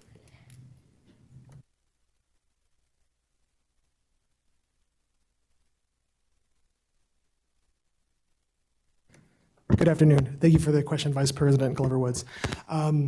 The process involves what's called a family language survey, or a home language survey, and in order to be identified as a dual language learner, the family must respond to a language other than English to one of three questions. One is, does the child hear another language besides English in the home? Does the child speak another language besides English? Does the child understand another language besides English? If the answer to any of those questions is a language other than English, or yes, then the child is identified as a dual language learner. Okay, so thank you. So what I'm hearing is that in order to be identified as a dual language learner, it's utilizing that family language survey, as you explained, but there aren't any additional observations the teacher is making or are there additional things that are done to make that designation, or is it just the completion of the survey? It's just the completion of the survey. However, if the child is identified as a dual language learner through that process, there is a follow-up survey, language and interest survey of the child that asks a variety of questions, including things like what kinds of books does a child like, and there's other questions. Believe that's, I don't know if that was attached included in the memo, but we're happy to share that if that's if so desired. Okay, so once they're identified as a dual language learner, then there are some follow-up things that are done. Okay, thank you. That helps to clarify. I appreciate that. Thank you.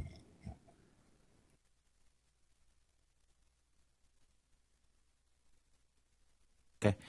It's my understanding that the DRDP also assesses language levels. Is that correct? At preschool, and I know in preschool there's a plethora of assessments that the preschool teacher administers. Is that correct? I would defer to Lily Moffat. However, what I would say is I think it serves a little bit of a different function than an English language proficiency assessment, as would be expected in preschool. But it does take inventory of students' I think use of language and their strengths in language. Lily, would you like? And I guess my next question is what structures do we have in place so that the TK teacher receives all of that data?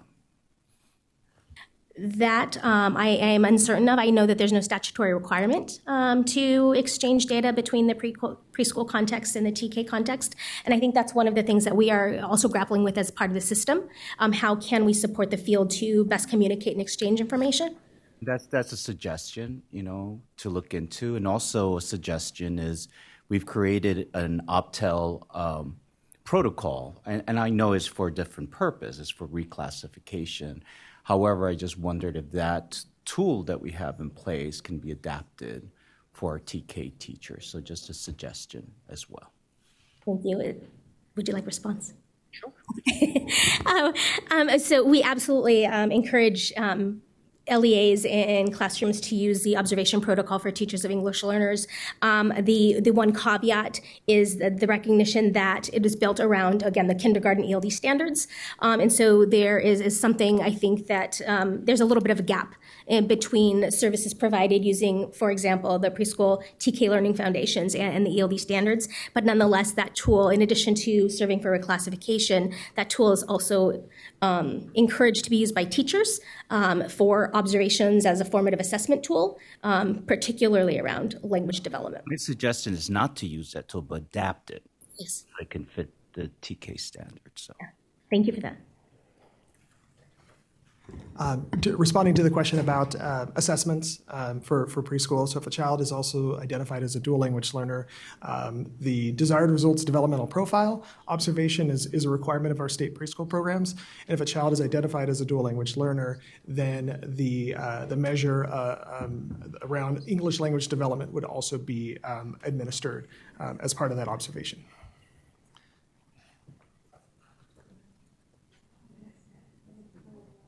Sorry.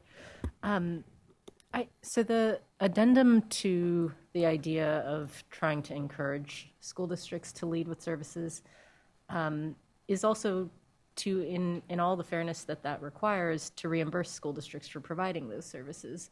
So I just want to make sure that I'm lifting up both the feedback of wanting to encourage as strongly as possible that school districts provide as much language support as possible, and to the extent possible within LCFF strictures, if it is, for example, the Children Now proposal around using data from the kindergarten population as to what the EL percentage is, something that enables reimbursement for the cost of services alongside the encouragement to provide the services. And I just think that's obviously fair and that's real.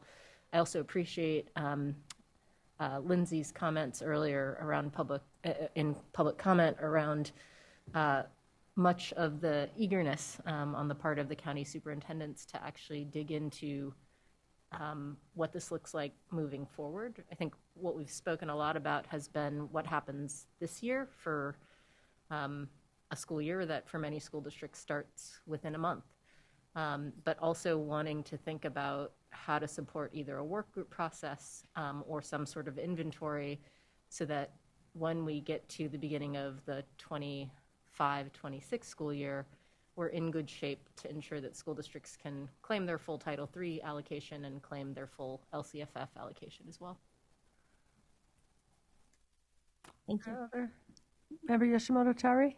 I think what I'm hearing from my colleagues and also from public comment is just an urgency that was also stipulated in the urgency clause in the legislation, right? And so even though we have to have a short-term solution and a longer-term conversation, it would be helpful also to have a timeline of what that would look like. I don't think anyone is interested in a 3 to 5 year process for that longer-term solution, and so really thinking about what would that timeline look like, who would be involved in the working group for that longer-term solution. And I think what we're also hearing is that we do have assessment options that are being used with 4-year-olds in our state programs, and so could we offer those as possibilities for districts in the interim, and also with professional development as well, support for teachers. And what would those funding options be for districts to support professional development in these areas? I think the guidance could include that as well. Okay, thank you. It's clear that we need to do, both some analysis of what the options will be for assessment for next year that allow for the flow of federal money, some legislative analysis of, what is required to get the flow of state money, and to begin to think about how pre-K and TK and the systems get to articulate with one another. I think you've got a sense of our feedback, which is obviously a lot of interest in leaning in on service delivery encouragement. And I do think that we will benefit as well from additional work and reporting on what the federal requirements, what the possibilities are for assessment, and what the federal requirements will require us to have. So we'll look forward to taking that up, hopefully in a future meeting. Oh, I'm sorry. Yes, please, Vice President Glover Woods. In addition to what you just shared, another piece that I think will be important to really lift up again is revisiting the TBD. The TBD, again, I understand for right now, but really would like to see how that can change to a more specific definition that, again, can ensure that services are provided to our TK students. So really exploring that. I think it's a really good point. And if there's not a barrier to using other language, then we would, I think, many of us prefer to see. And, I think there was a comment was made that, we should be preparing the dual language learner language that we're beginning to use in pre-K is in line with a framing of the state's goals and aspirations that has been, developing over recent years. And we do want to be preparing students for the seal of biliteracy and not for weak English acquisition, as one of the speakers put it. So the EL language, the English learner language, comes from the federal government and the way that we're required to classify students, but that does not prohibit us from having broader aspirations in California for dual language acquisition and use. So I would just offer the possibility, if we are not prohibited from using that language for some reason, to express the interest of the board in getting beyond TBD. You're here. All right, so we thank you so much, Alicia, for the presentation of the item, for all the work that you and the department have done on this very important agenda, and we look forward to seeing you again soon.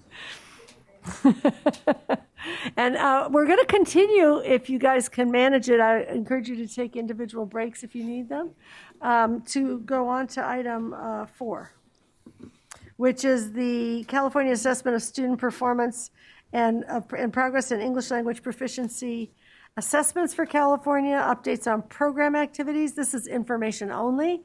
There's no specific action recommended at this time. It will be fascinating, but not very long, so we can wait a little longer for our break.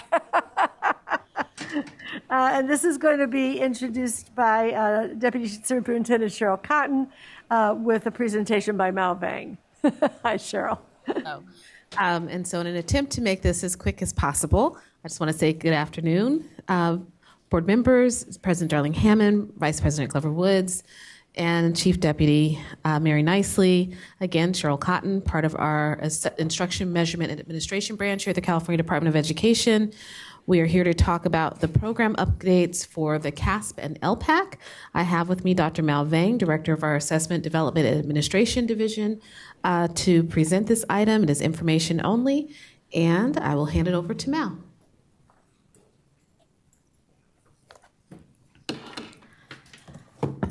Okay, good afternoon now. I feel like I've been here with you all day. Again, I'm Mal Vang, Director for the Assessment, Development, and Administration Division at the California Department of Education. This is item number 4. Thank you, Cheryl. Let me orient myself.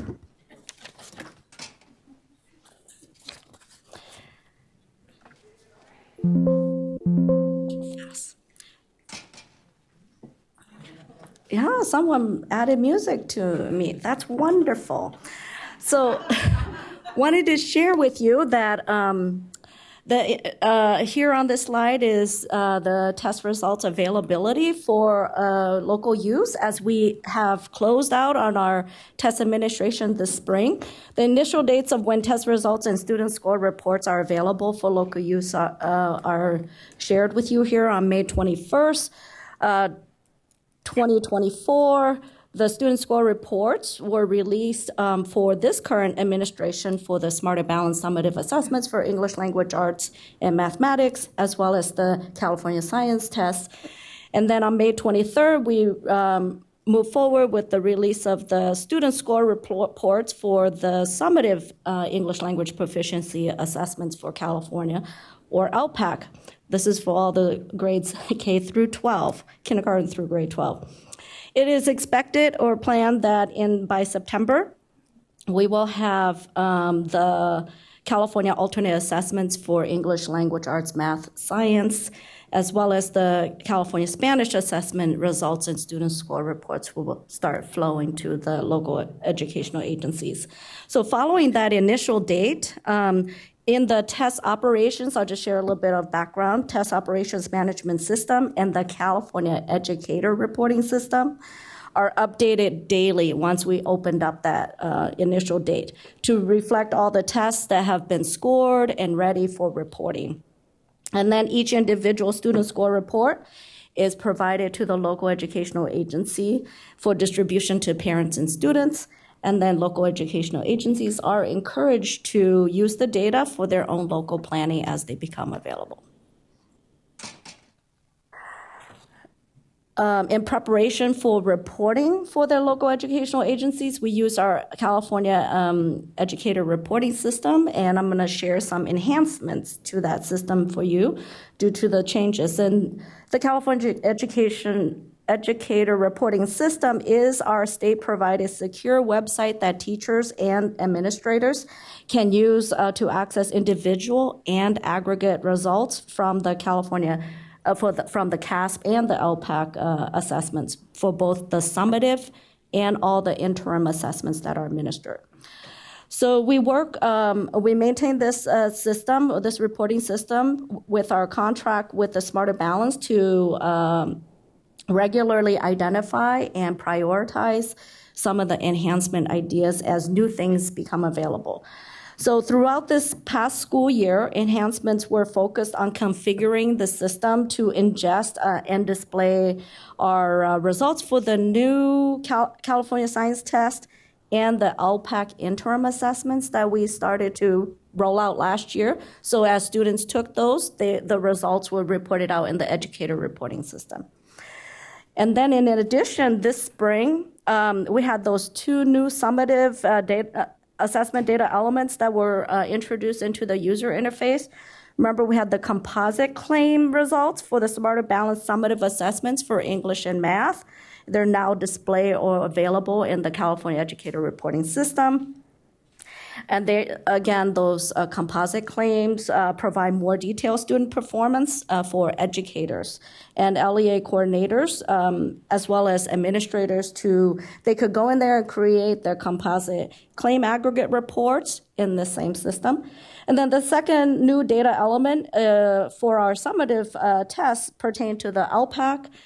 There's the domain indicators for not tested or exempted have been added to this user interface to provide educators with more information about why a student may not receive a score for the summative test, and that explains it. And then there are additional enhancements to the educator reporting system that are expected for this coming year, starting with the introduction to the individual student score reports for the California Science Test and the LPAC interim assessments in this upcoming August. Unlike the student score reports for the summative for parents and guardians and students, the individual student results reports in the California Educator Reporting System are designed for use for teachers, by teachers, to guide decision-making for instruction. Another update or highlight is our tools for teachers. I'm going to share some of the updates in here. Remember that our California's comprehensive assessment system includes not only the summative, interim, but also the formative assessment component. And Tools for Teachers serves that purpose. And it's a website that provides resources to support teachers in implementing the formative assessment process during classroom instruction. As I speak to you right now, the Smarter Balanced is hosting a summer workshop for developing new Tools for Teachers resources for English language arts and mathematics. This is an annual workshop that brings together state network educators, which is a team of educators who are specialized in English language arts and math. And they, not only from California, but from all the member states in the Smarter Balance Assessment Consortium. And they develop English language arts and math formative assessment resources.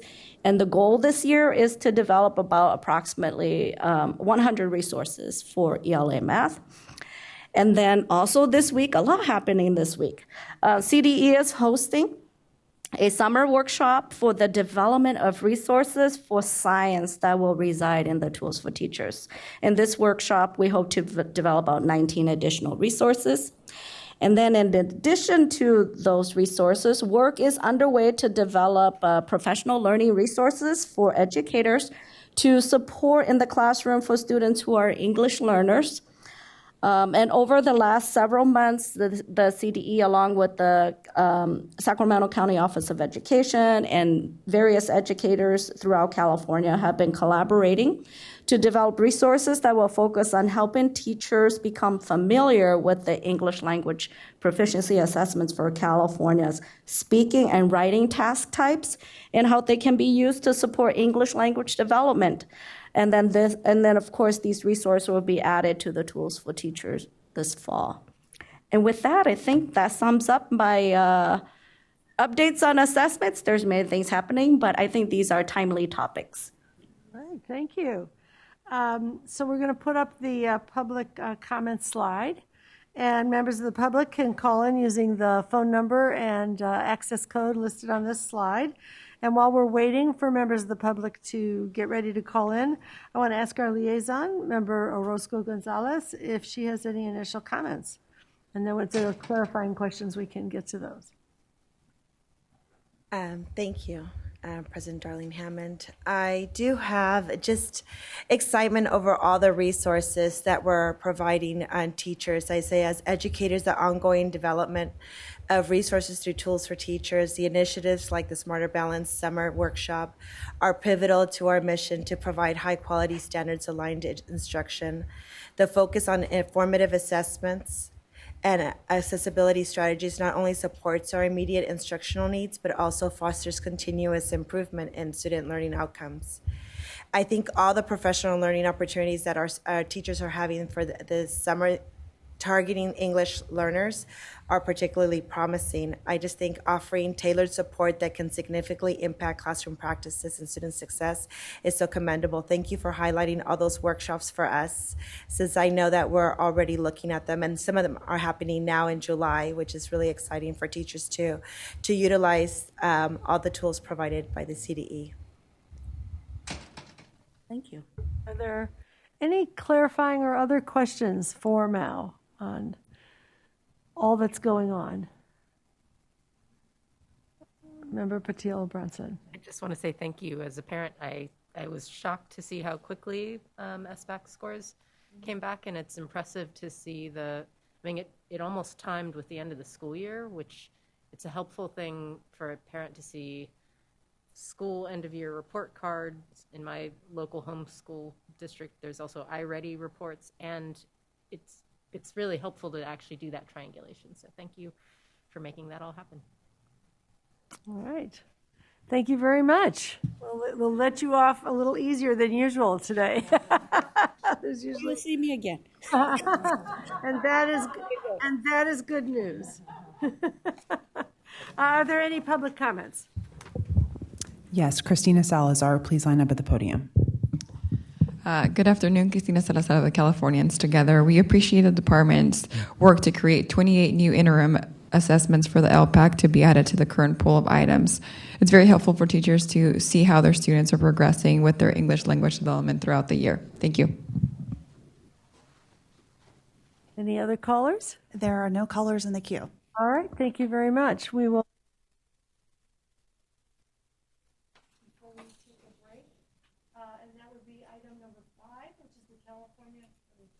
Mike. California Community Schools Partnership Program, approval of Cohort 3 implementation grantee corrections. The CDE recommends that we approve the CCSPP Cohort 3 implementation grant corrections, which will be presented by Ahmed Razawi of the CDE. Good afternoon, everybody. Good afternoon. I just wanted to share that the community schools team is a slight intermission before Mao is back up shortly. So yes, we are here. Good afternoon. President Darlene Hammond, Vice President Glover Woods, Chief Deputy Nicely, and esteemed board. My name is Nancy Portillo, and I have the pleasure of serving all of you and our wonderful state as Chief Deputy Superintendent of Public Instruction at the Department of Education. Say that 9 times. Before I begin, I wanted to take a moment first, and I'd like to start by thanking member Jim McQuillan and the Yurok tribe for their support and hospitality in hosting the second of 3 Native American listening sessions on behalf of State Superintendent Thurman, where the California Department of Education is engaging in listening sessions. This is 2. We have 1 more coming up on July 25th at CSU Fresno, and all are welcome. At our second session, thank you so much again, Jim, there was a lot of engagement and learning and thinking about practical application and what we can do to better support our Native American students. There was conversation and dialogue, which was extremely rich, on cultural integration, community support, passionate educators, and cultural recognition. So thank you, Jim. As our item starts, I just wanted to share a few words. I recently had the opportunity to attend the Community Schools Empower Summit, where there was a lot of positive energy, thoughtfulness, and care, enthusiasm, and excitement from all over 1,000, I don't have the number, participants, students, family members, parents, counselors, educators, all coming together. They were looking inward and looking forward, which was amazing. The excitement and the joy and the learning in all of the rooms was a wonderful learning experience for me just to be out there and experience that. As President Darling Hammond shared in her earlier remarks, we have over 2,000 community schools in our great state. Schools where the community school strategy is supporting, building, caring, and transforming the way schools serve students and families. Today, the lives of over 1.5 million students are being transformed by community schools. By the time Cohort 4, I'm not a betting gal, but by the time Cohort 4 is in place next year, California will have close to 2,500 schools, approximately 1 in 4 schools, or 25% of all schools in the business of life transformation for generations to come. With that, I'd like to call up Hamed Razawi, Education Administrator for the Community Schools Office, who will present today on behalf of Director Pete Callis. Thank you. Thank you. We have a little bit of a height difference in case you haven't noticed. Thank you so much. Thank you, Chief Deputy, President Darling Hammond, members of the board. It's a pleasure to be back. Pete sends his love from Greece. He wanted to be here, but unfortunately he can't, so. Yeah, I was going to say, not so much. That was to lighten up the mood a little bit. So our item is indeed the 4 things that we're sharing. We're hoping that it's short and very sweet. It's a correction to Cohort 3 school sites that you already approved back in May. Just a quick update on a trailer bill for 2024. A slight a summary of the Community School Summit that Deputy just mentioned, our Chief Deputy. And the last one, the CD's next steps. So the CD recommends that the State Board of Education approve the California Community School Partnership Program Cohort 3 Implementation Grant corrections. Just very briefly, what has happened? The CD discovered an error in its application of the funding. So as a result, 8 schools recommended for funding did not meet the CD's unduplicated pupil percentages or non-stability rate funding. The CD does recommend funding for an additional 11 schools based on their unduplicated pupil percentage or non-stability rate funding threshold. With, if you could do the math, it actually increases the number of schools by 3. So these adjustments bring the total number of schools recommended for funding to 998 for a total of $1,298,063,500. 2024 trail bill updates related to what I just shared. We have had 3 cohorts. Only 1 cohort left, which is Cohort 4. Prioritizes planning grantees for remaining implementation grants. It increases the funds available for implementation and reduces the funds available for extension grants by 2%. The CCSPP funds that will be available until June 30th, 32, it would be for Cohort 4, and the remaining amount will be $680,689,686. And now to the issue that our Chief Deputy spoke about, the annual Community School Summit. The Statewide Transformation Assistance Center, which is our Alameda, along with its partner, hosted the Empower Summit in Hollywood on June 13th and 14th, a phenomenal gathering, as our Chief Deputy mentioned. Over 1,300 people presented, representing over 350 LEAs attended, including many, many students, parents, community members, and educators. The conference MC was a dynamic student leader, and there were multiple panels, including our students. 111 sessions were offered, including our Regional Technical Assistance Center networking session for each region on day 1. And the CD, my office, our community office, we held 2 office hours for both days, helping more than 50 people on each days.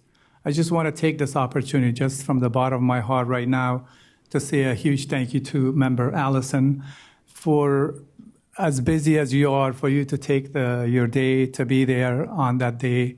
I know multiple people came to you, but a lot more came and spoke to me, and just appreciative of your presence. It wasn't just physically for you to be there, but symbolically just to see a member of the board being there and engaging with them. It was just phenomenal. But thank you so much. I also wanted to say a couple of things about our Chief Deputy, Kim Portillo's remarks on day 1.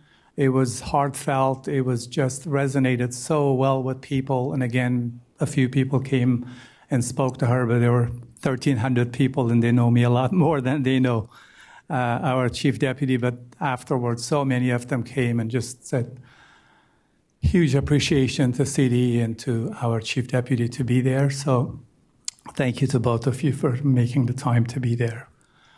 CD's next step, we will have a welcome webinar for Cohort 3 implementation grantees in September. We will connect all of them to their Regional Technical Assistance Center, or RTAC, and then we will continue with our STAC and our partners in collecting and analyzing of annual reports for Cohort 2 and Cohort 1 and 2. Finally, as I said in the beginning, the CD does recommend that the State Board of Education approve the CCSPP Cohort 3 implementation grant corrections. And with that, we are finished, as I promised. Hopefully it was short and sweet. Thank you. Very much. I think at this point we've got the public comment slide up, so we'll remind people that if you want to call in for public comment, you can use the phone number and the access code shown on this slide. And while we're waiting for members of the public to call in, I'd like to ask our liaison member, Yoshimoto Tauri, if she has any initial comments. Thank you. I just wanted to thank Chief Deputy Portillo and Ahmed. Thank you for your updates. I know from our discussions, there's just a multitude of data that comes in when the applications occur. And so also I want to thank you for putting additional safeguards in place so that the future awardee lists will be accurate. So thank you for making those changes. And in particular, I wanted to thank you for your leadership at the Empower Summit. I just want to share with everybody, I think what impressed me the most is that there were families with strollers, with infants. There was translation services, in addition to all the educators and the community-based organizations there. And so that really spoke to me to the spirit of community schools and open access and equal access. And so that was really special. And then the TA infrastructure, I think one of our written public comments spoke to the importance of the technical assistance infrastructure in the state. And so that provided also an opportunity for the county offices of education to come together by regions and have support as well. And then I'm also excited about the trailer bill language. I think it gives us, the department, more flexibility for round 4 to ensure that high need schools and we're able to get many services as possible to our highest need schools. Perfect. That is awesome. Are there any clarifying questions that folks have before we go to public comment? All right. Well, let's see if there's any public comment. Lucy Salcido Carter, please line up at the podium. Good afternoon, President Darling Hammond and Vice President Glover Woods and members. I'm Lucy Salcido Carter. I'm the Director of Policy and Governance with the Alameda County Office of Education. We lead the Community Schools STAC with our partners, UCLA, Californians for Justice, and the National Education Association, and with CDE and the State Board of Education, of course. A lot has been mentioned about the summit, so I won't reiterate those statistics. Thank you for those comments, though. And we have some additional written comments, additional points in our written comments. We're excited to continue to provide quality TA and build strong relationships on behalf of students and families in these programs. We want to thank the board members and the staff, as well as the CDE staff, for your continued commitment to community schools. And in particular, I want to personally thank Rigel Massaro and Nancy Portillo for your ongoing support for the work. Thank you. Thank you. And are there any comments on the phone? There are 6 callers in the queue. I will open the phone line now. Caller with the last 4 digits, 3864. You are now live. Please start your public comment. You have 1 minute. Good afternoon. Deanna Niebuhr with the Community Schools Learning Exchange. The SLX would like to congratulate again the latest grantees and acknowledge the good work that has happened so far. Looking forward to the final round of implementation grants and the continued work to build a TA infrastructure that supports a statewide approach for the long haul, we encourage the department and the board to analyze the distribution of grants across the state and to consider the role of the allocations to county offices of ed for coordination to ensure that all our communities have some level of support to implement community schools. So if not a grant, some resources on the ground via the COE to access the technical assistance. Thank you very much for your continued leadership on community schools. Thank you. Next caller with the last 4 digits, 8508. You are now live. Please start your public comment. You have 1 minute. Good afternoon, President Darlene Hammond and State Board members. My name is Maritza Bermudez. I am a parent leader in the Anaheim Union and Anaheim Elementary School Districts and a community organizer with OCO, Pico Ed for Live, and the California Partnership for the Future of Learning, which is a statewide alliance that centers low-income, Black, Indigenous, Brown, and immigrant students, families, and communities of color to strengthen our public schools. I want to express our appreciation to Board President Linda Darlene Hammond, Chief Deputy Cabinet Secretary Ben Chida, and Chief Deputy Superintendent Nancy Kim Portillo for their leadership and partnership in our April 11th statewide virtual and local education town hall, partnering to transform California schools. Over 600 people across the state joined our town hall at both the state and local levels. We also extend our gratitude to the STAC and RTAC for a powerful community school summit and for developing communities of transformative practice for county offices and districts across the state. Co-creating transformational community schools takes all of us. Thank you so much. Thank you. Next caller with the last 4 digits, 5137. You are now live. Please start your public comment. You have 1 minute. Good afternoon, President Darlene Hammond, board members, and staff. My name is Katie Nunez-Adler, and I'm the statewide coordinator with the California Partnership. Over 125 students, families, organizers, and advocates from our California Partnership team attended the June STAC Community Schools Empower Summit in LA. Members of our team from across the state partnered with school and district educators and leaders to facilitate 6 workshops in English and Spanish for hundreds of conference goers. We want to thank all of our partners at the STAC and RTAC for their efforts to make the spaces welcoming and inclusive, particularly for multilingual family and student leaders. We are excited to continue to partner with our schools and districts to improve student social emotional well-being, academic outcomes, and to close equity gaps. We look forward to deepening our learning with partners at next year's summit. Thanks to all of you. Thank you. Next caller with the last 4 digits, 8630. You are now live. Please start your public comment. You have 1 minute.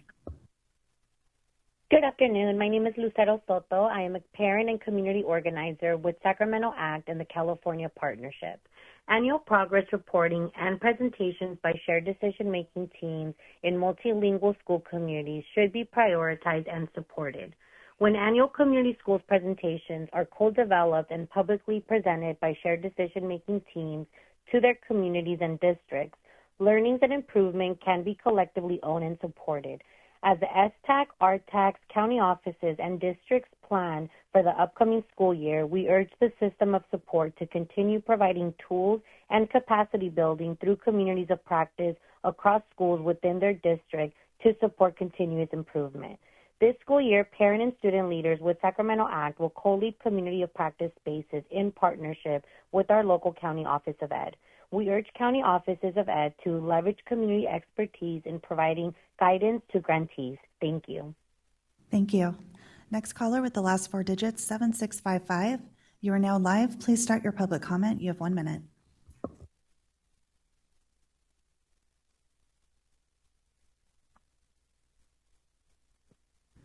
Caller with the last four digits, 7655. You are now live. Please start your public comment.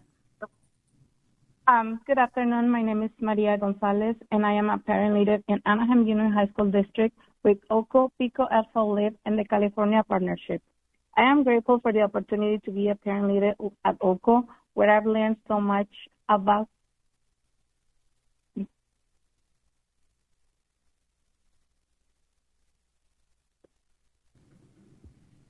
I'm sorry. Go ahead, caller. Okay, good afternoon. My name is Maria Gonzalez, and I am a parent leader in Anaheim Union High School District with OCO, PICO, ELFO, LIB, and the California Partnership.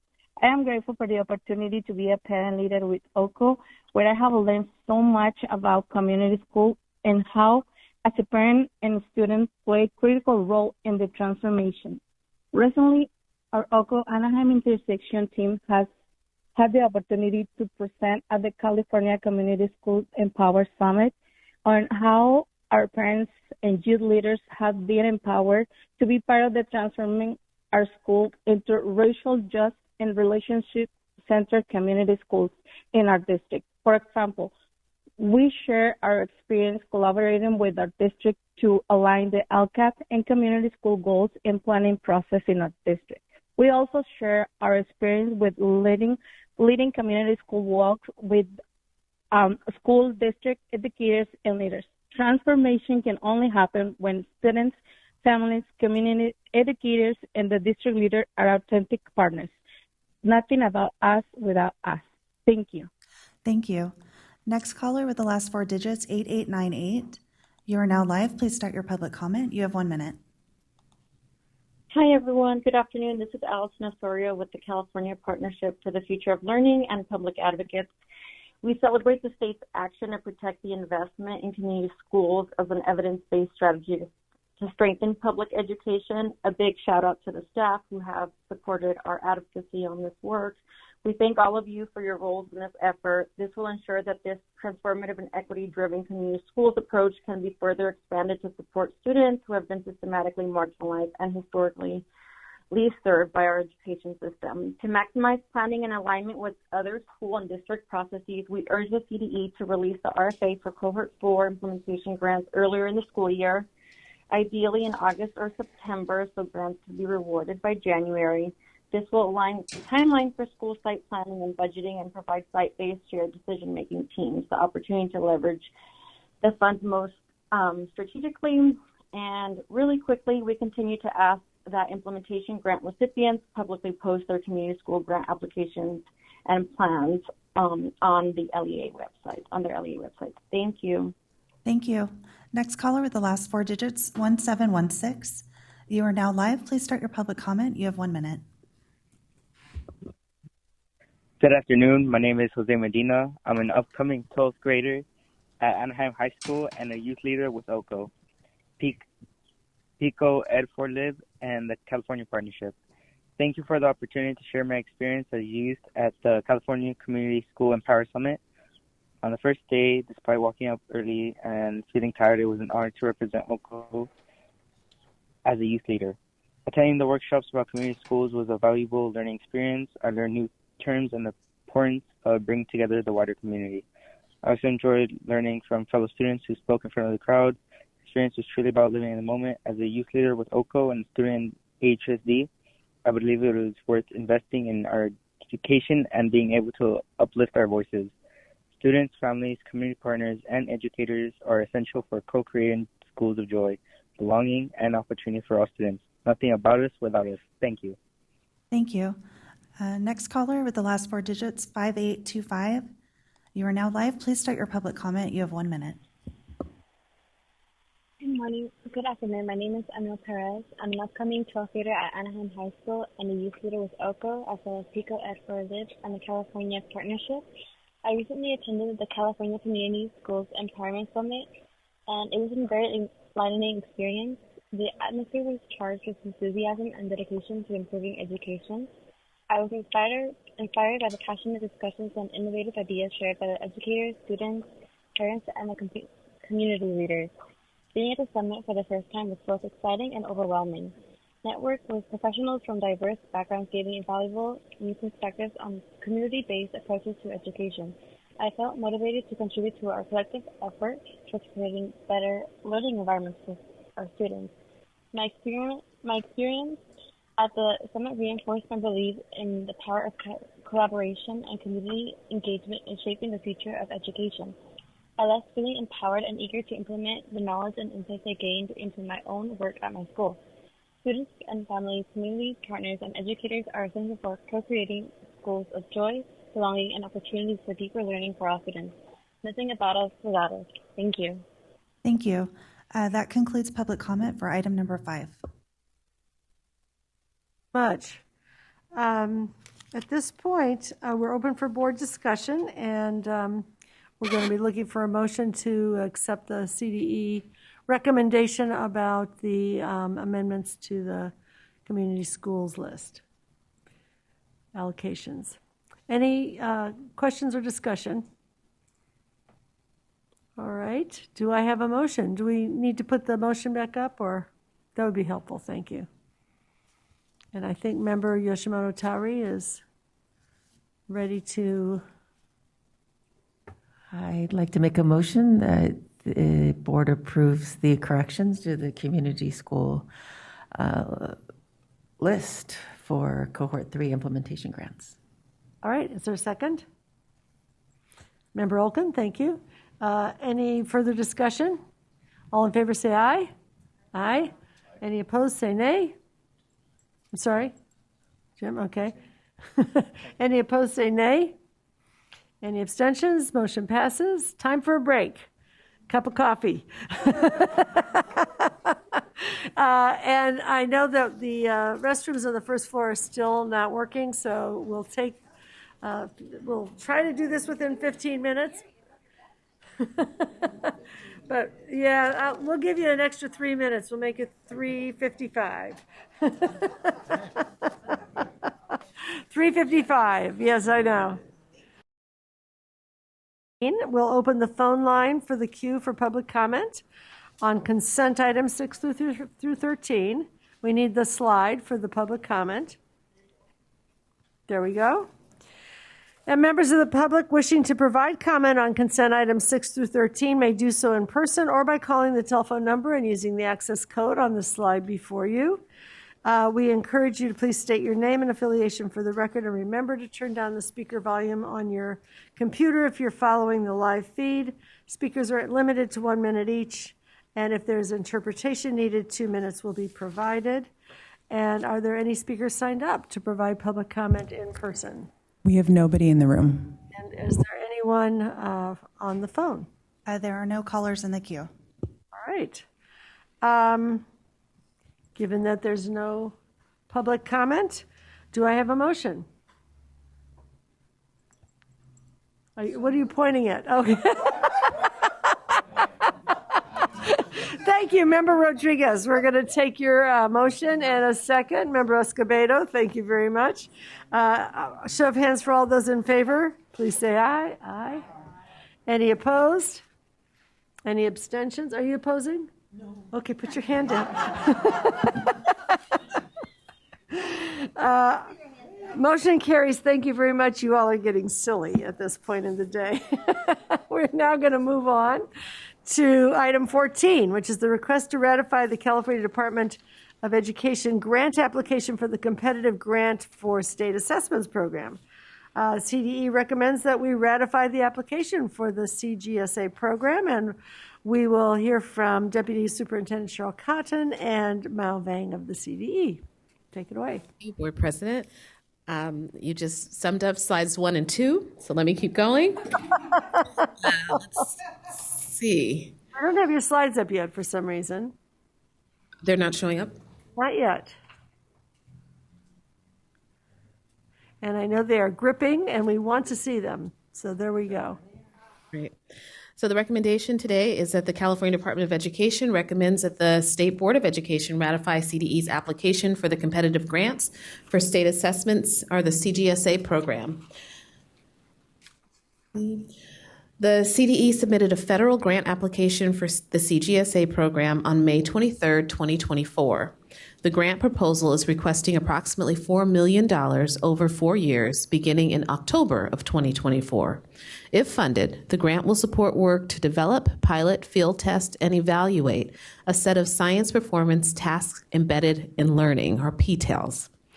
The proposal aligns with the actions and goals in the CAST, or the California Science Test, Innovation Concept Paper, which was presented to the State Board in January earlier this year. Now I will hand the presentation over to Dr. Malvang to present the remainder of this item. Welcome back. Thank you. I had a little practice, some more ready. Again, I'm Malvang, Director of the Assessment, Development, and Administration Division at the CDE. The competitive grants for state assessments program is really administered by the Office of Elementary and Secondary Education of the U.S. Department of Education. So the purpose of the program is to enhance the quality of the assessments and assessment systems used by states for measuring achievement, student achievement, or academic achievement and growth.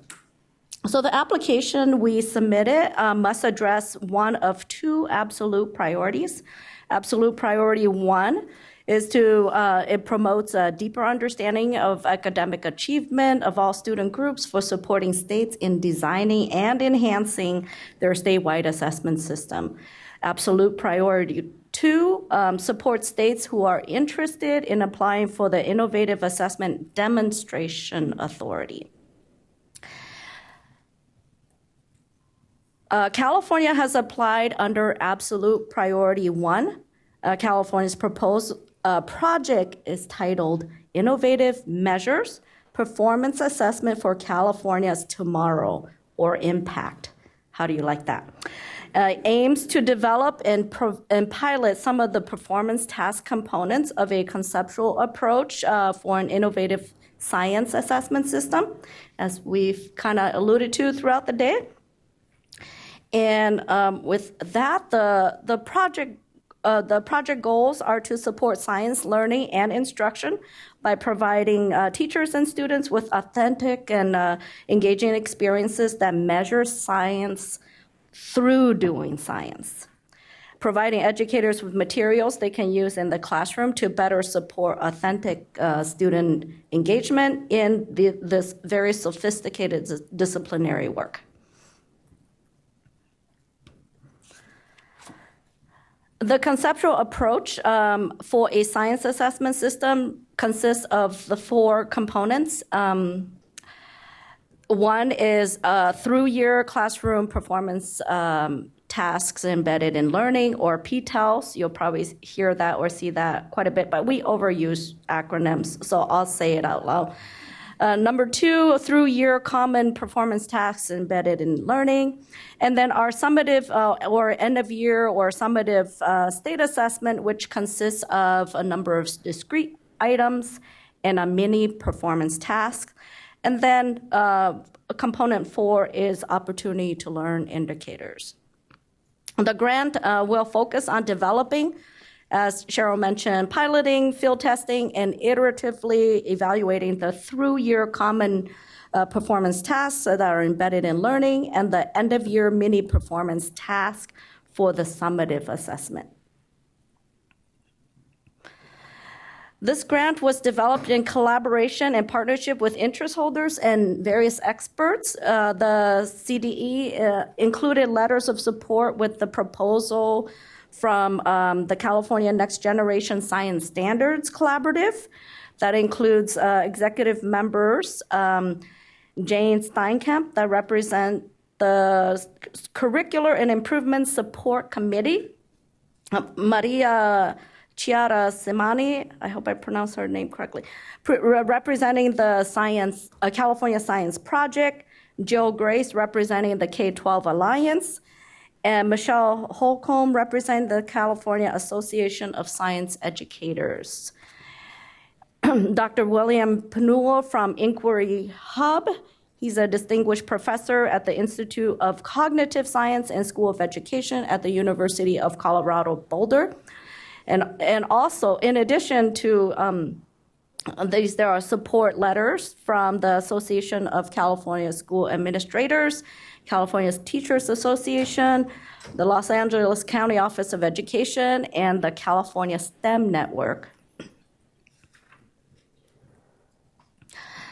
Letters indicating interest in serving on the advisory committee were provided by the the various assessment experts, including doctors James Pellegrino. He's a professor emeritus at the University of Illinois at Chicago, and a founding co-director of the university's Interdisciplinary Learning Sciences Research Institute. William Panul, Distinguished Professor of Learning Sciences and Human Development and Director of National Center for Research in Policy and Practice at the University of Colorado Boulder. Richard Shavelson, Professor Emeritus, Stanford University Graduate School of Education. Steve Schneider, Senior Director, STEM Research and Entrepreneurship at West Ed. Jill Wertheim, Director of Scale Science at West Ed.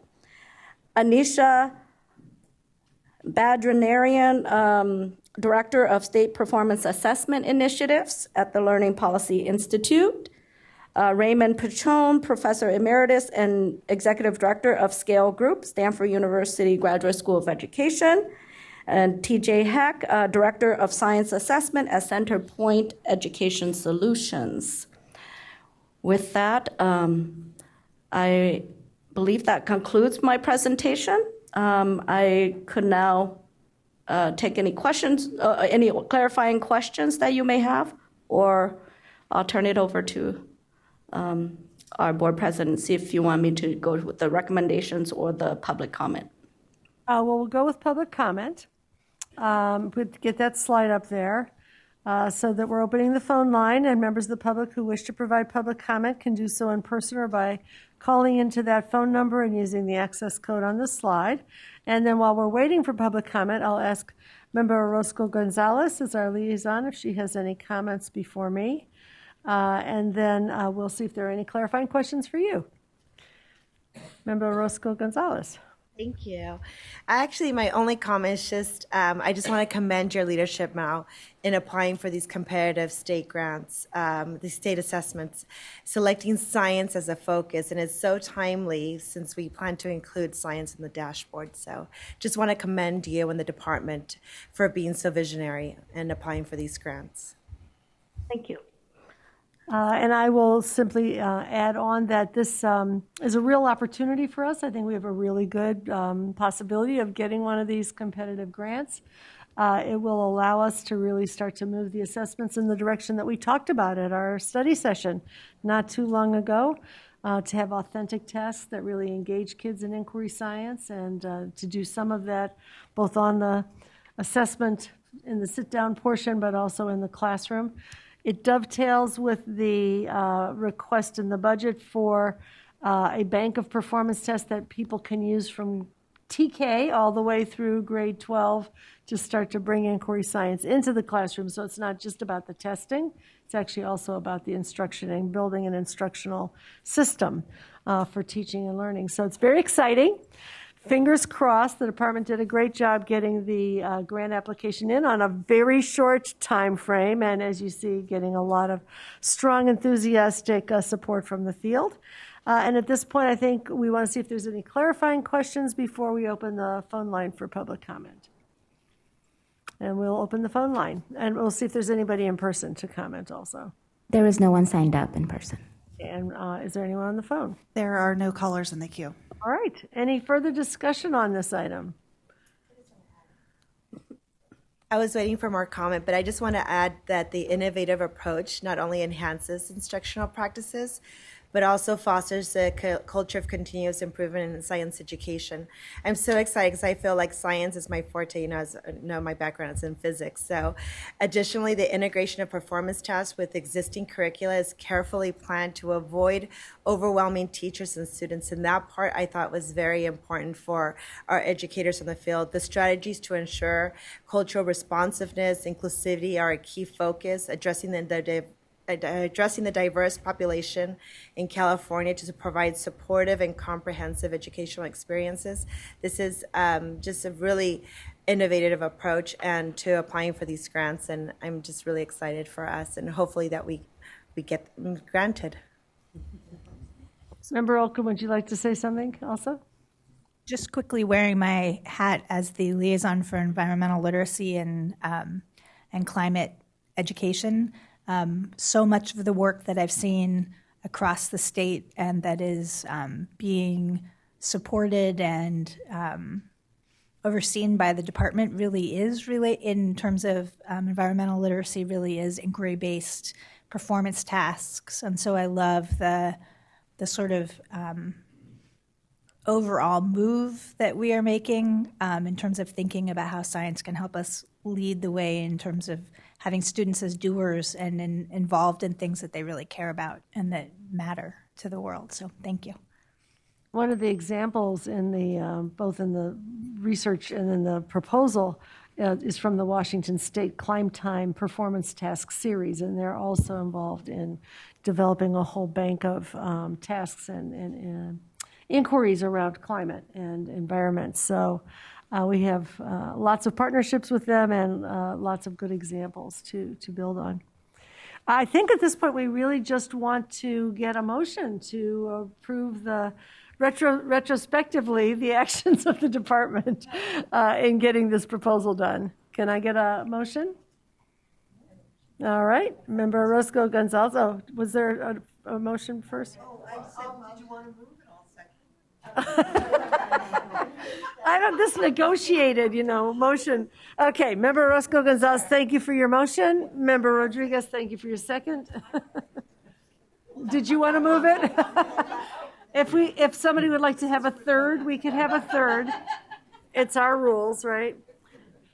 Forget about Roberts. What did he know? So is there any further discussion of the motion? All right, all in favor, aye? Aye. Any opposed? Any abstentions? Motion carries. Thank you very much. Thank you, Mao. Thank you. I think we're now going up to item 14, which is the request to ratify. Did I do that already? No, that's it. That is it. We're going up to item 15. Yes.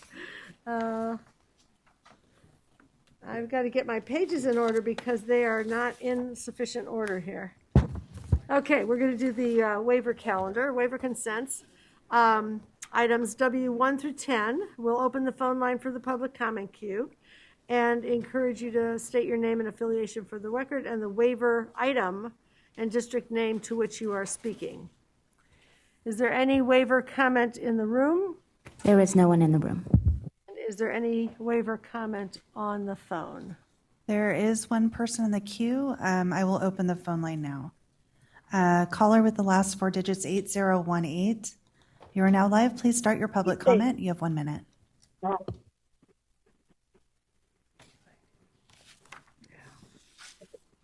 Caller, are you there?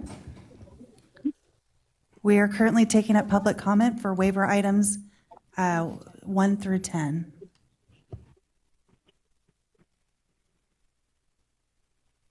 Okay, hearing none, that concludes public comment for the waiver items.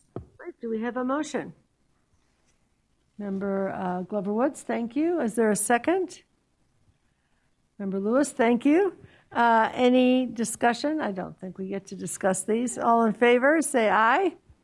Aye. Any opposed? Any abstentions? Motion carries. Thank you. And we're going to take up item 15, which is the request to ratify the Comprehensive Literacy State Development Program 2024 grant application.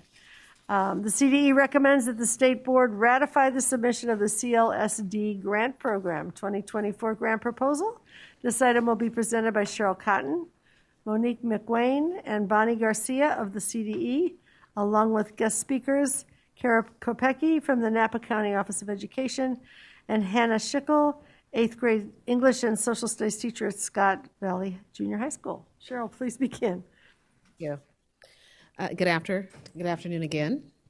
State Board President, State Board Vice President, Chief Deputy, Board members, I'm Cheryl Cotton.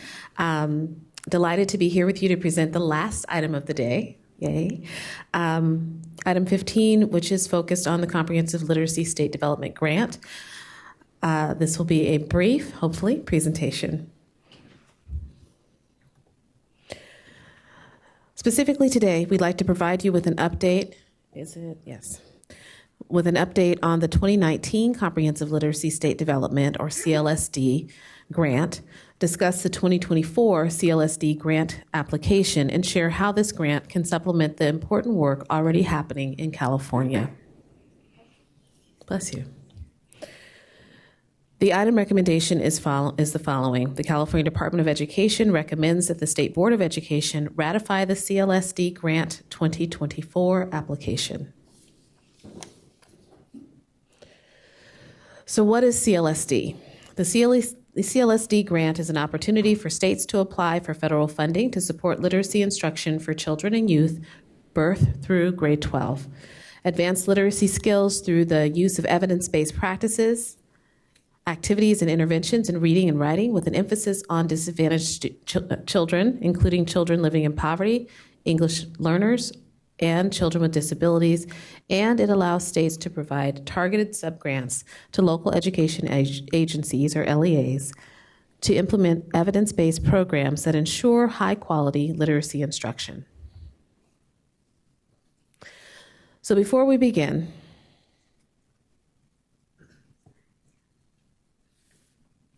we did move forward. Before we begin to discuss the current application, we would be remiss if we did not provide you with an update on the successes of the CDE's 2019 CLSD grant, which has had a strong influence on how we've designed the 2024 application. As you recall, the U.S. Department of Education awarded the CDE $37.5 million in 2019, and in April 2023, the CDE was granted an additional $2.7 million in CLSD supplemental award funding to expand and enhance existing grant projects. After the ED, or Department of Education, granted a one-year, no-cost time extension, the 2019 CLSD is now heading for its final year of implementation. With these funds, the CDE, under your guidance, developed and implemented this comprehensive state literacy plan that aligns and integrates state literacy initiatives, content standards, and state guidance documents to support teachers of students birth through grade 12. In May of 2021, the CDE invited county offices of education, or a consortia of county offices, to serve as literacy lead agencies, or LLAs, to facilitate local capacity and expertise in strategies that support evidence-based family literacy and increase educational options for all students and their families. Through the competitive grant process, the CDE awarded 7 subgrants based on California's 7 priorities to county offices who applied to serve as consortium leads. San Bernardino County developed a program focusing on early language and literacy skills, as well as increasing family support for students birth to age 5. Los Angeles, San Diego, and Contra Costa County offices developed literacy programs focusing on improving teacher capacity to Tier 1 literacy instruction, providing effective literacy support for English learner students and struggling readers for transitional students through grade 5. And finally, Butte and Tulare County, along with Napa County offices of education, developed literacy programs focusing on peer-to-peer coaching, on support for English learners, and supporting students with disabilities in grades 6 through 12. Each LLA, or lead literacy agency, is working as a consortium. And as you can see on the map, there are some county offices whose consortium members crosses different priority areas. So feedback received through WestEd's external evaluation on CDE's administration of CLSD revealed that one of CLSD's biggest strengths is the connection component and organically building relationships with each other. I would also like to note that my CDE staff have also been recognized as an invaluable resource to the grantees. Very proud of them in that. Thank you. Despite beginning the 5-year grant in the middle of the pandemic, the LLAs have numerous accomplishments thus far that we'd like to share from the CLSD grant program. The 2019 CLSD grant has been highly successful. The table you see on the screen was created by WestEd as part of an annual external evaluation of CDE's administration of the CLSD grant, and it includes a coalition of grant activities that have taken place between September 2021 and April 2024. As you can see, thousands of teachers, paraprofessional, and administrators have engaged in professional learning. Hundreds of family and community events and resources have been created as a result of these grant funds. I'd like to introduce now one of our 7 CLSD subgrantees, the Napa County Office of Education, whose focus is on grades 6 to 12 programs that promote and build school capacity for effective literacy instruction for students with disabilities. Kara Kopecki from Napa County Office of Education is here with her consortium member from Riverside County Office of Education and Siskiyou County Office of Education to share some of their incredible work in the CLSD grant. Kara?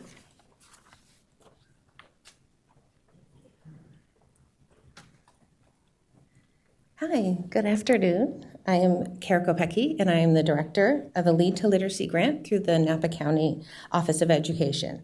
We are CLSD priority number 7, and we focus on programs in grades 6 through 12 that promote and build school capacity for effective literacy instruction for students with learning disabilities. I'm joined here by my colleague Chrissy Cotton and Hannah Schickel from Siskiyou County. Together, we're representing the Lead to Literacy team. Our vision for the Lead to Literacy program is simple yet powerful: empowering futures through literacy. This vision drives everything we do.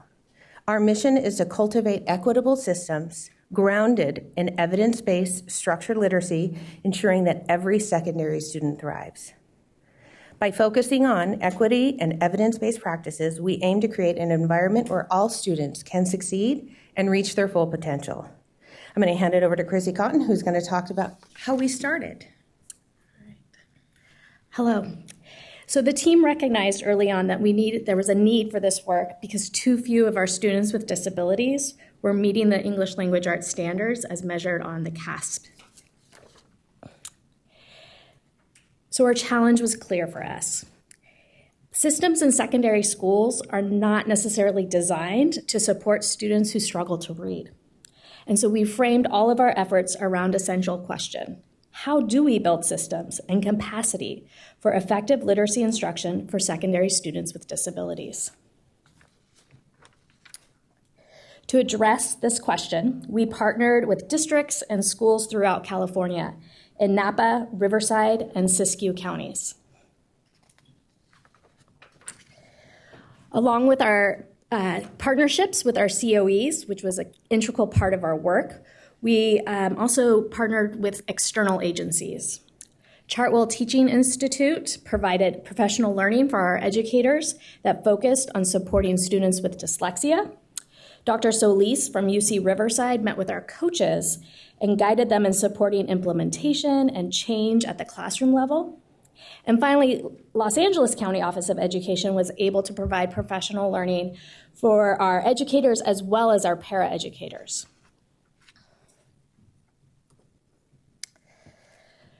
So this formula shows our theory of action.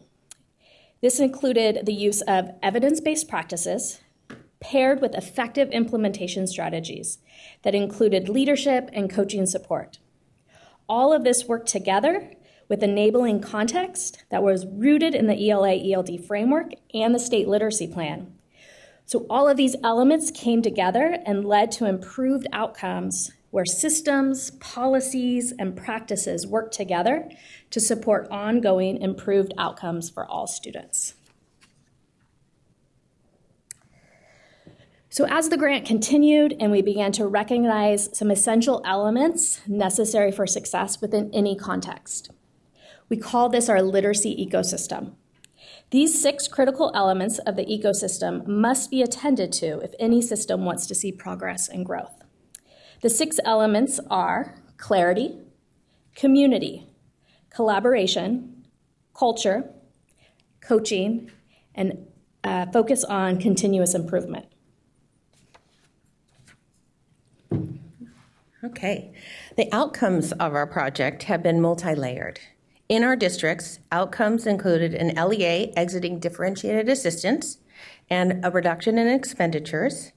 In our schools, movements of students out of special education ELA classes to general education. And in our classrooms, nearly every student in participating classrooms made progress on their literacy goals. So this shows our implementation timeline. Our 3-year plan has been to first work on the local context and leadership. In year 2, we moved to instructional transformation, and in year 3, we focused on refining our practices and trainings through continuous improvement to grow this work and expand to even more schools and classrooms. So with the opportunity, we would continue to expand and enhance this work in the next many years to come, including partnerships and program expansion, scaling and capacity building, systems integrations, and advanced pathways, all leading to a system that includes consistent and a coherent statewide implementation and leadership. Now, I'd like to introduce Hannah Schickel, who is a teacher who's participated in the Lead to Literacy grant for the last 3 years. She also happens to be the Siskiyou County Teacher of the Year. Hannah? Thank you. Good afternoon. Imagine this, a bright, eager student yearning to learn, yet every time they open a book, the sounds aren't distinguishable and the letters swirl on the page, all refusing to form coherent words. This was my reality, living with dyslexia, ADHD, and scotopic sensitivity syndrome. Well-meaning teachers would urge me to try harder and to read more, but they didn't understand. My brain was simply wired differently. The rules of reading were so crystal clear to my peers, but remained a baffling mystery to me. Each day as I struggled to keep up, I watched as my peers seemed to discover the magic of reading, while I felt my self-esteem slipping away, replaced by a gnawing sense of inadequacy. One pivotal moment stands out. A teacher attempting to explain the concept of left and right instructed us to make an L shape with our thumbs and forefingers. As my classmates excitedly discovered which hand made the correct shape, I sat in stunned silence. Both of my hands seemed... As my classmates excitedly discovered which hand made the correct shape, I sat in stunned silence. Both of my hands didn't make an L. No matter how I looked at it, flipped it, or listened to everyone explain it, I couldn't see it. In that instant, I realized I was fundamentally different from my peers. This sparked desperate strategies of masking, mirroring, and memorizing just to go unnoticed. How could I be the only one that doesn't see the magic? My struggles continued mostly unnoticed and undiagnosed until I reached college. As I began my career in education, I continually thought, there has to be a better option for literacy instruction. Then, I was offered the opportunity to participate in the CLSD Lead to Literacy grant. Through this grant, I attended the Chartwell Training Institute, where I discovered the transformative power of structured, explicit literacy instruction. Suddenly, the code of reading began to make sense. I realized that this was the key that could unlock literacy for all students, not just those with dyslexia. Fueled by this newfound understanding, I dedicated myself to creating a classroom where every child could thrive. With the incredible support of my administrator, structured literacy instruction began. It was messy, vulnerable work. My motto became something over nothing. Through training at Chartwell, I made valuable connections with teachers and coaches that strengthened my sense of community within this work. They encouraged me and offered suggestions and resources. This support system was only made possible with this grant and the training it provided. Supported, energized, and committed, I implemented and refined strategies from Chartwell and my growing support system, and soon, my middle schoolers were making remarkable progress. One of my proudest moments came when my daughter, a student in my class, told me, "Mom, you make the kids who think they're unspecial feel special." And this is the power of effective literacy instruction. Every child deserves to experience the magic of reading, to know the thrill of mastering something that once seemed impossible, to know they are special. I urge you to continue the work in our CLSD grant. We will be able to continue to provide high-quality literacy training and coaching for even more teachers and many more schools and districts. Together, we can ensure that no child struggles in silence. Students like me in classrooms across the state deserve to have teachers equipped with the skills, tools, and knowledge to help them unlock the magic of literacy and offer them the chance to discover their own unique potential. Because when we teach reading right, we change lives.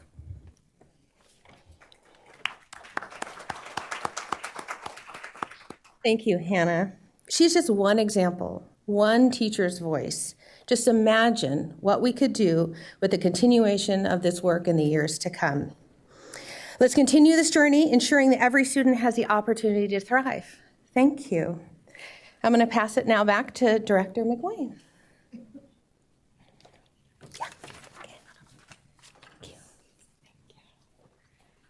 Yes.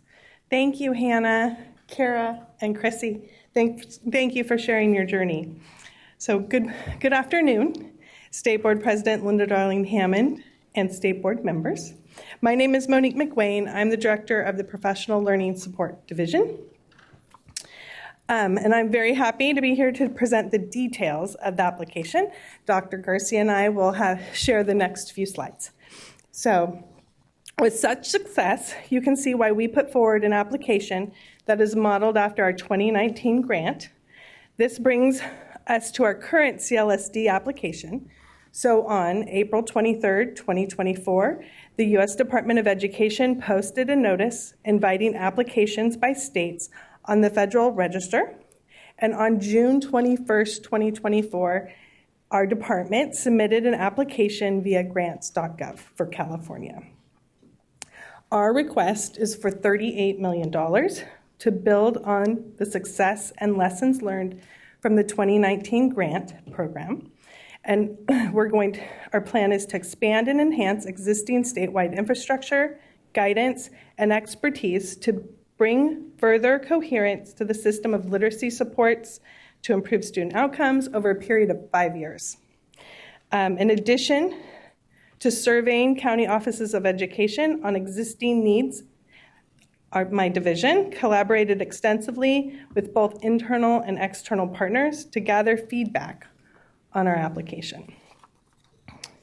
So we collaborated with our co-directors of statewide literacy, the Multilingual Support Division, Early Education, Special Education, Assessment, Development, and Administration, Curriculum Frameworks and Instructional Resources, and the Improvement and Accountability divisions within CDE.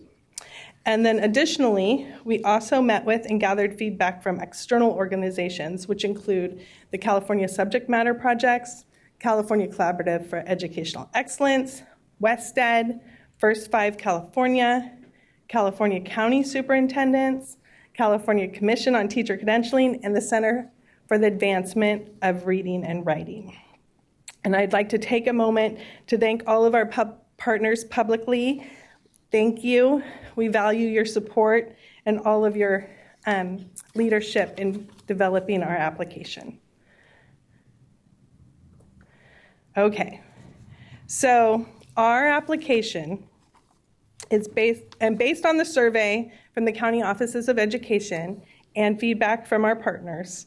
We outlined 3 main objectives in the application. So the first objective is leverage state capacity and partnership, including coordination with institutions of higher education and subgrantees to ensure pre-service teachers and in-service teachers have sufficient and consistent knowledge and skills to support evidence-based literacy instruction, intervention, and assessment. Our second objective is to revise California's comprehensive state literacy plan to include updated evidence-based practices, guidance documents, as well as promising practices and implementation guides from the 2019 grantees or subgrantees.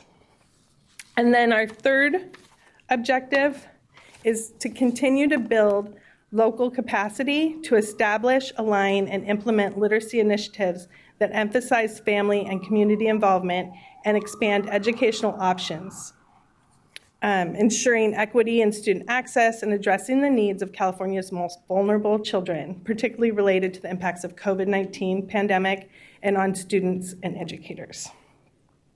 We very thoughtfully developed our application to supplement our current statewide literacy efforts, and I would like to thank both Nancy Brennelson and Bonnie Garcia for their continued partnership and leadership on this effort. I would now like to introduce and invite Dr. Bonnie Garcia to share how the existing literacy work in California will help guide the work of the 24 CLSD grant.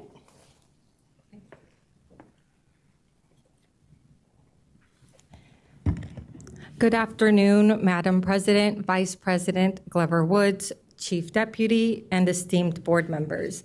I am Bonnie Garcia, Statewide Literacy Co-Director for the California Department of Education, and I am honored to be here in support of the 2024 CLSD grant. As we've heard, the 2019 CLSD grant has shown to be successful and has resulted in the development as well as the implementation of our state literacy plan, which has priorities. And as an aside, these priorities, as was previously mentioned, are led by 7 consortium leads, one from who we just heard from, with promising and encouraging results. The statewide literacy plan's priorities align with and integrate with our state's literacy initiatives, our content standards, and the guidance that our state has for our teachers teaching our students from birth through grade 12. The 2024 CLSD grant will allow California to build on this work, as well as capitalize on all other initiatives that have occurred since then. For example, the California Dyslexia Initiative, the Early Literacy Support Block Grant, the Literacy Coaches and Reading Specialist Grant, and Reading Instruction and Intervention Grant. It will also allow us an opportunity to coordinate more recent initiatives. For example, the recent shifts that have occurred in our teacher education due to SB 488, the mandated screener for risk of reading difficulties, and the literacy roadmap. More specifically, the planned outcomes of the 2024 CLSD grant, which align with the new federal priorities, are consistent with the work that we are doing on the literacy roadmap and in achieving reading by 3rd grade. The timing of this grant could not be better in terms of advancing the work that we've been engaged in since 2019 and moving us forward as a state by, again, ensuring that all of our students are reading by 3rd grade, and as we like to add, and beyond. So I will turn this back over to Director McWayne.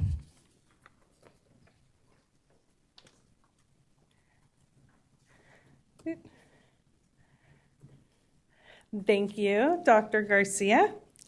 On the slide, this is our anticipated timeline for the next 6 months. Upon award, we anticipate hearing back from the Department of Education in late August, early September, at which point, if awarded, we will begin the process of updating the state plan. And that will inform our request for application, and we hope to disseminate that early in 2025.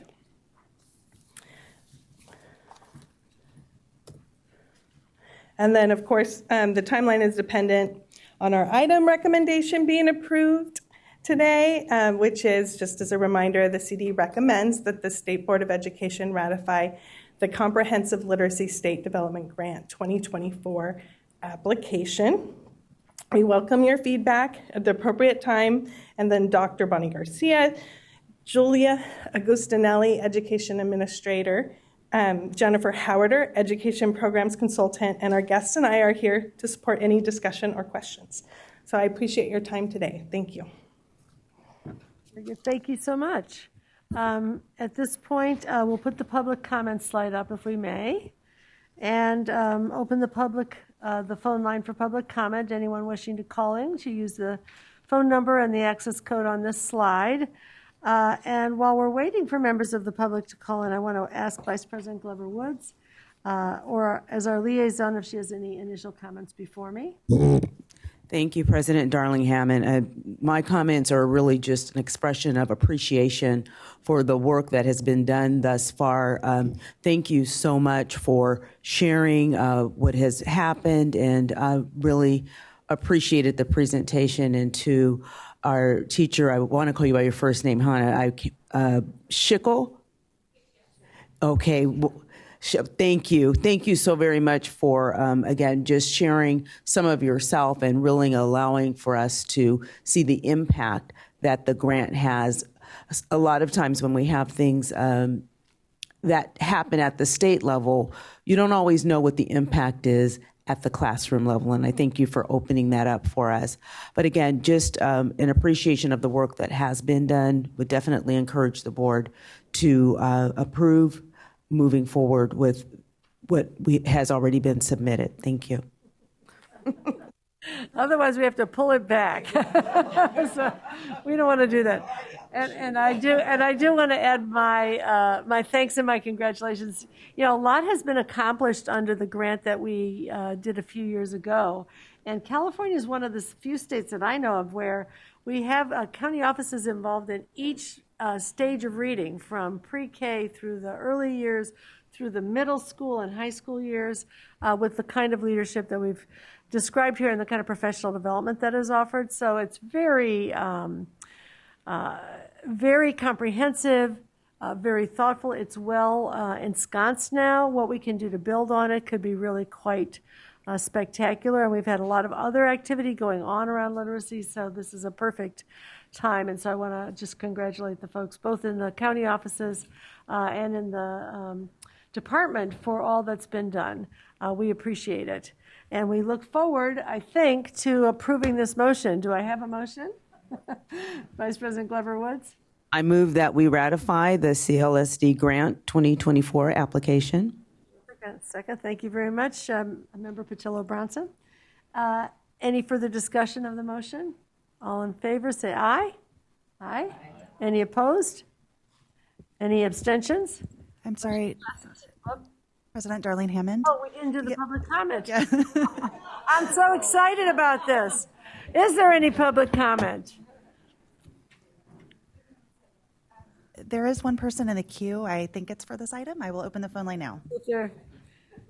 Let's see if they have anything different to say that would change our minds. The caller with the last four digits, 3711. You are now live. Please start your public comment. You have 1 minute. If it's for the current item, no. My comment is the public comment. Okay, thank you. Then that concludes public comment. Great, and as I was about to say, motion carries. All right, now we are getting gradually to public comment. We have a little ways to go, so I appreciate people who are staying on the phone to get us there. And I think our next item is our opening item 1, right? Yep.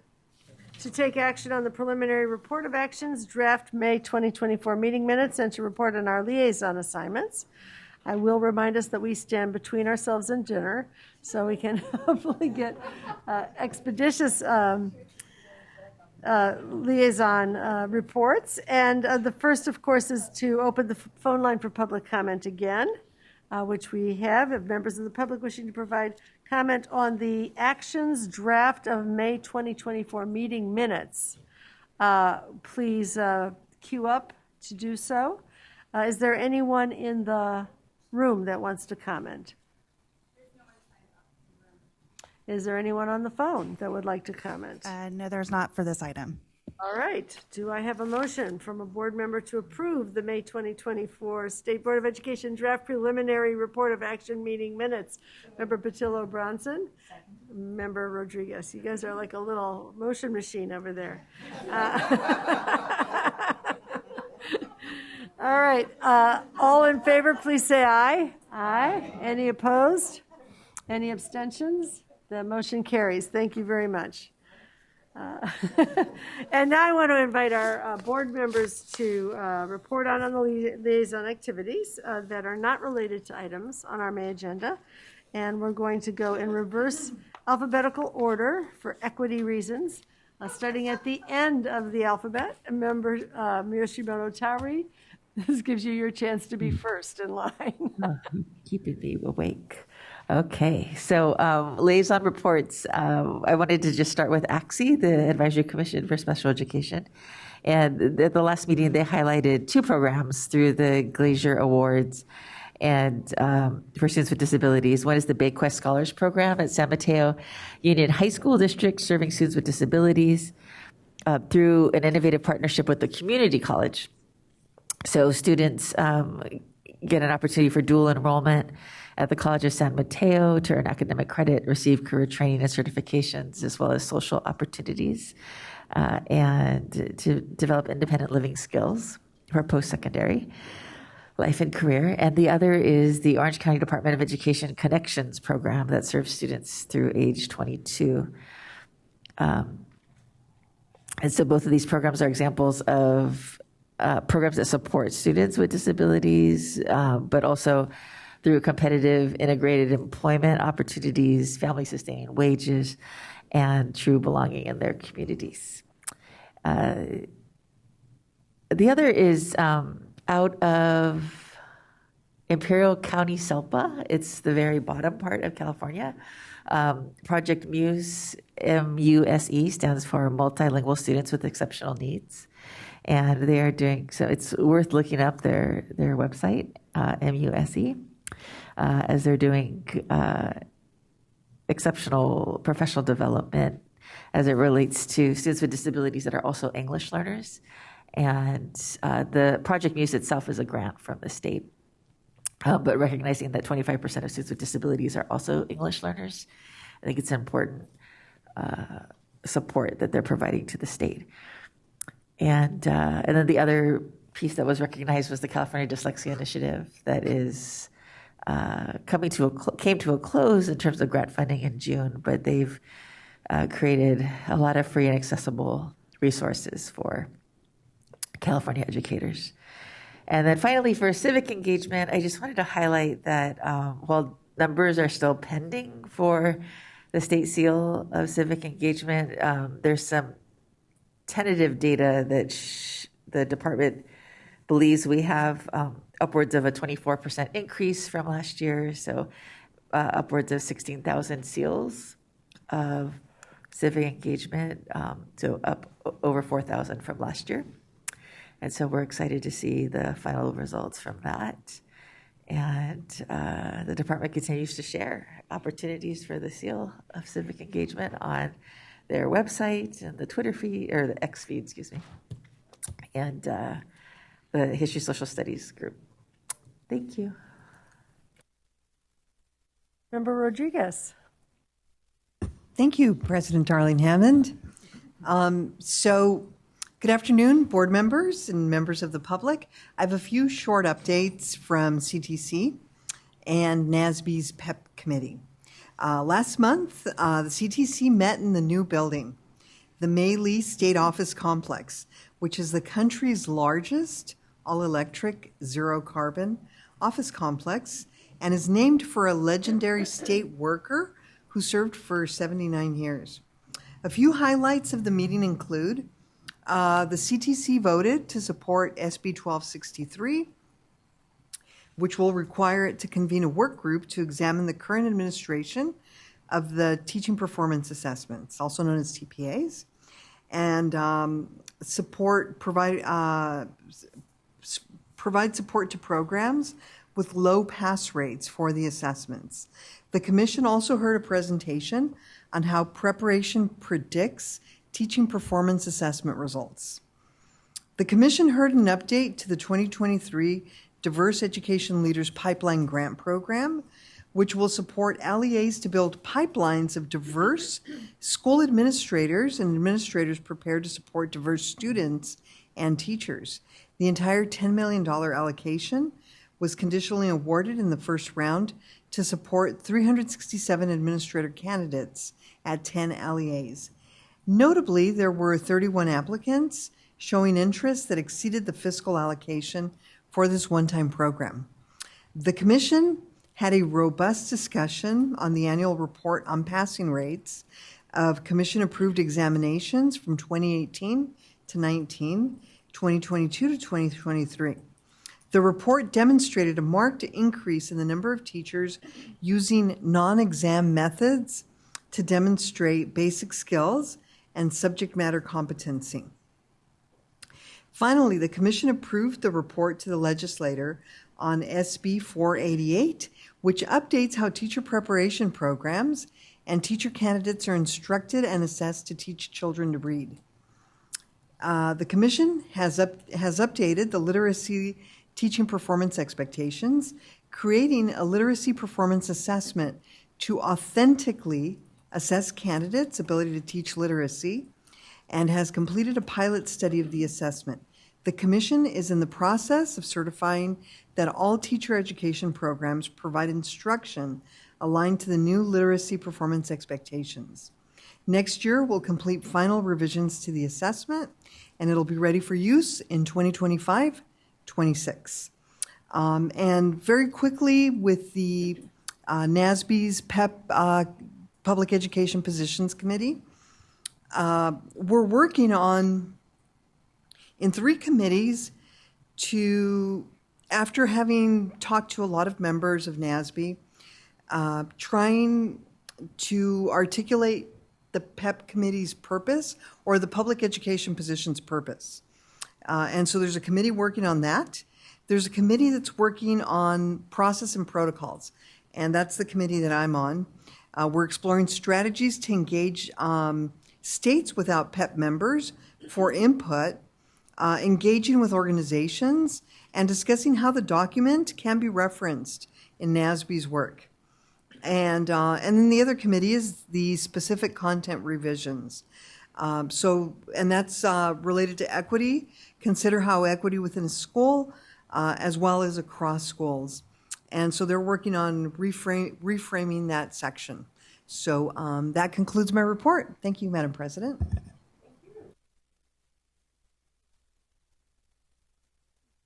I'm going to take us back to the TK topic, which we've talked about a little bit earlier today.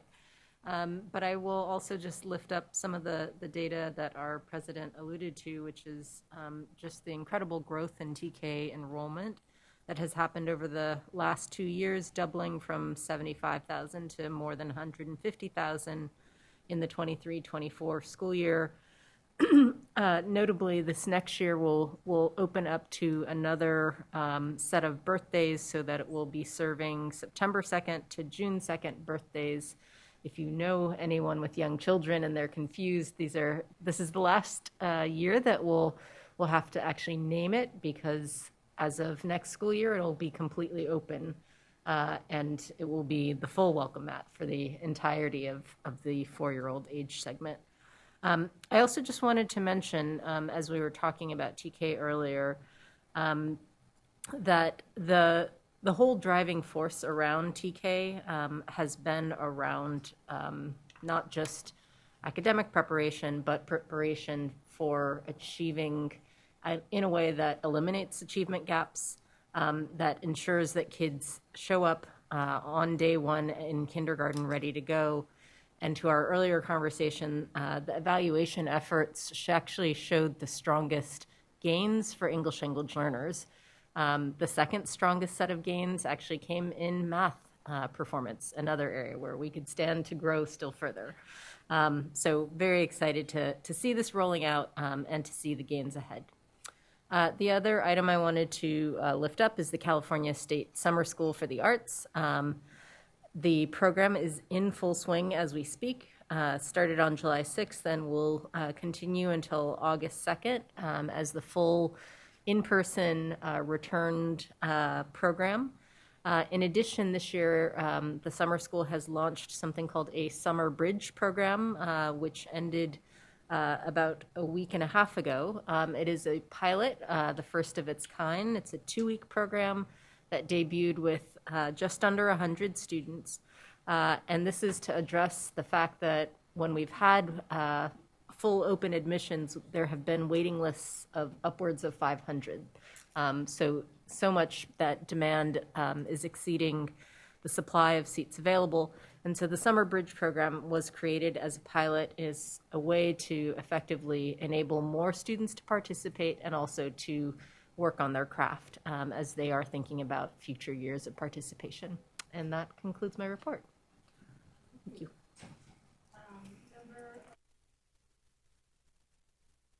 Thank you. Well, I just want to kind of come back to expressing my gratitude to the Analysis, Measurement, and Accountability Division team for their leadership in crafting the 2024 Accountability Workplan. Their collaboration with the science education community to integrate science into the dashboard is commendable. As an educator, I want to recognize the dashboard as a crucial tool for advancing student outcomes. It shapes resource allocation and support strategies for educators, students, and families statewide.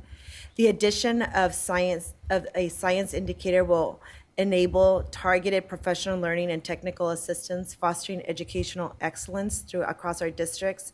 It's already happening where we're planning professional learning around more around science, which is already an indicator that the districts are now giving it heavy weight equally to ELA and math. The expansion of tools for teachers with new resources and workshops is essential to supporting educators to deliver state standard aligned instruction. This initiative enriches classroom practices and cultivates continuous improvement in educational outcomes. The ongoing development of resources through tools for teachers initiatives like the Smarter Balance Summer Workshop supports formative assessment and accessibility strategies, fostering continuous improvement also. And lastly, I want to highlight the upcoming 6th Annual California Assessment Conference hosted by the CDE from October 15 to October 17 in Riverside. The theme will be empowering educators, leveraging assessment data and tools for classroom success.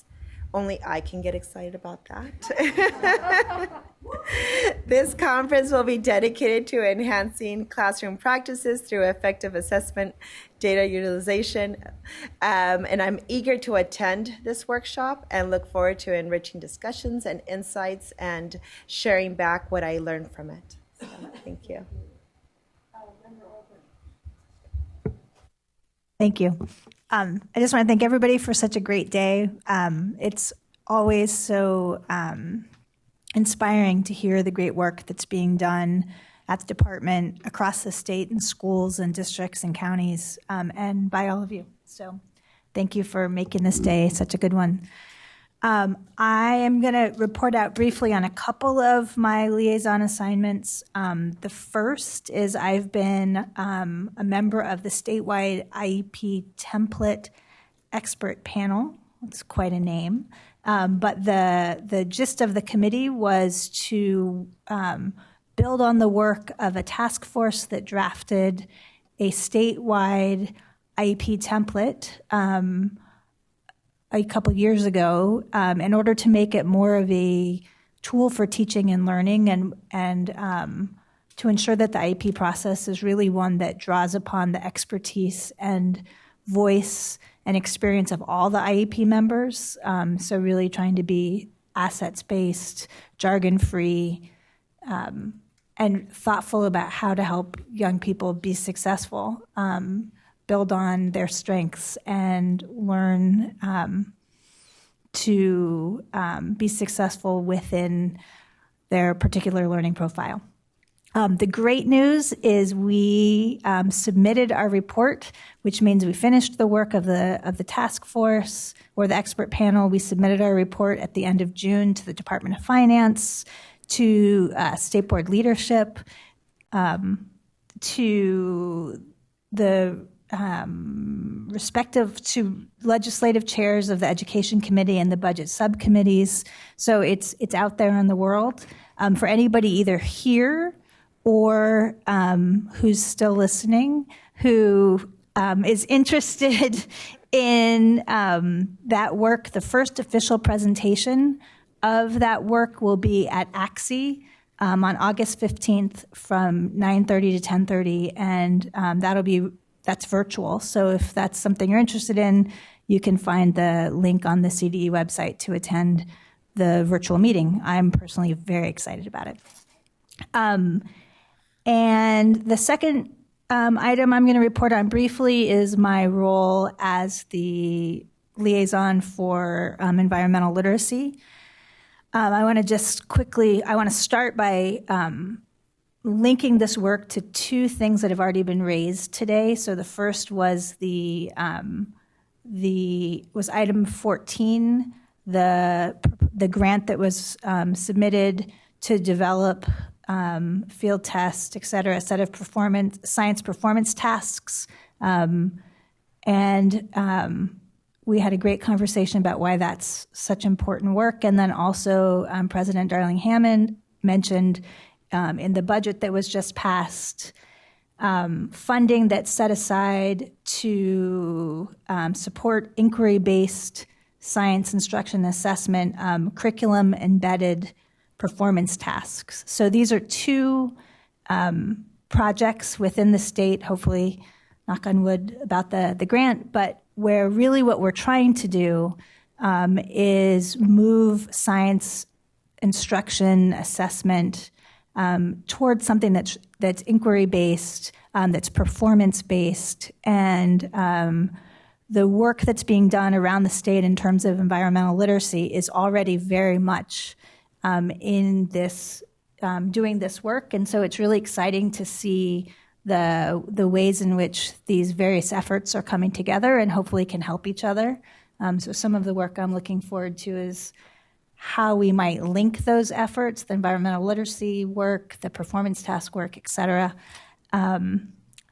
because I think it's one of the big learnings, of course, in environmental literacy and climate change is everything is interrelated. So the more we can model that by the way we help teach it and support it in the state, the better. So I could say a lot more about that work, but I think I'll stop there for now. Thank you. Member McQuillan. All right, I'll be brief, being we're sleepy. I want to say something about TK also. I have two grandchildren of that age, and I got to visit their TK classrooms this past year. Very powerful, and so good for them to bridge the gap and get them off to a great start in their K-12 experience. So just kudos to the TK program. But my liaison reports, you heard that we hosted the state superintendent up north with a listening session for Northern California tribes. It was excellent.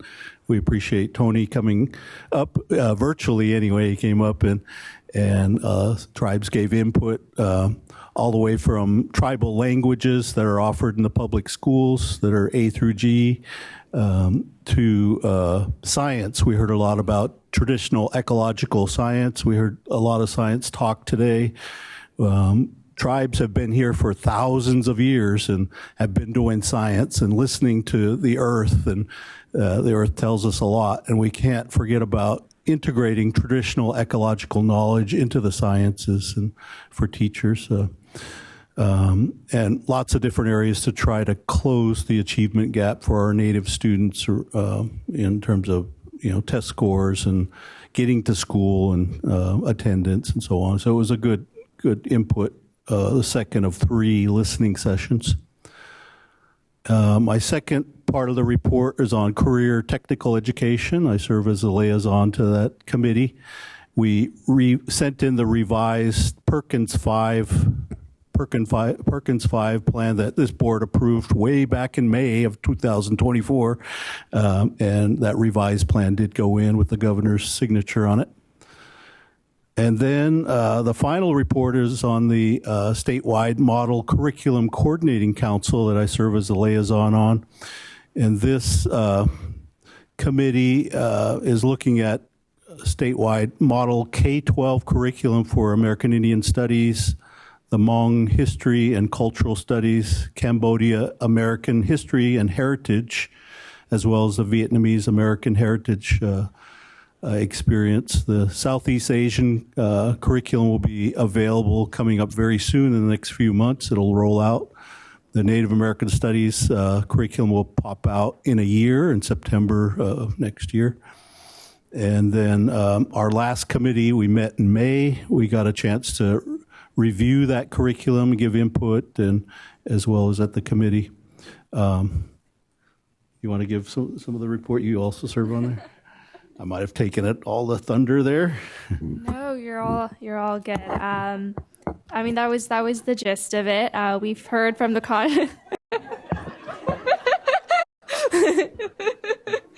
Sorry. It's less work for me. No, but we heard from the contractor and on the final draft of the model curriculum for that covered the Hmong, Cambodian, Vietnamese experience and culture. So that was the final report was submitted to the CDE in June, and the CDE is now reviewing the lessons for final approval, and it should all be uploaded by September 1st of this year. That concludes. Yeah, I love collaborative work. Member Lewis.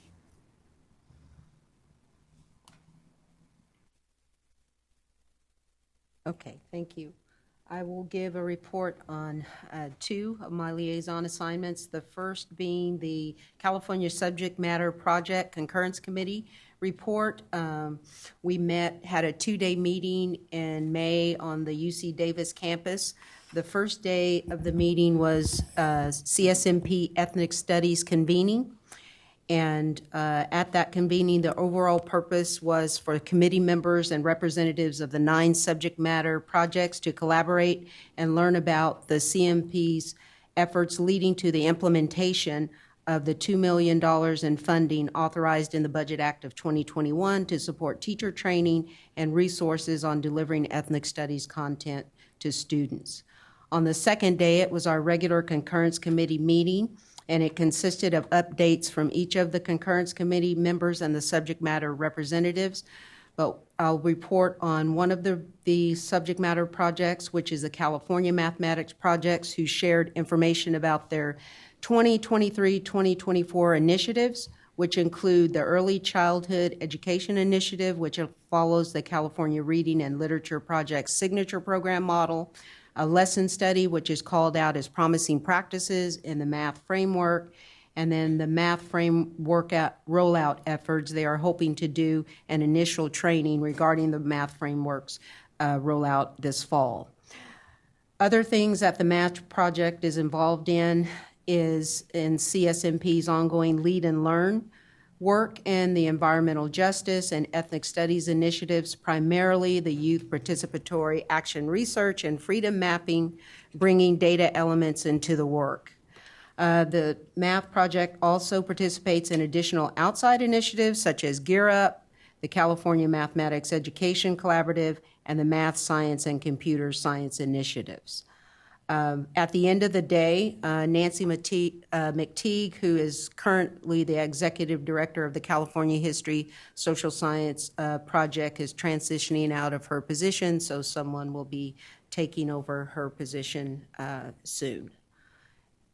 The second liaison report, which I'll give the entire report, sort of short this time. Okay. The Instructional Quality Commission met in May, and there were 3 informational items that were presented by the CDE. The first being the California Arts Education Framework implementation presentation, and it provided the commissioners with an overview of how the IQC's prior work on the 2020 California Arts Education Framework has lasting impacts and renewed interest since the passage of Prop 28. Takeaways from this presentation included frameworks align resources for Prop 28 implementation and understanding the full life and utility of a curriculum framework. The second presentation was from the Clearinghouse for Specialized Media and Technology, the CSMT, and the commissioners received an overview of the services that the CSMT provides to all of California's blind and low vision students. It included an overview of the American Printing House for the Blind federal quota program that the CSMT manages for all of California. The third presentation was a media literacy presentation. The CDE staff provided foundational information on what media literacy is, as well as what the CDE is currently doing to address the importance of media literacy in K through 12 settings, including the media literacy's current presence in the Model School Library Standards and the 2014 ELA-ELD framework.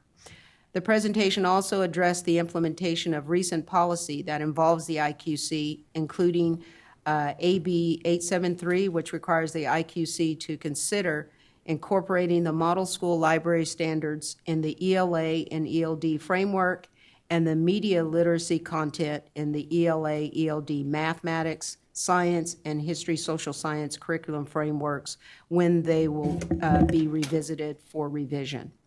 The next IQC meeting will be in September of 2024, and if you're interested in any of the recordings, they are on the CDE website. And that concludes my report. Surely. Just a couple of things to report.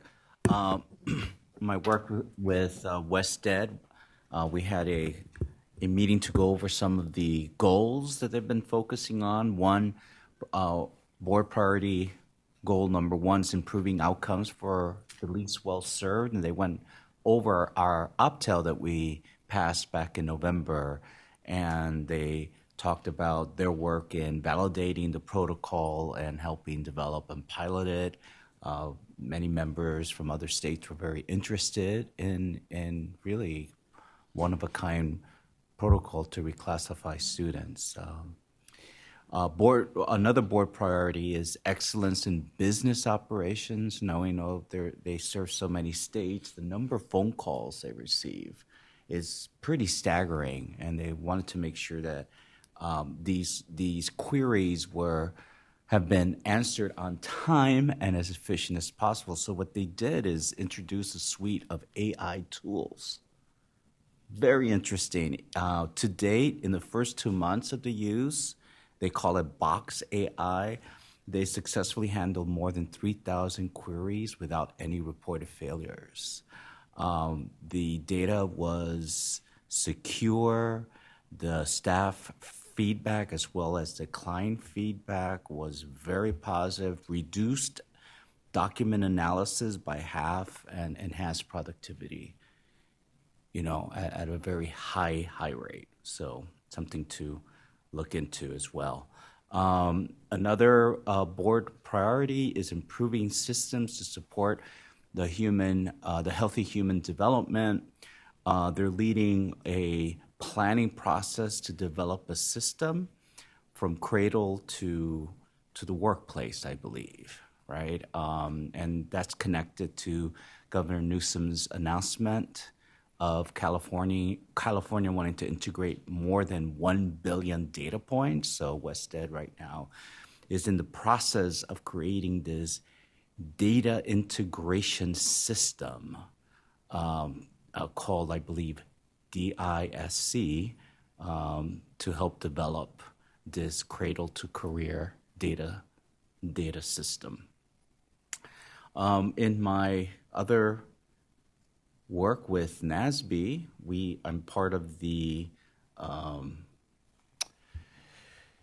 committee to plan for the next conference, which again will occur in October in Kentucky. It's going to be a lively event.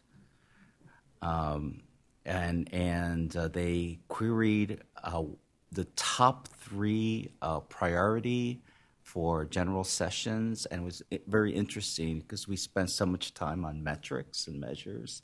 That was their number 1 priority nationally, that people wanted to know more about metrics and measurements, especially in early childhood. So many of us are, within that same boat. The second highest rated need was recruiting and retaining educators, and the third is in the area of mathematics, and AI. So, so helping plan out an engaging session, and I'll share more as we get closer to solidifying the conference. That is all. And I apologize for missing Vice President Glover Woods in the alphabetical order. Your turn. Thank you. I'll give a quick update on the California Collaborative for Educational Excellence, more affectionately known throughout the state as the CCEE. Just about 2 or 3 things to share with you. One, there have been some new reports released. One of the reports is California Individual Education Program Expert Panel Report, or California IEP Expert Panel Report. And the second is a final report on the community engagement work, and that's called the Community Engagement Final Report 2024. So you can access all reports and these 2 recent reports on the CCEE website. Also, as I've shared with you at past board meetings, the CCEE now has a podcast that is titled Rising from the Margins, and the latest episode has been released, and it's part 2 of the inspiring journey of Fillmore Unified School District, which is in Ventura County, and their work with CCEE under the intensive assistance model. So definitely encourage you, whenever you have an opportunity, to tune into that podcast for that episode or any of the past episodes. The last update I'd like to give you from the CCEE is related to the statewide system of support. There is now a landing page for the statewide system of support on the CCEE website. And what this does, and sometimes there are some confusions or questions around the statewide system of support. What is it? What does it do? What are all these entities? Well, you want to go to this landing page. You will find information, videos, links, resources, all of those things related to the statewide system of support. So please go to that. And also, lastly, just wanted to let you know that the statewide system of support has a core working group that's been collaborating for over 2 years. And right now they are working together to develop change ideas that would improve coordination, collaboration, and integration across our multiple state agencies with the statewide impact. So again, a lot of great work happening with CCEE, and we saw a lot of their work integrated with some of our board items today. And we have our next governing board meeting at the end of August. So when I see you in September, I'll have even more great things to share with you. Thank you. Terrific. Member Iapon, part 2. So I just wanted to start off by expressing my enthusiasm for the financial literacy requirement that's going to be enacted. If you remember back in November, we actually had students present as a part of their part of their requests for an emphasis on financial literacy, and it's something that I've discussed meeting with other student board members across the state, and I'm really excited for it, and I think that it's been a long time coming. And in the process of drafting the model curriculum for the financial literacy class, I think it's a great opportunity to involve students and see what they really want out of the class and utilize their input. Throughout the last month, I also met with Julia Clausen, who's the 24-25 state student board member, to do some of that transition work, emphasizing continuity between student board members in terms of priorities. And we had a great conversation, and she's really looking forward to meeting you all in September and joining all the work that you do. In terms of, and we already kind of covered this, but with a statewide model Curriculum Coordinating Council, I had the chance to submit feedback for the Native American model curriculum, and I was honestly so impressed. The curriculum itself was just so engaging. The lesson plans, they incorporated recipes and documentaries and poetry, and it really made the culture and heritage come alive, which I thought was wonderful, and it really explored intersectionality as well, which I really appreciated. And there were resources I wish I was exposed to in school, but I'm so excited that they will be available to students in the coming years, and excited to continue working on this beyond my term as well. And that's all I had to report out on. Yes.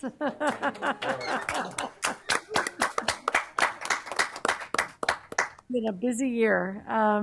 So I'll just conclude this section by noting that, as I was listening to all of the different reports, there's so much, when we think about the whole child supports, the community schools, the TK, the investments in the IEP template, which are going to really bring a different frame to teaching and learning for a whole group of students.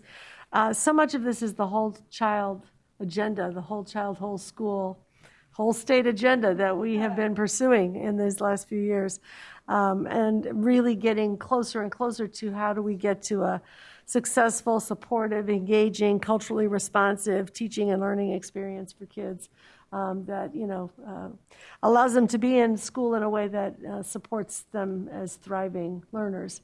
So I'm just going to note that tomorrow we're going to have a study session which really builds on this set of questions. We're in this rapidly changing time. Francisco, you brought up the AI experience. We all probably have some, recent encounters with AI. The stunningly rapid changes in our environment, that affect our students, the challenges we've been through in this recent ongoing endemic period, et cetera.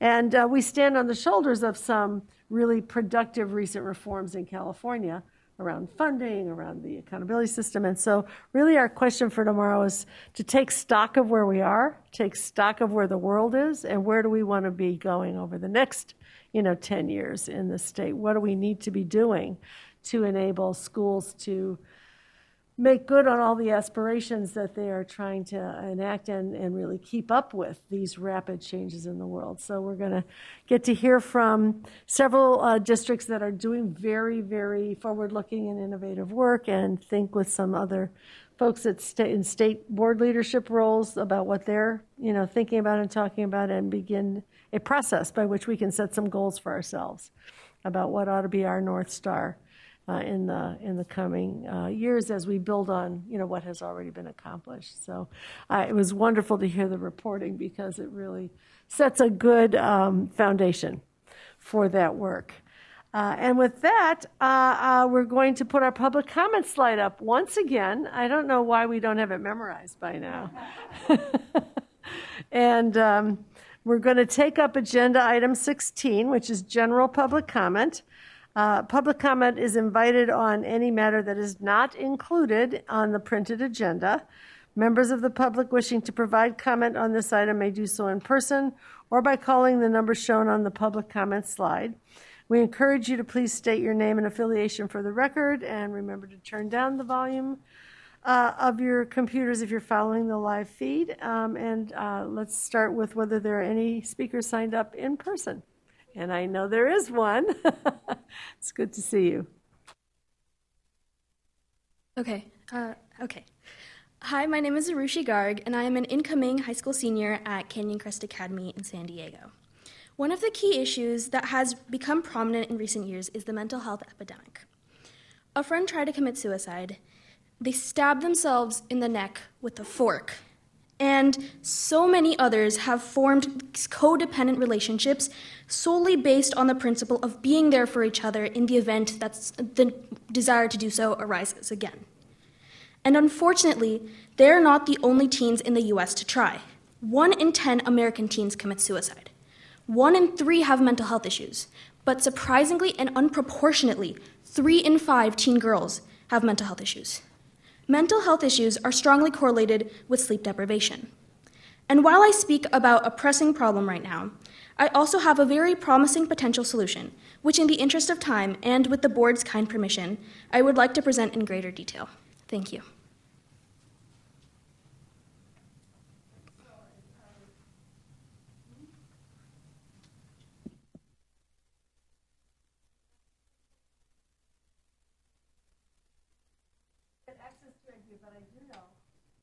I do know that you could send in your proposal, because I know that from talking to you that you have really developed a thoughtful proposal that was successful in getting some changes at your school level, and then we can take this up when it's agendized at a future meeting. So we thank you for being here to introduce that, and I look forward to us having an opportunity to discuss it more fully. Thank you so much. Yeah. And I would be happy to present at a later date as well, if that is an option. That may be an option, and we appreciate that very, very much. Thank you. And with that, I think we are ready at this moment then to, is there anything on the phone? Yes. There are 2 people signed up in Okay, the queue. great. Thank you. Caller with the last 4 digits, 3711. You are now live. Please start your public comment. You have 1 minute. Thank you, Superintendent Thurman and SBE, for your service to our scholars. I'm Sharon Thurman with the Natomas Black Parents United. I'm here to first applaud your focus on the TK through 3rd literacy. Second, to stress the urgent need to put the same systemic emphasis on the reading deficits of our 4th through 12th grade Black scholars, because they are expected to already know how to read in order to learn. Third, to ask for transparency. As a tutor, I have witnessed too many Black students promoted as if they were reading at their grade level, then talked to parents of high school students who tested below grade level, and not surprisingly, whose GPA was below 1.9. 1/4 of Black students in NUSD high schools fall in this category, and I'm sure it's not the exception. So, the third request, would you have the superintendent and staff bring a report with the number and percentage of middle and high school Black students who ended this past school year with a 1.9 or lower GPA. I implore you to ensure 4th through 12th grade Black students are taught to read at or above their grade level. We cannot allow them to graduate or drop out as functionally illiterate. I welcome your feedback, and if there's any way to extend the public speaking time to 90 seconds for members who wait thousands of seconds, that would be great. Or if you could have us placed at the beginning of the session, that would be appreciated. Thank you for your work. Thank you. Next caller with the last 4 digits, 8018. You are now live. Please start your public comment. Buenas tardes, mi nombre es María Daisy Ortiz. Soy un padre líder de LUSD y miembro de la comunidad. Estoy aquí ante ustedes porque LUSD no tiene transparencia con el proceso de la solicitud consolidada y usan el nombre de la presidenta de DILA para endorsar la solicitud sin consultar significativamente, como lo dice la ley 1116. También a los padres no se les para entender y comprender las garantías procesales de todos los títulos, título 1, título 2, título 3 y título 4. Pido a ustedes que se corrijan estas malas prácticas y se consulte a los padres adecuadamente y se haga un proceso adecuado porque los fondos no se están usando de la manera efectiva para cerrar la brecha académica de nuestros estudiantes. Gracias, que tengan buena tarde. Hello, my name is Maria Daisy Ortiz, and as a parent of the LSUSD student, I'm talking to the board today because LAUSD is not really transparent with the consolidated process of solicitation, and it does not consult with parents with the categorized programs and does not capacitate parents with the understanding of the process of guarantees. I ask the board to make the appropriate corrections and do not use parents to just take the funds. Thank you for understanding. And also, in accordance to Title 1, 2, and 3, please understand that. Thank you very much. Next caller with the last 4 digits, 4502. You are now live. Please start your public comment. You have 1 minute.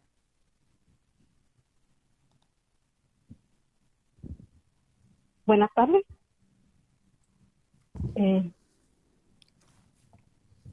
Sí, buenas tardes. ¿Tiene un minuto para hacer su comentario? Absténgase y deme espacio para traducirlo, ¿ok? Ok. Continúe. Buenas tardes, mi nombre es Isabel González. Hello, my name is Isabel González. Soy una de las más de 5,000 padres de familias que han firmado y hemos llevado nuestras firmas ante el board de Los Ángeles porque estamos muy tristes por la seguridad que se vive hoy en nuestras escuelas. Es muy triste y a la vez muy vergonzoso tener... Deme espacio para interpretarla, por favor. Gracias. Repite las instancias pequeñas, enunciados, y yo le traduzco lo más pronto posible, ¿ok? Continúen. Es muy triste y a la vez... empiezo. Soy una de las más de 5,000 padres de familias que hemos firmado y llevado ante el board de Los Ángeles las firmas. Okay. I'm one of 5,000 parents that have gathered signatures to the LA U.S. District of LSD. Continúa. Que estamos preocupados por la inseguridad que se vive hoy en las escuelas de Los Ángeles, de California. We are very, very worried about the insecurity that we live in the school district in LA. En la última reunión que estuvimos con el superintendente, se dijo que los directores tienen la facultad de hacer que la policía regrese a las escuelas. The last meeting that we had with the superintendents, we talked about they have the authority to bring policing back to schools. Continúa. En la auditoría que se hizo del 2019 al 2022, el inspector dijo que en la auditoría se presentó que más del 75% de los directores afirmaron que la retirada de los fondos de la policía escolar había tenido un impacto negativo en la escuela. Okay.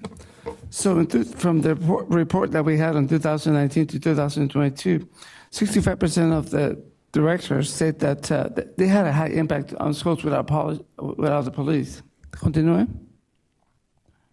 Lo único que queremos es que en nuestras escuelas no queremos violencia, no queremos pelea, no queremos bullying. All we want is that we don't want to be bullied, we don't want to fight, we don't want violence. Continúe. Por favor, queremos un ambiente seguro para el aprendizaje de nuestros niños. We do want a safe environment so that our kids can learn.